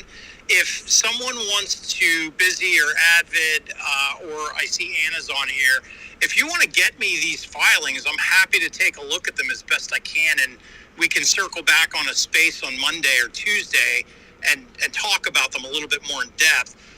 I mean, honestly, I'm just speculating right now, and there's a whole lot of missing context in Big JR's post, and that's nothing against Big JR. I don't have enough information to really feel like I can give any intelligent information about it. Yeah, I appreciate that. I always like to say the same thing. I know William's in here. I'd love to ask William a few questions. I gave him a mic. I reached out on the side and said, hey, if you want to come in, we'll do this for an hour or two at most. William, we're a little... You're a little what? Top here is, and I'll wait again because I know he's probably connecting for a second. Just to repeat myself, William, just so now that you can hear me. We know that there was two specific matters here that needed to be resolved. The first one was a SEC document that was in relation to an NSCC matter, and that was talking about failing the back test and the requirements and actually being fined $2.1 million to where they didn't want to pay that. So it went back and forth. Now on the FINRA matter, from my knowledge, was that Alpine did not submit the documentation that FINRA requested. And what happened was they said that there was going to be, I guess, they weren't going to be a FINRA member anymore, and then all they needed to do was essentially just resubmit the documents the way they asked, and then everything would be fine. From my knowledge, I read the documents, and let me post it, because I'm pretty sure I posted this on my Twitter as well, and I said nothing really happened. Let me just double check that. But from my knowledge, they submitted the documents that they requested, and it was dismissed, and that was it. So I don't know why we're seeing the opposite side of this. Yeah, here it is. So posting it on the nest there. Let me just see. Alpine submits a filing. Go ahead. Not to interrupt, but William had stepped away, but now he's back. William, if you want to take a mic, they have some questions for you. Yeah, no, I gave him a mic. I didn't know if he heard me. I was directing everything I said at him before. Yeah, that's what I was saying. He had stepped away. Well, okay. Yeah, I'm here, yeah, but I was trying to also listen to what Avid... No, it's fine. I'll just say it real quick, and then I kind of want your opinion on this. So, from my knowledge, what happened with the FINRA matter, there was two separate things we were looking at with Alpine Securities. One was an SEC document in relation to the NSCC matter, which was basically failing the back test requirements. We saw the document where they name drop Alpine, GTII, and the concentrated short. And then Alpine basically was saying, hey, we're going to reference a previous case file to avoid that fine, and they claim bankruptcy and all these other things. From my knowledge, the SEC said, no, you can't do that, and we're going to proceed with it. That's what we've been seeing a lot of extensions for. Now, there's another FINRA matter, which I just posted on the top here, which basically, from the way I interpreted it, and I maybe I'm wrong, but basically, what happened was there was a complaint on the audit report. So what happened was they essentially, Alpine submits a filing, FINRA didn't like it, said all you had to do is resubmit it correctly. Alpine threw a huge hissy fit, literally nothing happened to them, and then in the end of the day, everything was fine. It was dismissed. So I don't know what the problem is now, just in relation to FINRA, what we're seeing currently, and that's what we're trying to figure out. There's two things there. That one, I did read before this that FINRA was letting go and dismissed. They were not going to pursue what they had, their original action. But I don't remember where that was, and I don't want to focus on that per se. Is what you're saying is that FINRA is not going to expel Alpine? No, I was looking at a previous filing. I don't know what we're talking about right now. I'm just looking back. This was posted, a lot of people said the third week in April. They said on 4/21 there, and it was April 21st, 2023. It said, Registered Securities Association review of FINRA action, and it was Alpine Securities, and basically saying, FINRA member filed an application for a review of FINRA action suspending its membership for failure to file a material accurate audit report request as required by FINRA Rule 4140. They withdrew the suspension when the firm filed basically a good audit report. Held review processing is dismissed. So what I took from that, and I just said it very simple because everyone made a big deal about it, I said, listen, I don't see this as a big deal because Alpine submitted a filing, FINRA didn't like it, said all you have to do is resubmit it or you're not going to be a FINRA member. They threw a huge hissy fit because nothing really happened. They submitted the document, FINRA said you're good to go, and it was dismissed. So I don't know what JR is talking about now. We're seeing another FINRA matter, not an NSCC matter. We're seeing another FINRA matter where Alpine is the plaintiff, allegedly. That's what's confusing. Well, Alpine was, I don't know what you're, and I should look, I saw what JR, he's good, big JR, but I know that Alpine put some argument forth that FINRA didn't have a right constitutionally to do this. I don't know if that's what that would mean they are the plaintiff. But what I'm hearing you say is FINRA is not going to expel Alpine, which isn't my understanding. But is that what you're saying? As of this filing that I posted above, and if you click it, I don't know how to read that. Let me see. I see. Just click it. And the links above as well. It says very, very short and simple. They reviewed the matter. This was the updated appeal that was filed. This was in response to the first one that they made a huge big deal about. And this was last brief. They said in 2022. So. This appeal was April 8th of 2022. This was then released April 21st of this year, about a year later. So all this was going back a year ago. And it said, again, FINRA withdrew the suspension when the firm filed the audit report. So when people were making a big deal about it, I said, listen, all that happened was FINRA didn't like the document they submitted. And they said, if you don't have an updated audit, you're not going to be a member anymore. And then Alpine, got their big lawyers and whatever, and they said, listen, just resubmit the document. They submitted it, and then they said, okay, good to go. And that took a year. I don't know why it took a year, but that's You're 100% right. I apologize. I couldn't mute on everyone on accident. We did it at the same time. Apologies. Go ahead, number 2. Oh, sorry about that. No, I was saying he's 100% right. I read that document. It was a little bit confusing to people. It was a few weeks ago in one of the chats, and that's exactly it. That's exactly what happened. His interpretation is 100% right. I'm just agreeing. No, yeah, I appreciate that. So I don't know how maybe they're. I don't know what this is about, the JR's post. If anyone has the link, that would be incredible. I don't know why I didn't post the link. He said, actually, here, I'm going to post it on top. He posted 10 minutes ago. Hearing on Monday at 1:30, judge will make the decision on injunction to stop FINRA action against Alpine until case is over. But again, I don't understand specifically what case in regards to what. Because FINRA matter is separate from an NSCC matter, which they told them, hey, listen, you failed to meet our back testing requirements. We're now suing you, or you have to pay a fine of $2.1 million, which is then where we saw the two documents here. And I'll post them on the Nest as well, because I think it's important for everyone to know the two documents I'm referencing. It's right here. And it's funny, I was talking about the 1-800 deal in here.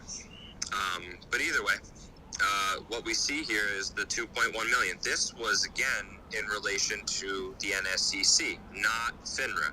So I'm a little confused what's going on here specifically. Very clear on what happened initially with FINRA. This was April 22nd of 2022. They settled the matter 3 weeks ago. They said, thanks for the documents. You're good to go. We're not going to suspend you. We're not going to remove your FINRA membership. So is this countersuing? Is this going back at them and saying, like, how dare you do this? Like, I don't know what it is. No, it's not. They filed for a preliminary injunction, so they're filing to stop something from happening. But again, big JRs, there's not enough context there. I mean, we can speculate all day on what this is, but until we read the court filings, we're not going to come up with the right answer. Is there any way that FINRA oversees other regulatory bodies, other regulatory body filings, like the one I just posted above? If you take a look at that, this is a SEC document in relation to NSCC, talking about they did a $1.2 million back test charge on Alpine November 1st, 2022. Alpine said they couldn't afford it, and they tried to use other case references to evade this fine, or whatever you want to call it. And that was what they were, I think, trying to stop. Now, that would make more sense, but not the fact that it was a FINRA matter. I don't know if this is a FINRA matter. Maybe I'm interpreting it the wrong way. I have the links to these documents here. It didn't say anything about FINRA on them. This was Alpine filed a reply memorandum in support of emergency stay on motion November 1st, 2022. Does it say what the motion was that it's filing against?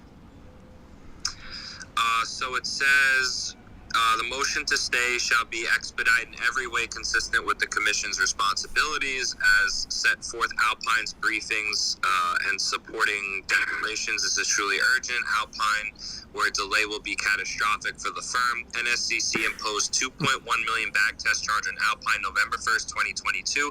Given Alpine's current capital constraints and circumstances, the only financing available to meet this charge carries such high interest rates, 1% per day based on 360 days at keep getting phone calls, I apologize. That Alpine cannot continue to accrue this interest and clear trades for its customers necessary to earn revenue to continue its operations or repay the loan. Alpine therefore respectfully requests the Commission rule upon Alpine's emergency stay motion as expeditiously as possible, or enter immediate temporary stay of the back testing charge pending decision on their emergency stay motion, which was October 31st, 2022. I don't see anything that would translate to what you mentioned. Well, it's interesting that they complain that they would have to go to essentially toxic borrowing rates since that's the business they're in. Poor babies. But this is all stalling tactics. I'm not a lawyer, so it's above my ken, but it's all stalling tactics. What I guess I would bottom line and ask you, Avid, does this mean that Alpine is still in business? I think they're in business. I need to find this guy's account. There's so many people. I loved having him on last time. I don't know if you're with me, William, but his name was Robert. He was a former. Yeah, Robert's really good. He's on my calls sometimes, but he's very good. Yep. You know, I'm talking about the previous president of the prime broker. Well, I didn't know that part until you said it on the call. But yeah, he's good. He has it on his bio. Let me see if I can find it real quick. He's big into GTI, and he told me, and it's all recorded too. It's not like I'm blowing his spot up or anything. He makes it pretty open there. But he basically said that Alpine specifically, he, similar to how Ham was mentioning before about, you know, friends telling him about having lunch with John Hurry in certain aspects. He said, you know, he's done this for so long and has seen it all, and basically where they're at, a lot of people that are close to that Utah corporation knows John Hurry's sort of been the talk of the town, and they don't really know how he's continuing to operate right now. They are still operational, but under my knowledge, I said, hey, well, you know, they have hundreds and thousands of clients, and he said, no, not anymore. It's maybe 50 or 25, maybe more since I heard last. And I believe he told me as well on live. I got to go back to the file, the audio recording, but he said he was, I guess, still had some money in an account that was, I guess, indirectly owned by Alpine, and he said that they only had 20 or 30 million in assets. I looked for your email. When they submitted a quarterly report for all their clients. So, again, do I believe that everything Alpine says? Absolutely not. Do I know that they're not to be trusted? Absolutely. So I don't believe that they only have that much money. I think on paper, in that account, yes, they only have 20 or 30 million. I'm sure that's accurate. But again, again, I just don't think that is the case necessarily. And I can't believe anything that comes out of their mouth after this post here. I say it every single space call because it's so important.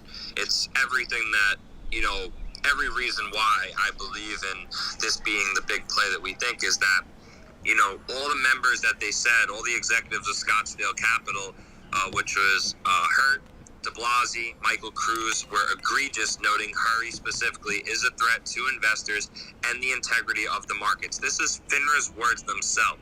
They also wrote that Scottsdale Capital Advisors as a firm institutionalized the misconduct as a standard way of doing business, in quotes. Okay? And they also said that a large number, not a small number, a large number of discrepancies and suspicious circumstances indicated sham transactions, false documents, and nominees are being used to evade securities laws and affect unlawful securities without registration. They said red flags ought to be investigated and resolved. However, the firm blinded itself to multiple red flags, signaling the transactions were unlawful public distributions of securities. So if FINRA is saying this nearly a decade ago, who are we to believe that everything Alpine says on paper is 100% accurate? How do we know that? Well, I wouldn't. I think you can take as a fact that John Hurry and his wife, who owns Scottsdale, are not truthful via their lawyers. This is just like Kurt Kramer signed a cease and desist order with the SEC in 2013 to not be an unregistered securities dealer, and he continues to do it. So I think this is all gamemanship with well-paid lawyers. It's somebody called it a business plan. I don't agree. It's just a crime spree by the Hurries and the Kramers. But I think the important point about the suit against Alpine is what Ham always brings up, is it specifically, they stated this was caused by a large naked short, well, whatever word they used, naked short position in GTII. They wouldn't bring that up if it were 100,000 shares. It's big. And the second part is Wall Street, and I can see where maybe not everyone on Wall Street is paying attention, but Wall Street knows about it now. So from my perspective, what's important is when somebody kind of starts front-running this disaster and buying the shares to cause maximum pain.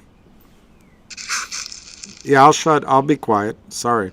No, you were breaking up, I think. Yeah, you broke up the last 10 seconds.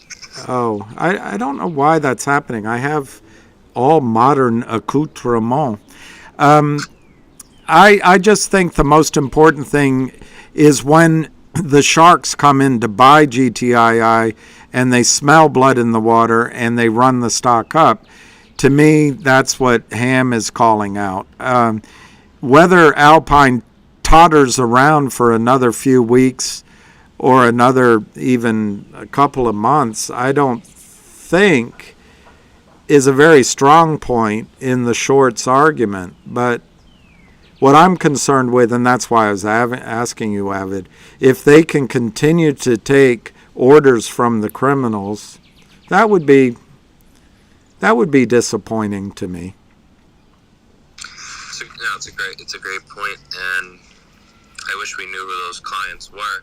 I don't think they're operating at full capacity. I don't know, honestly, just with the way the system is. I shouldn't say that they're not, or they can't, or they probably are, So sometimes I catch myself. I'm like, wait a second. But yeah, I think they're dwindling down. I know JR's had his hand up for a minute, so go ahead, buddy. So I'm reading the opinion of the commission on, it looked like FINRA filed to expel them. So that looks like it happened back in October. And then the commission issued a decision April 21st, 2023. The tagline is FINRA member firm filed an application for review of FINRA action suspending its membership for failure to file material accurate audit information as required by FINRA rule, etc. FINRA subsequently withdrew that suspension when the firm filed a complaint audit report. So it looks like that was dismissed. But JR, sorry, just quickly, is that a separate issue than the original one? William, honestly, there's a lot of missing pieces here. Okay, sorry to interrupt you. No. I don't know the answer because I don't know all the pieces of the puzzle. And I just now realized when I flipped my phone that this opinion is actually 6 pages. So let me see if I can read it quick, okay? Yeah, that's great. This is going back a year ago. That's why I was telling people this is not a matter that just happened now. This was a response. This was concluding what happened the third week in April 2022. This was a response April 21st, 2023 in relation to that matter, which it's now dismissed. So that's why I was going back. I actually was going to ask the same question William did. Is this a separate matter? But again, I'll let you read that first. I know number 2, Pencil got his hand up. Just quick. I got to turn my phone down, so I'm not going to be listening while I'm reading this, okay? That's no problem. Number 2, go ahead. I can listen and read the same time if I wanted to. I'm just gonna make. I think I made a comment back. When they ruled. When they submitted their proper audit documents, I suppose you'd say. I think I might have made a comment back. Doesn't mean that whatever they submitted is true, but it may have been the documents that were properly submitted and filled out. But I just was going to read something here because I think, William, were you the one who just said they don't have that many customers anymore? That was Avid, but I believe it. Oh, Avid. Okay, I remember it was 2 of you. Yeah, that was me.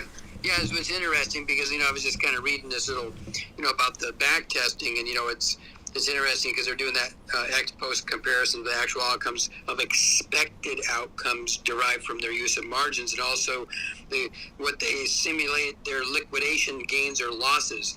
So based on kind of what Abbott said, there seems to me like their lack of customers and their short positions is their demise.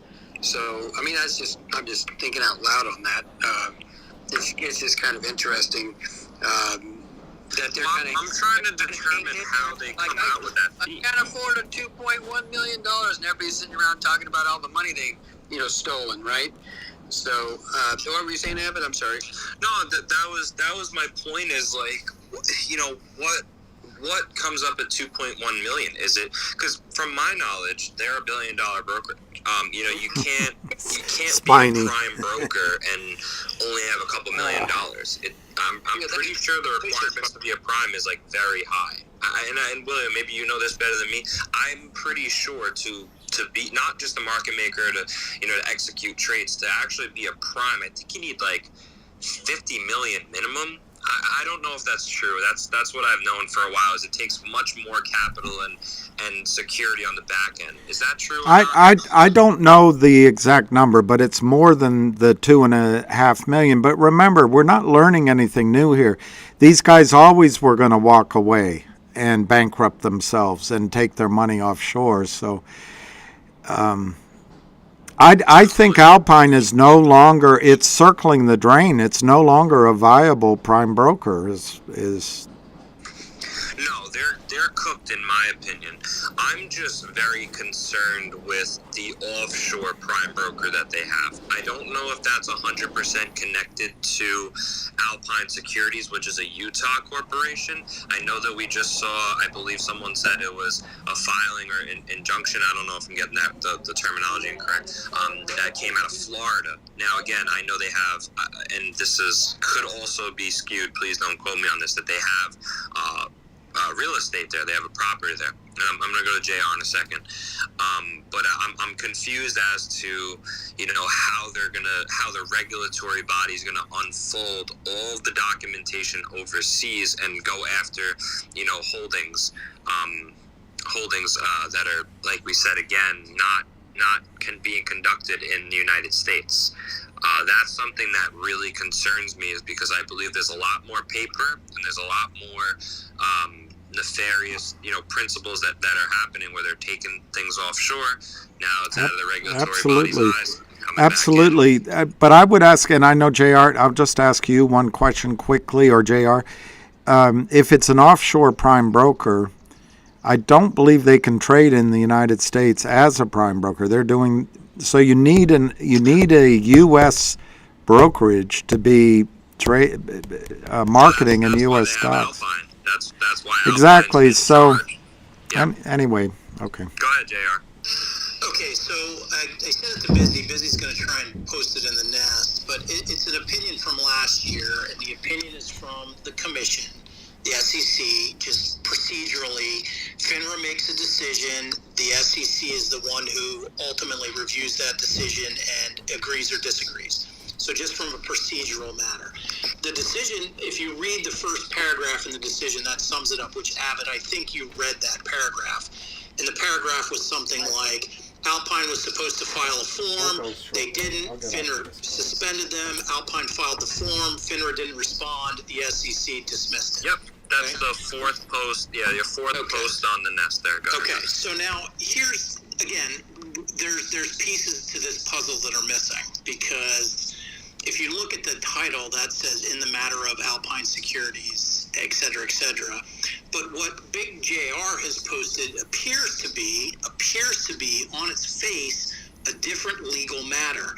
And without having any of the court filings, I can't determine what that matter is, other than very generically, because it says here, Plaintiff Alpine Securities motion for preliminary injunction.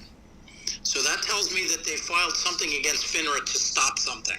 Now, what that something is, I don't know. I just don't know, because there's not enough context here in his post. I don't have it in front of me, but the expulsion that was pending was based on the serious deficiency of the short position and the 2.1 million fine. That seems to be different than what this thing is. That's what I said before. That was a SEC document in relation to an NSCC matter, not a FINRA matter, which is the second post on the nest. Yeah, we need more context here. If anyone, I know JR is posting. I don't have time. Not that I don't have time. I'm just not. I don't have the link, is what I meant to say. The link to what? To the new, not that post, the one that he posted. It should be the first one on the nest. Wait, the one that you sent me, JR, right now? I'm talking about the Captain Funny Pants, the big JR with the GTII logo, the first post that's on the nest, all the way to your right, that one, which was posted today, that I don't have the link to, where he said the hearing's on Monday, 1:30, the judge will make a decision. That's a separate matter. The one that JR, that we're talking to right now, I read that off. That was the fourth post on the nest, which was going back to April 21st of this year, but it was relating back to April 20-something, 2022. That's dismissed. That's done. So we don't have to worry about that. That's a separate matter. They dismissed that. Yeah, but I can appreciate that, Advent. I'm just wondering if they're all related somehow.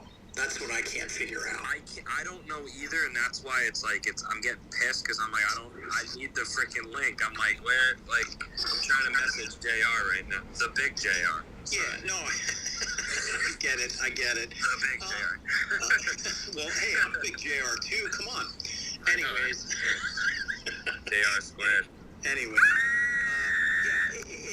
I mean, look, again, I can sit here and pontificate all day long and give you a million different theories, and one of them might be right. I just, without reading these filings, I can't provide any real context other than, what you and I just talked about. There was a hearing for expulsion that was dismissed because FINRA failed to respond. And then what's going on here, or what were they supposed to respond to today, and that they either, I'm guessing they did respond, but yeah, I'm gonna read this off real quick. I don't mean to cut you off. He posted 5 minutes ago. He said 1 out of 3 GTI Scottsdale Capital Alpine is suing FINRA again. Lost other cases. They are trying to say it's unconstitutional for FINRA to be allowed to impose fines or expel companies. During the suit, FINRA gave Alpine a Wells notice seeking to appeal Alpine, fine them for violating a cease and desist order from the last actions against them. In the filings, FINRA said Alpine violated cease and desist by doing the same things it did before 35,000 times. I might Alpine says end everything here. What time is it?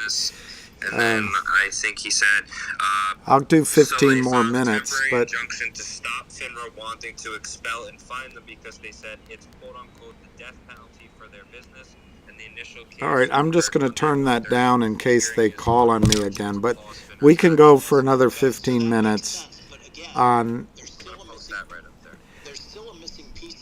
I think this is related. It's all intertwined.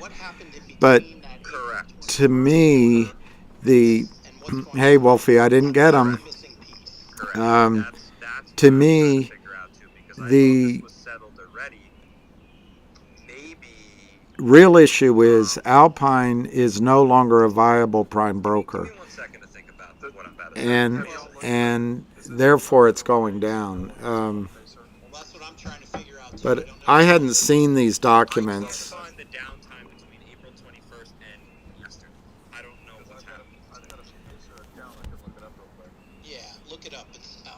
Yeah, but he doesn't lose his cool like I do sometimes.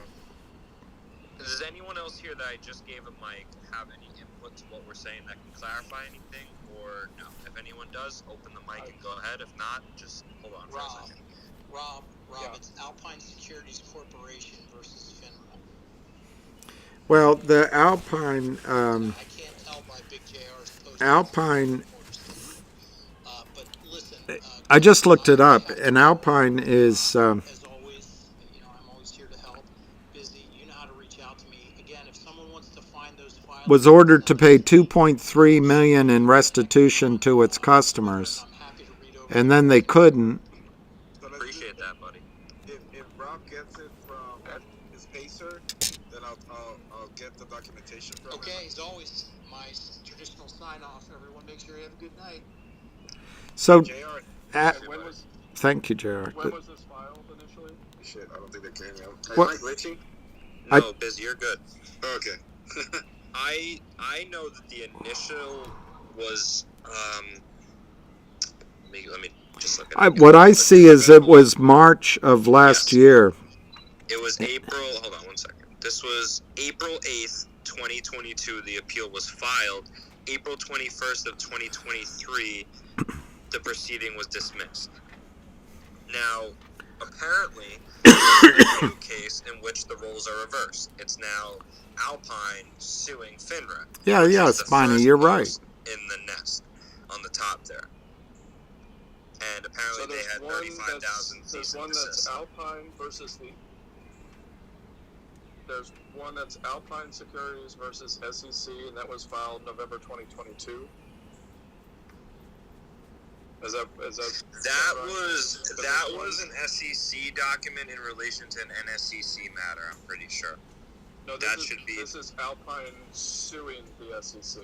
There was one that was SEC versus Alpine, and that was August of Such a nightmare. It's so worthless. But this is an Alpine versus SEC in the Court of Appeals. So worthless.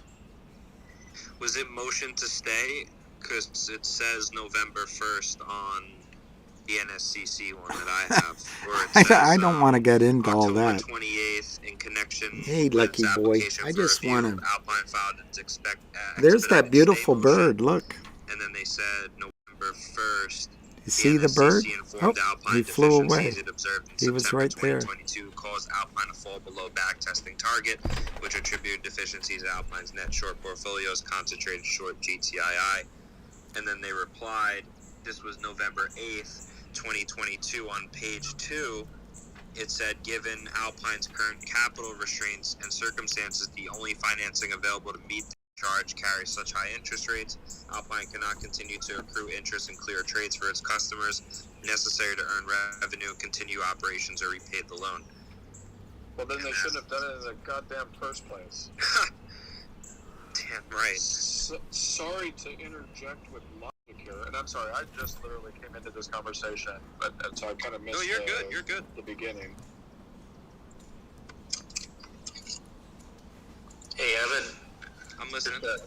Yeah, there's a Pacers Service Center transaction thing. I don't know if it has any info on it that Big JR posted yesterday, 17th.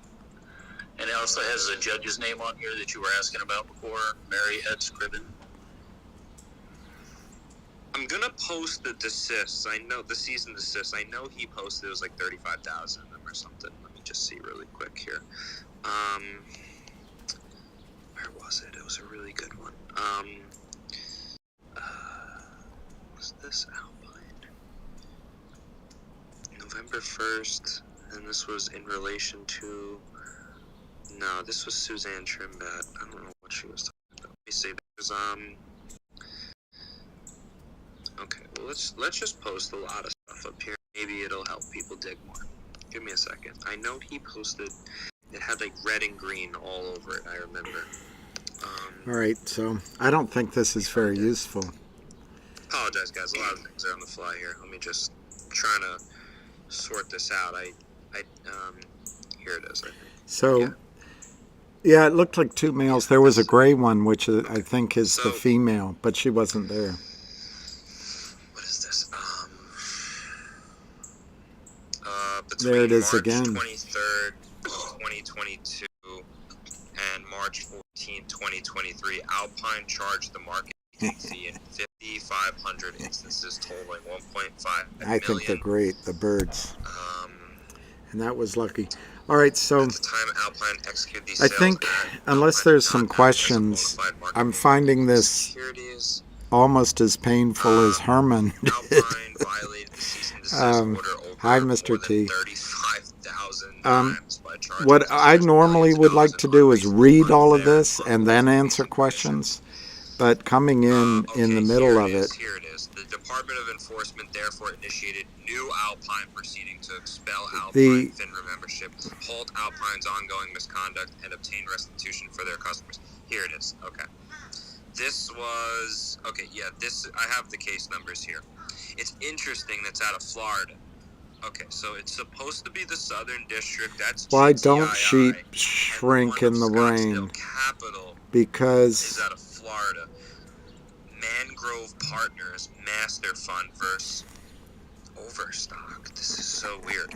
I would check out the post I just put on the top there for anyone that has those encounters. Yeah, it's the last post. :22 02347. Correct. 8/20/20. Capital Advisors et al. Correct. I believe that's what it is. You could also look at the other one with GTII if it says anything for the Canaccord, the 2139. But very interesting there. Okay, so they opened a new one. That's why when I first came on the call earlier today, I apologize. That's what I thought. I thought it was a new one, different one. Bear with me. But none of it matters. I was wondering what happened in terms of how we came to where we are now. Now I'm aware of how we came to where we are now. So it's the second to last photo that he posted there, which says, according to FINRA's department, Alpine violated cease and desist. All right, order so more than my theory times, is charging customers millions of dollars in unreasonable, unfair, unlawful fees and commissions. The Department of Enforcement therefore initiated new Alpine proceeding to expel them as a FINRA membership. So to William's point, no, they are not out of the clear. FINRA is not saying no more. That was April 21st. Now they came and said, hold on, we found more. So I think this is good because it's showing behind the scenes the regulators are looking deeper into what's been going on. I think they're uncovering more nonsense and they're saying, okay, something is really wrong here. Because initially they said, okay, you submitted your file and it's up to date and you gave us what we asked for. We're just going to leave you alone. We're case dismissed. And all right, so that's it. Now, I don't think it's. I think 6 more minutes. So now they're suing FINRA to say what they're doing is. Yeah, Ham. They're going to pull every ridiculous name under the sun, egregious, crazy, outlandish. Ham is not going to read all those documents. Ham doesn't care about any of that. What Ham is focused on is that he's never seen the evidence put in writing that you have this massive short position before. Eventually, Wall Street people are going to lock onto that and front run the losses to Alpine, but the gains to you. Suspended the hearing by presenting, quote, argument on the question of constitutionality.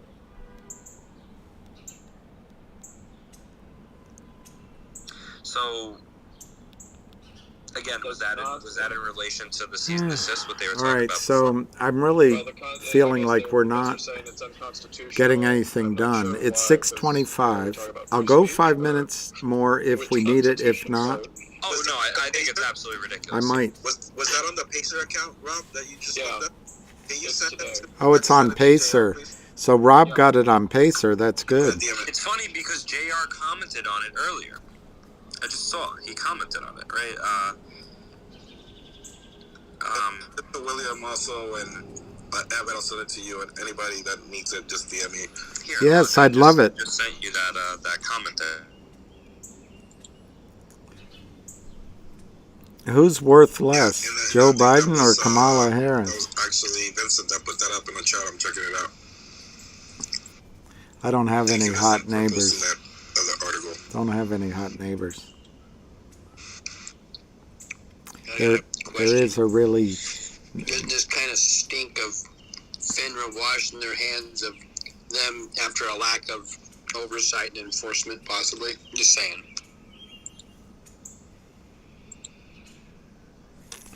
Well, I'm sorry, my opinions. Pacer is this service where you can get every lawsuit or law filing, but it costs money. It's like in some of the cases I've been involved in, my lawyer assumes I can go get it, but it costs, Rio de Janeiro. It's Rio de Janeiro. You made yourself insolvent. So,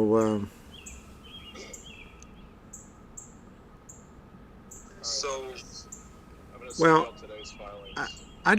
I'm not sure. I'm not sure Alpine isn't finished. What's hard to understand, I mean, this is all legal, mind-numbing crap. Have you ever been around lawyers? Walk up to them? You want to say hi and talk about something? Well, we have a 24 problem here. Well, I don't think so. I think it's a 439 issue, and you're boring. but there's like 82 points that are made. And I have 82 points. I'll read them all. I don't know. If someone can get me this link, I'd give him a kiss. I mean, it's like, I'm just trying to get this freaking link so I can read it. I could rip through a document very easily. I'm just trying to see. He said the verbiage seems eerie, similar to GTII case against several market makers, the washing and spoofing from new action against Alpine. Alpine trying to stop it in their case in Florida against FINRA, 7 times suing them. They're 0-6.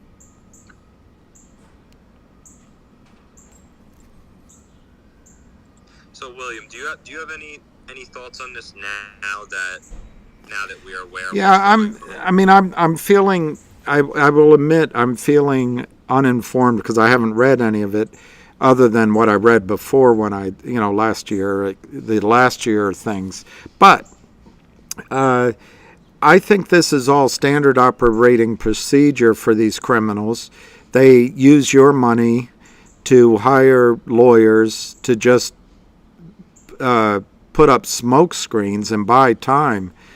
I think this time Alpine is in serious trouble from what you said, Avid, about, how can you run a company as a prime broker with 40 clients? That doesn't make sense.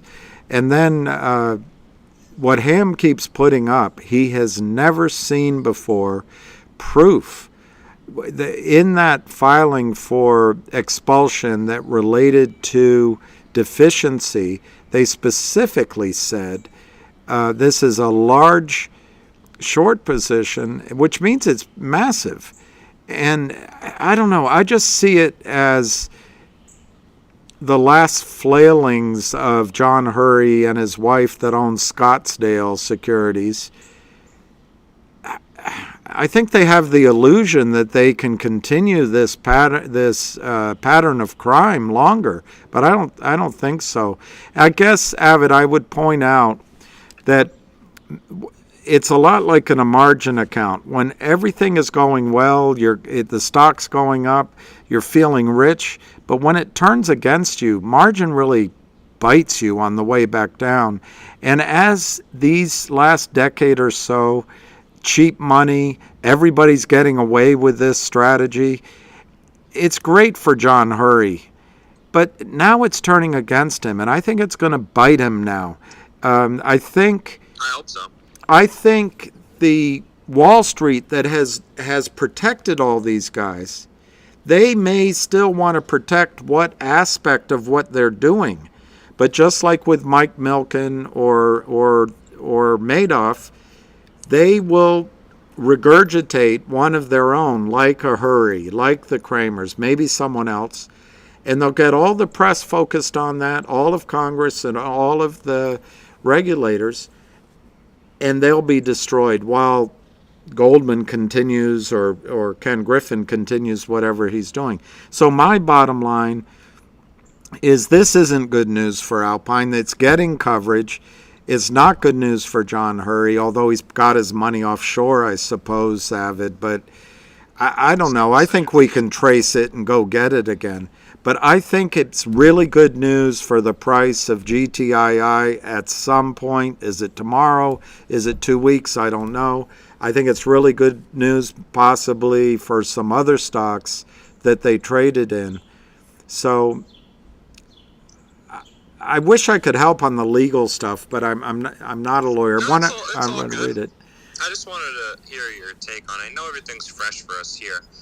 I do know there's two hands. I want to. Okay, sorry, I went on too long. Sorry. No, you didn't. No, you didn't. Because I mistakenly booted her out, and she's gonna get the check bet and kick. Yeah, I was gonna say. I think it's. Am I good? Can you guys hear? I think it was Jonna. I said Joanna last time. I butchered the name, but I remembered it this time. Am I correct? You and everyone else. It is Jonna, though, right? Yes, it is. And Busy, I thought I dropped, and I was like, you kicked me out of your space? That's not very nice of you, Busy. Is that me, Sparny? I'm going to take a step back and look I at think this that's from me. an aerial view. Did anybody catch the fact that the DOJ is involved in everything else and giving the criminals the rope to, further hang themselves? And Boss this may be Meta all Mill. part of, even a bigger investigation. I mean, why? Okay, we thought it was a gift when they gave us Alpine in the filing and GTII, okay, and that information came out to us. I think this is another gift. You make a great point. Or am I just crazy? I mean, I'm just looking at it from an aerial view. You could be both. You could be both. This is a bigger investigation. I've been saying that they've been trying to, it doesn't make sense. Like, a lot of things just don't make sense to me.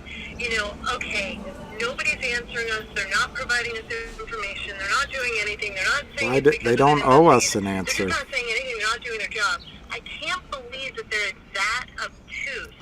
Spiny is avid. They're doing nothing with the amount of noise that we've been making. The bomb drop on all of these tickers very soon in terms of a bigger investigation. They're not going to drop all. With all of these, how is it that all of this is happening around all of these tickers at the exact same time? Because of you guys, I think. Yeah, so there was a comment. I just wanted to say one quick thing because someone just asked, I'm confused, did the court ban Alpine or not? And I just replied, I said initially April 21st, no. Now they did, yes. So initially, just so everyone knows, and then we can continue what you were saying in a moment. Initially, April 21st of this year, they commented on what happened a year ago, April 8th of 2022. If you think about which was a matter of not providing the correct documentation. Have you ever seen Clark Kent like we said, around the document, they said no problem. when Ham is in the house? Now, the tweet that maybe Ham is Superman. Hey, Picos Bill. Tweet, hey, Anna Massey. Okay, thank you. You could have kept it up. No problem. We're listening, Picos Bill, we're listening to this on GTII, trying to suss out legal documents, which I think is a little bit of, it's just lawyers stalling for time, throwing anything up to make it stick. And it is painful. So, Picos Bill, I would like... Well, okay, and to go back to that, and if we could drag in Lordy. MMAT and MMTLP... Picos Bill, I would so much rather be doing... trying to study an oil transaction and drilling some wells. I mean, you know how to drill, I don't, but you know what I mean, drilling them, seeing what's happening. I feel so just, what's the word? It's like being in a rut.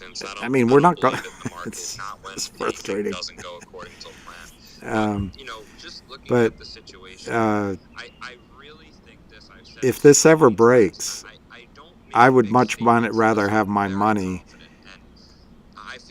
in the ground or in a project that's cash flowing, and then I would rather have a root canal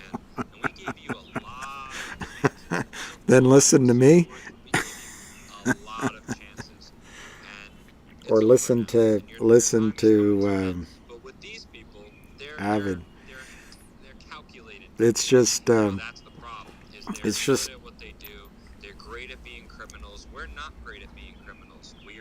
have I ever done direct purchase oil investment? Yeah, I have. I've done, as time goes by, you realize you've done a lot of projects, but I've raised. Are we there yet? Are we there yet? Are we there yet? Are we there yet? But Picos Bill, I swear, I can't think. I really can't think of a home run. It's I've done it. I've done it in individual wells. I've done it in.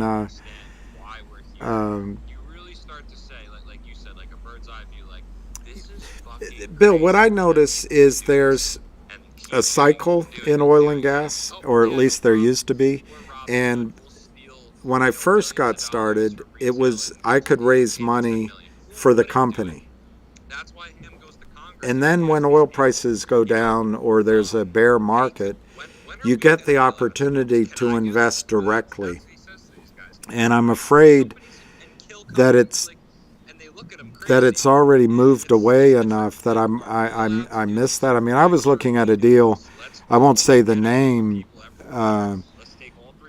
because you might know it, and that might interfere with. They got it done though. But when I first looked at it, I think 3 years ago, it was a $21 million deal in Texas, and it was acquiring an existing field, not big. I'm trying to remember. I think it was 100 or 200 wells, but it had locations as well. But a lot of the wells were had been maintenance had been ignored. So anyway, it supposedly got done, and so I missed out. And then it came back. And then I tried to get it done. Flew to London, tried to raise money. Oil was $34. The guy I was talking to that I thought would raise the money with me, he said, "Oh, oil's going lower." I said, "Come on." But it was PV30. It was ability to buy production at PV30 with locations. Anyway, I just found out 2 weeks ago it came back again. They got it done for $8 million. They sold the two of the water disposal wells. So the net capital required, I mean, there was bank financing, but the net equity required right at closing was about $1 million. And it's the wells are producing I think 280 grand a month in revenue or cash flow. I don't know what the splits are, but and that's just to start with. As they go rework some of the wells and then drill more, and I'm like, why am I doing this instead of raising $1 million for that? But no, it was maybe it was Permian. It might have been Permian. I think it's the is that the Permian, the Central Basin Uplift? That's where it was, the Central Basin Uplift. Mine, that would have been debated, Picos. I don't know how the deal finally went down, but I think I would have had. Well, actually, I think to begin with, I would have split an eighth, and then it might have started as a third for a quarter. I don't remember. I would have split either an eighth or a quarter, but then after a certain payout, that the investor got 2 or 3 to 1, I would have split 50% of it with 2 other guys. So I was frustrated. I think I better not say exactly because I think I might violate my NDA. But when we meet, I'd be glad to talk about it with you. But now he's got a project for me to raise money on, which is 18 million. Similar kind of thing, but it's less of a return. I don't know, Pecos Bill. I don't know why I'm doing this when maybe I should be after some of those things. But anyway, it's and by the way, Pecos Bill, I don't know where Lubbock is, so I know that we're I thought it was Lukenbach anyway. But I know we're building a 3-car garage and still building on. We know what is actually happening behind the scenes. But if we want to put these guys away, prove it. I don't want to hang up on that. Oh, it's north end of the Permian. Okay, north end. I would love to sit with you and understand. I'll be in Amarillo by morning. I was in Amarillo. I told you that. I would love to understand the Permian better. Because when people talk the Permian, there's different parts of the Permian. But I love Waylon. I always loved Waylon. But a lot of some of his better songs were written by Billy Joe Shaver. But when you're down to your last shuck with nothing to lose. Sing. I'm not good at singing. I'd love to do that, Pecos Bill. She stood beside me, letting me know she would be more than something to lean on when everything ran out on me. Fenced yards ain't whole cards, and like as not never will be. Reason for rhymers and old 5 and dimers like me.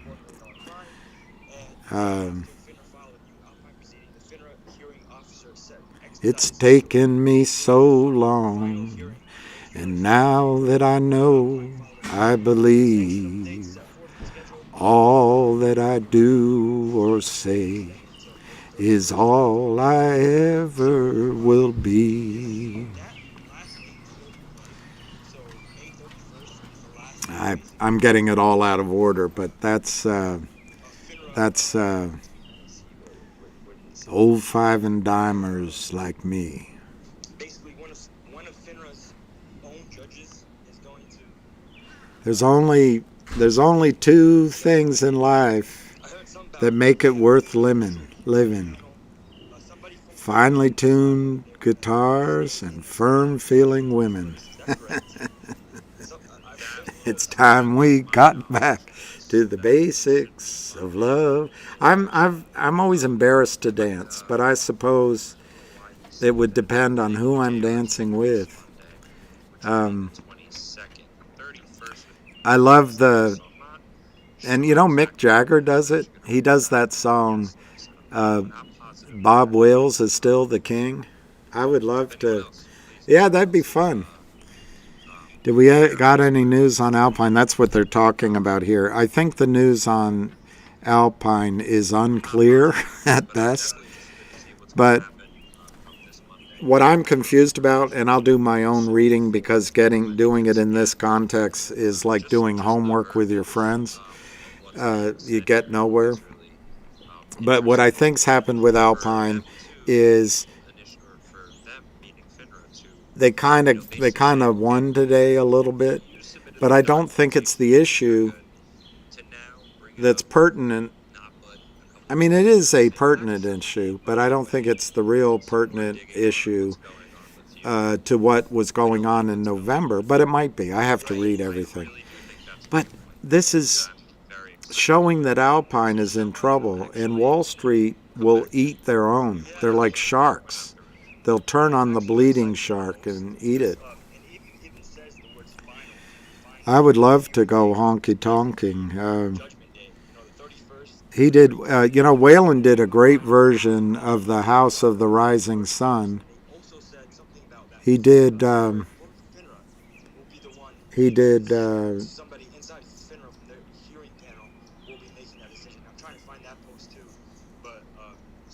trying to remember, there was another song he did that MacArthur's Park. He actually did a good version of MacArthur's Park.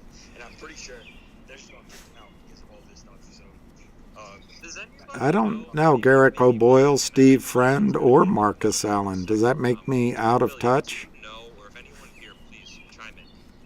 I'll look them up. Now that I see the names, I'm sure the next news story I'll read will be about them.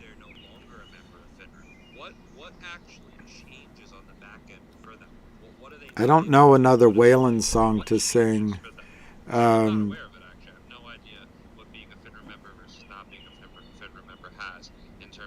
wish I could remember.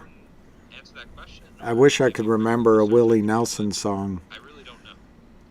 If no one has an answer to that, we'll go to Alan with his hand up. But again, if anyone has a point there, I don't see anyone unmuting yourself. So we'll go to Alan there, and maybe I'll look. I heard she told.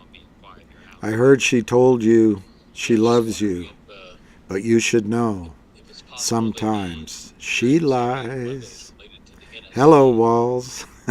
Hello, Walls. I like that one. I like Conway. I like I'm just a bartender. I don't like my work, but I don't mind the money at all. This is them, by them I mean Alpine actually suing FINRA. Yeah, I think, what's this, down the road a ways, I heard them say a new day's coming on, where the woman folk are friendly and the law leaves you alone. There ain't no law, there ain't no God in Mexico. There ain't no something time. That's right. Hello, darling. It's been a long time. And I can't remember the rest of it. When the song's on, I remember all the songs.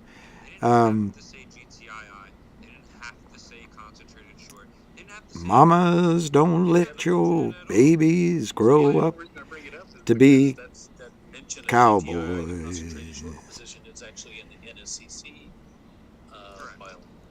The cowboy is easy to love, but harder to hold.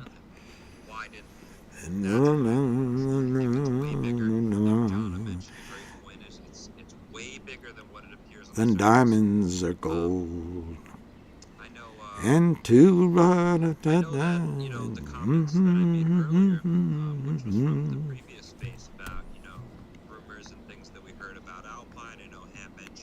when I sing in between with songs I barely remember. I used to know the words. Can I sleep in your arms tonight, lady? It's so cold lying here all alone.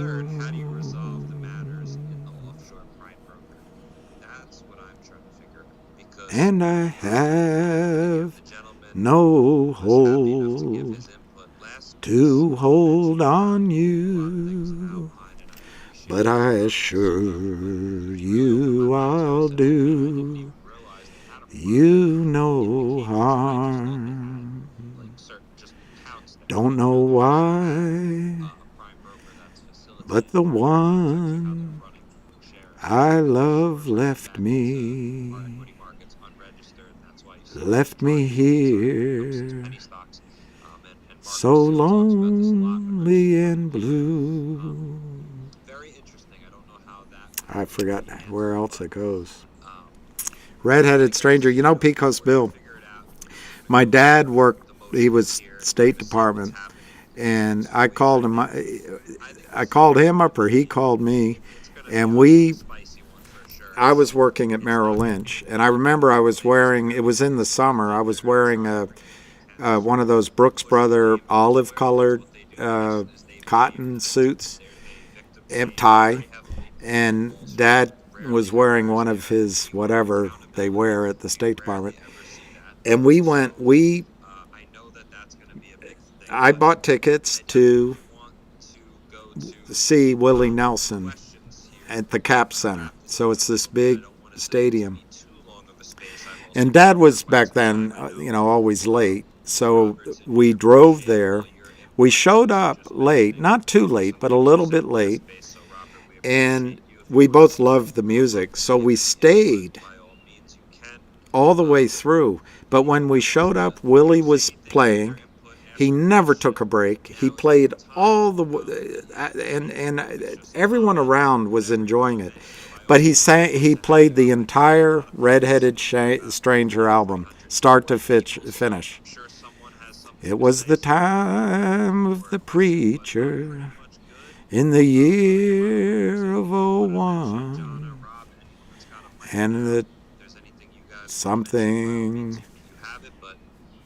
and the fighting had just begun. He was wild in his anger. I can't remember it right now, but it was George Strait's birthday. Wow. He was great in songwriter, and he was great in a lot of movies. The killing has begun. Don't cross him. Don't boss him. He's wild in his anger. And something. That was your birthday yesterday? Happy birthday. Happy birthday. That album had Jimmy Carter's favorite song, I think. I think it had it, Blue Eyes Crying in the Rain.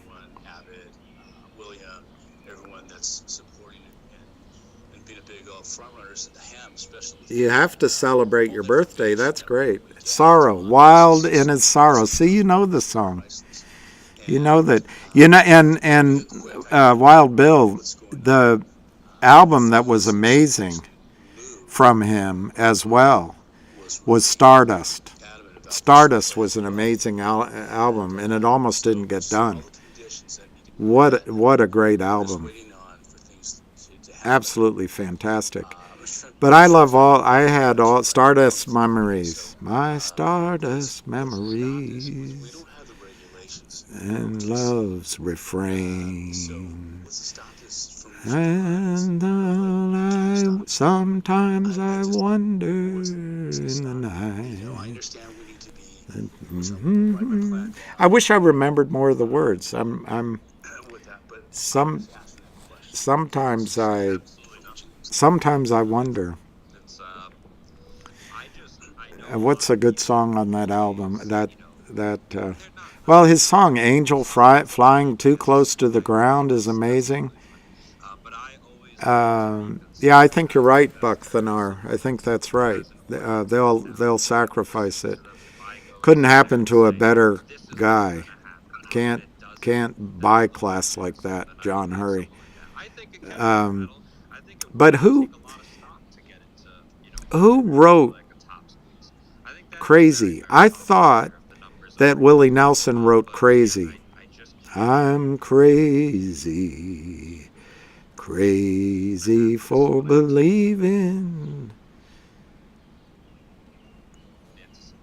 I'm crazy, crazy for believing you still loved me. I'm crazy to wonder, I'm crazy to wonder, and I'm crazy for loving you. It was Patsy Cline who sang it, but I think Willie wrote it. The other one that I thought Willie wrote was Maybe I Never Told You All Those Long and Lonely Times. Yeah, he wrote it, and Patsy Cline maybe. Well, look what happened, Pink Floyd to Taylor Swift. At least she'll be singing someone done me wrong songs. Yeah, that's it, Patsy. He wrote, You're just an angel flying too close to the ground. He, The movie The Electric Horseman had a lot of different songs in it. But I think they had one. I think they had "Angel Flying Too Close to the Ground" in it. I'm not sure Willie met Elvis, but he might be soon. No, I'm just kidding. He's 90 years old. You were always on my mind. You know, I don't know if Pecos Bill would enjoy it, because I have an oil man friend who detests female artists, so I'm not sure if that runs. But there's a singer who did "I'm Crazy, Crazy for Feeling So Lonely. I'm crazy, crazy for feeling blue, worried. Why do I let myself worry, wondering what in the world did I do? I'm crazy, crazy for feeling. Anyway, Linda Ronstadt sang that song. She sang it on her album Hasten Down the Wind. And she has a song, which I can't remember all the words, but she has a song on that album. Well, I drove past your house last night, and I looked in your window. Lately I ain't been feeling right, and I don't know the cure, Lord. Still I can't keep from wondering if you'd take me back and try me again. Try me. It's a great song. There is a stranger in my house.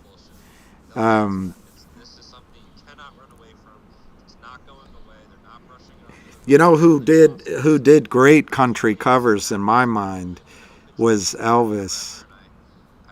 I liked his song. I don't know the rest of the song. He said, "A house built for two just isn't a home when it's lived in by one, oh, one lonely one."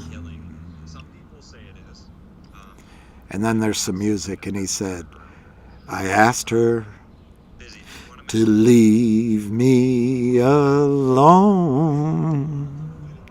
and that's just what she's done. That's just what she's done." It's a great song. I'm Still Here. Yeah, he does the ghetto and fantastic gospel songs from Elvis. Absolutely fantastic. I think his American Trilogy, which isn't purely gospel, but he sings,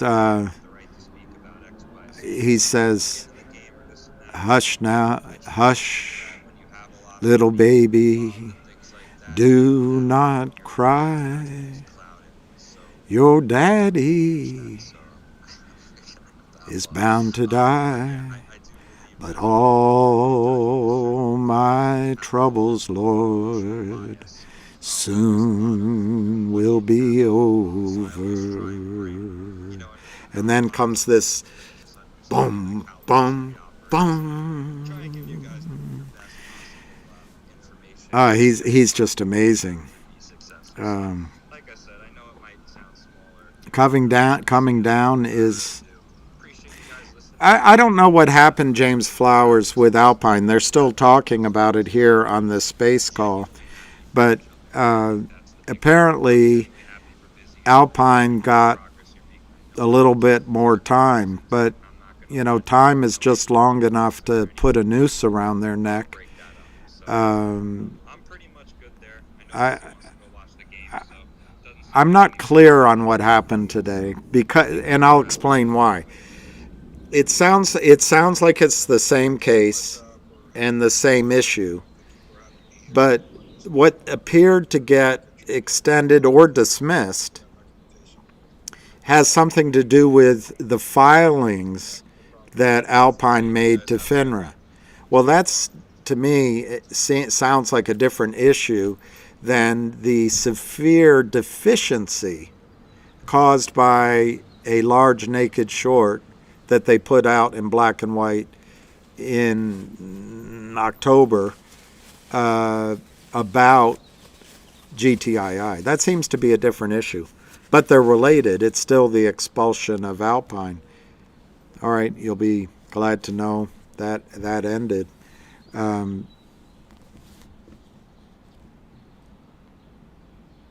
What's this, Jeff G? FINRA may impose a trading and quotation halt in an OTC equity security pursuant to Rule 6440A3, where FINRA determines in its discretion.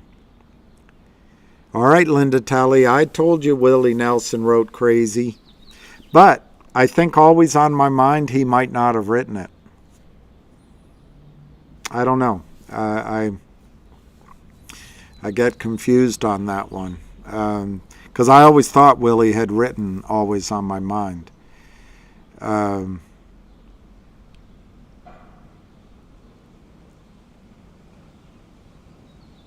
And of course, the greatest, well, they asked Johnny Cash, I told you this before, who his favorite country singer was. And he said, you mean other than George Jones? But I happen to think Johnny Cash was a great singer. She walks these hills in a long black veil. She visits my grave when the night winds wail. Nobody knows, nobody sees, nobody knows but me. The judge said, son, what is your alibi? If you were somewhere else, then you won't have to die. I spoke not a word, though it meant my life. I had been in the arms of my best friend's wife. Oh, Lefty Frizzell is great, and I don't know, it's all good, Picos Bill. I even go all cornball, and I like, what's the guy that, I saw him sing, the guy that, he's sort of a lounge singer, country singer. Man, my memory. Oh, he was great. I can't. Boss Met told Mill I crack you up. Well, I guess I got that going for me. You know, Patsy Cline, Linda Telly? Well, the other way around. I was born on Patsy Cline's birthday. I bet you didn't know that. I bet you didn't know that. Elvis,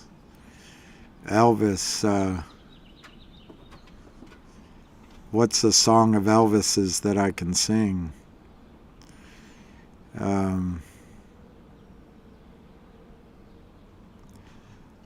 He was so good. Kung Fu fighting.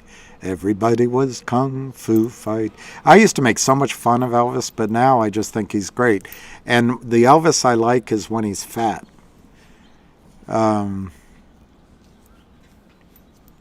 I'm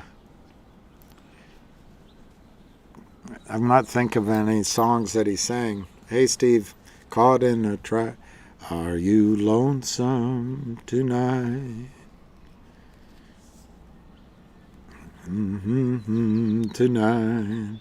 Have you run and torn us apart?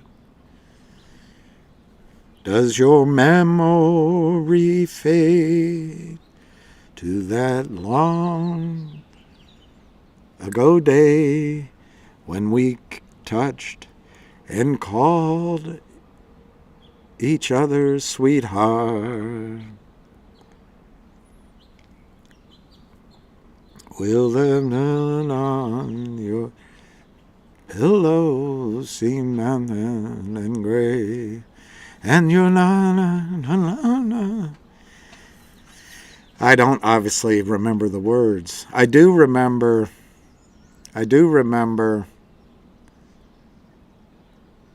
and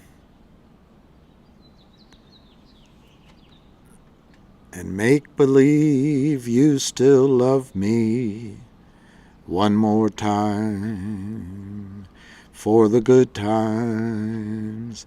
Lay your head upon my pillow. There's another writer, Chris Christopherson. Lay your head upon my pillow. Hold your warm and tender body close to mine.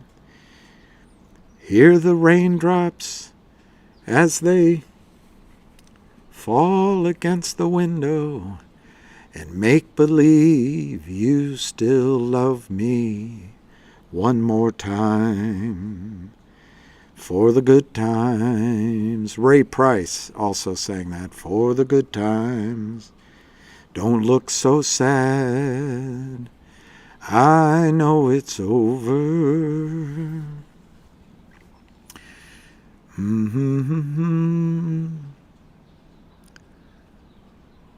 But we don't have time to watch the bridges that we're burning.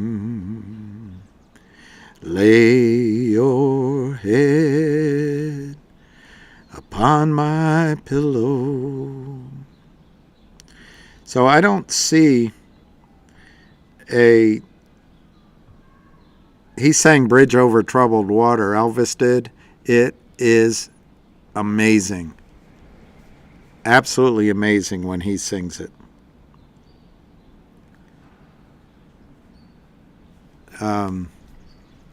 Chris Christopherson has some of the best songs out there. I know, maybe something's about to break in. Willie's feeling good. Well, I do think GTII is Jim Reeves. Did he sing something about your cigarette? Ain't got no cigarettes. That one. If I had a gun to my head, would you say in the end GTII goes first and is the catalyst for MMTLP, or the opposite? I guess it depends on how many bullets are in the chamber.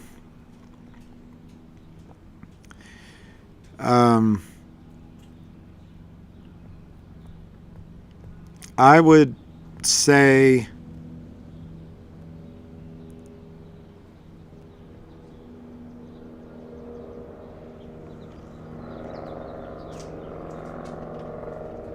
it's a tough question, because both of them have a chance of having dramatic court-driven news over the next 2 or 3 weeks. But I think GTII, basically, Alpine's in trouble, regardless of what you're reading about any of the news. Alpine's in trouble. any of the law reports, but Alpine's in trouble. Number one, Alpine is the prime broker for the Kramers. The Kramers created this massive issue because of their cockiness. It looks like Alpine took over the GTII short from the Kramers, and possibly because there's an account out of Switzerland that called into Reichman seeking to buy 19 million shares from the company. And it came via a broker in Utah. Well, where is Alpine? Utah. Scottsdale Securities is in Arizona, but they're husband and wife. So there's 19 million shares in trouble. And maybe it's because of UBS buying Credit Suisse. And I know I'm putting a lot of ifs and ands in there. But Alpine's in trouble. The Kramers are no longer shorting it. As they said to a connected guy in New York a few weeks ago, Kurt Kramer said, we made a killing in GTII, now we're just waiting for the lawsuits. So I think Alpine took over the trade. Alpine's in trouble. We understand from him that Hurry had lunch with somebody today or yesterday and said basically the same thing. We're going to hire the best attorney in whatever court we're sued in, the attorney, the best law firm who is connected to the judge, can pay off the judge. That's how cocky this criminal is. And so it's the same sort of refrain.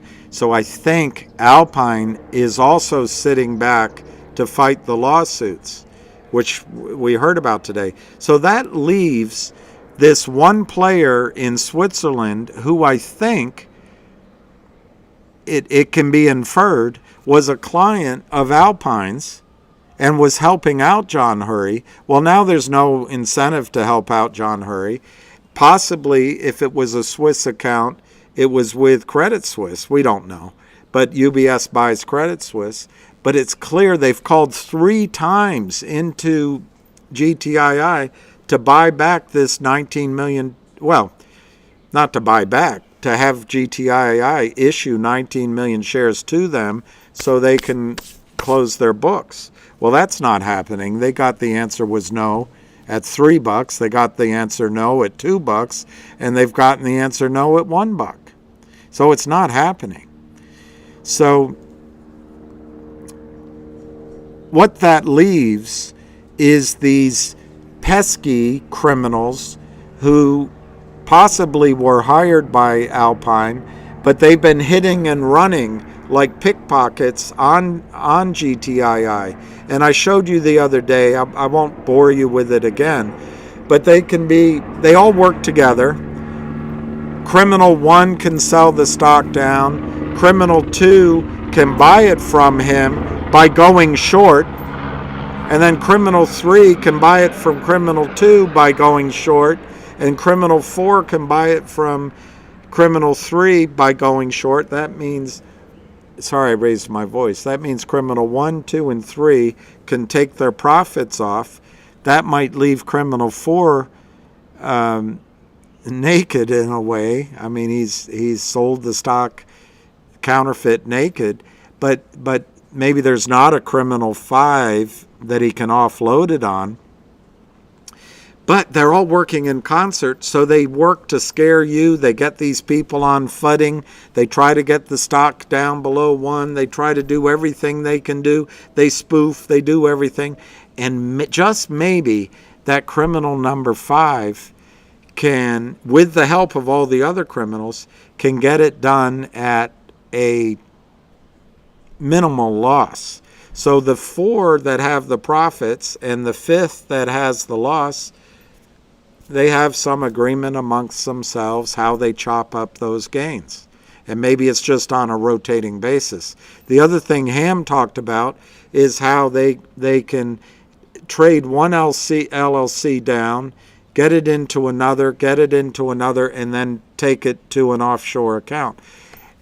There's all myriad of tricks. But the point I'm trying to make if you had to put a gun to my head, is I don't think these are courageous people. They don't have a lot of money. They're bullies. And as soon as they know that the big players in Switzerland, that Alpine and Kramer are all out of this stock, they're probably really inclined to do their best to get away from the car crash with either a push or a little bit of a gain and stop shorting, because there's nothing in this trade. What's the most they can make? $1? 80 cents in return for $80 in risk? I don't know how high it'll go. So if you had to put a gun to my head, I think GTII sitting there like a bonfire with balsa wood and kindling and the driest paper you can imagine, torn in the thinnest strips, and maybe some pine cones, I don't know, and it's been sprayed with lighter fluid, and there's gasoline on top of it, and there's kerosene and airline fuel, jet fuel. It's just waiting for one shark to start buying in front of a huge move up. It's just waiting for a buy-in by the regulators of Alpine, or it's waiting for one of these criminal pickpocket type shorts to get caught and buy in. And what if the 19 million shares in Switzerland, their compliance officer says, you know what, you had your chance. You've been working this now for 2 months, 2.5 months. We're just going to buy it in.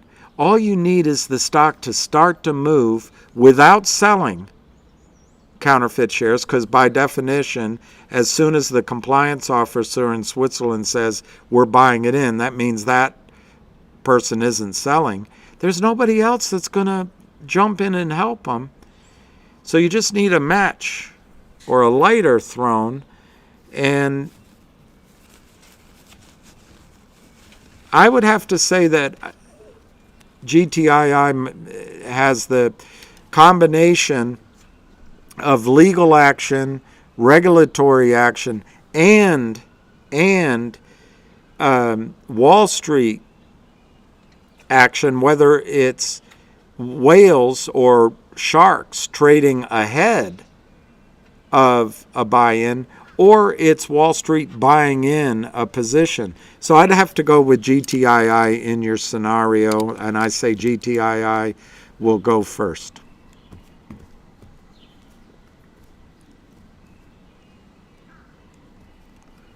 $16 tons.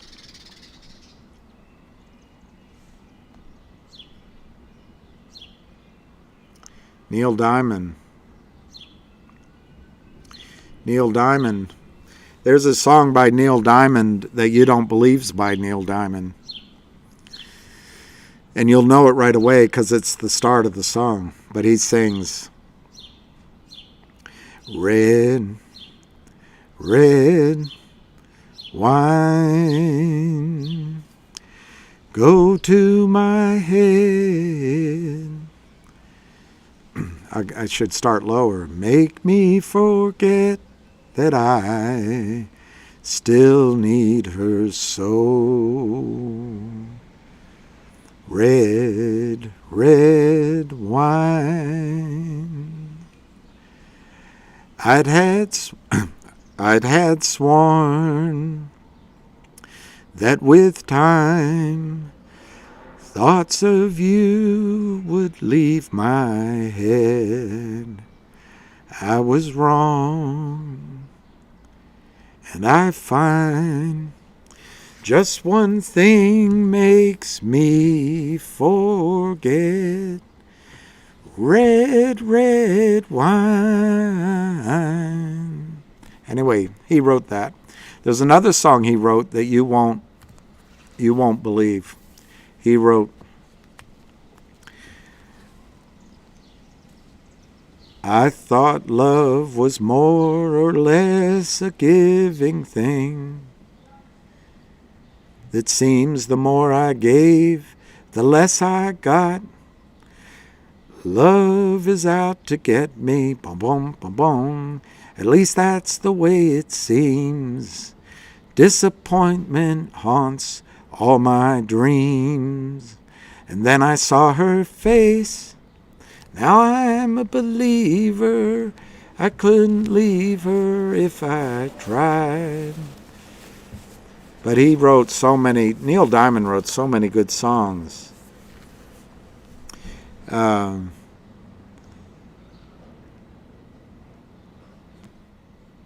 He wrote, hello again, hello. Just called to say hello. I think about you every night. You're there alone. I'm on the phone. Hello.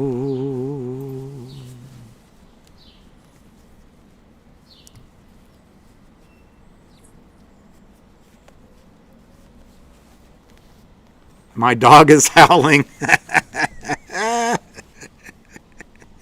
I love that. Your dog is howling. Well, you deserve it. That's great. That is great.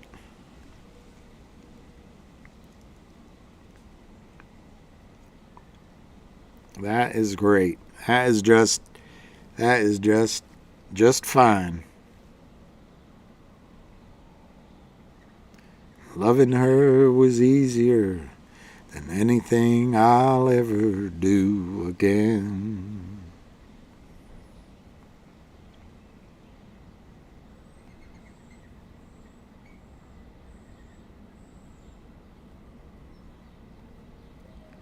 Loving her was easier than anything I'll ever do again.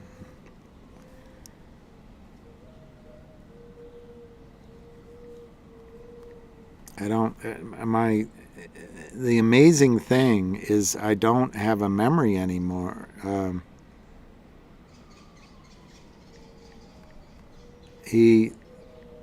I woke up Sunday morning with no way to hold my head. It didn't hurt. The beer I had for breakfast wasn't bad, so I had one more for dessert. Then I fumbled through my closet for my clothes and found my cleanest dirty shirt.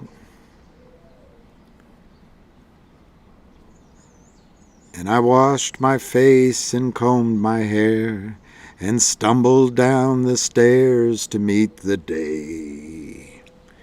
I'd smoked my brain the night before on cigarettes and songs I'd been picking. But I lit my first and watched a small kid cussing at a can he was kicking. Then I crossed the empty street and caught the Sunday smell of someone frying chicken. And it took me back to something that I'd lost somehow, somewhere along the way. On a Sunday morning sidewalk, wishing, Lord, that I was... I'm not getting it. Wishing, Lord, that I was stoned, 'cause there's something in a Sunday makes a body feel alone. And there ain't nothing short of dying half as lonesome as the sound on the sleeping, dirty sidewalks, Sunday morning coming down.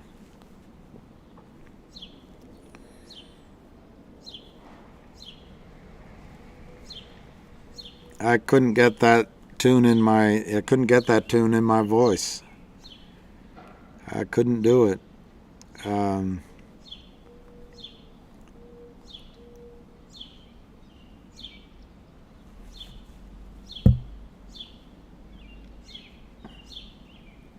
September morn, Longfellow Serenade. Longfellow Serenade.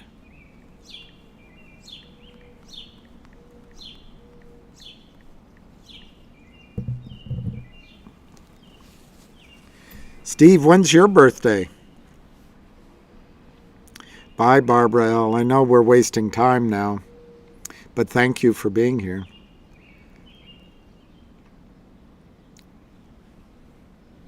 So now I'm not sure.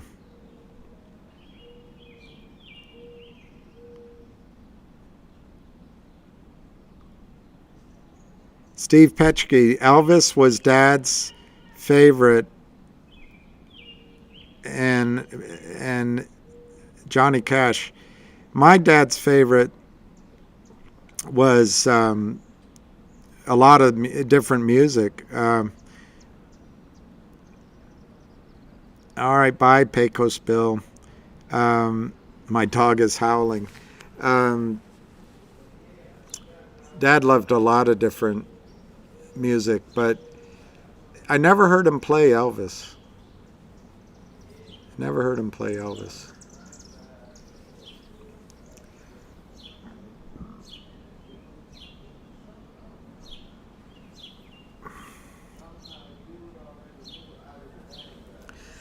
So you're a Gemini.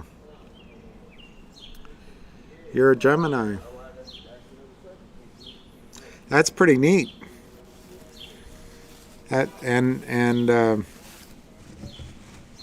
is pretty neat. Wow, everybody's the same birthday. All right, bye. I guess I'll leave it at that. It's 7:30, and we'll call it a night since I chased my audience away. But some of you asked me to. So anyway, that's a Waylon song. That's a Waylon song. I'd turn and walk away just because you asked me to. And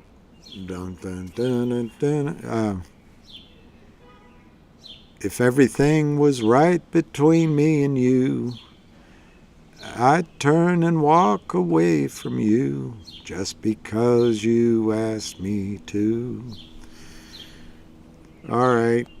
We'll get through it. Your dog enjoyed it. Tell your dog that I wish I could give him a ear rub. So anyway, we'll get through this, guys. MMTLP's been a nightmare, I know, and GTII's been a nightmare, but I think we'll get rewarded. And at least you've heard the dulcet tones of WWWDC. So, yeah, we'll see you tomorrow, Stoney, and everybody else. Peace, love, happiness, and always look on the bright side of life.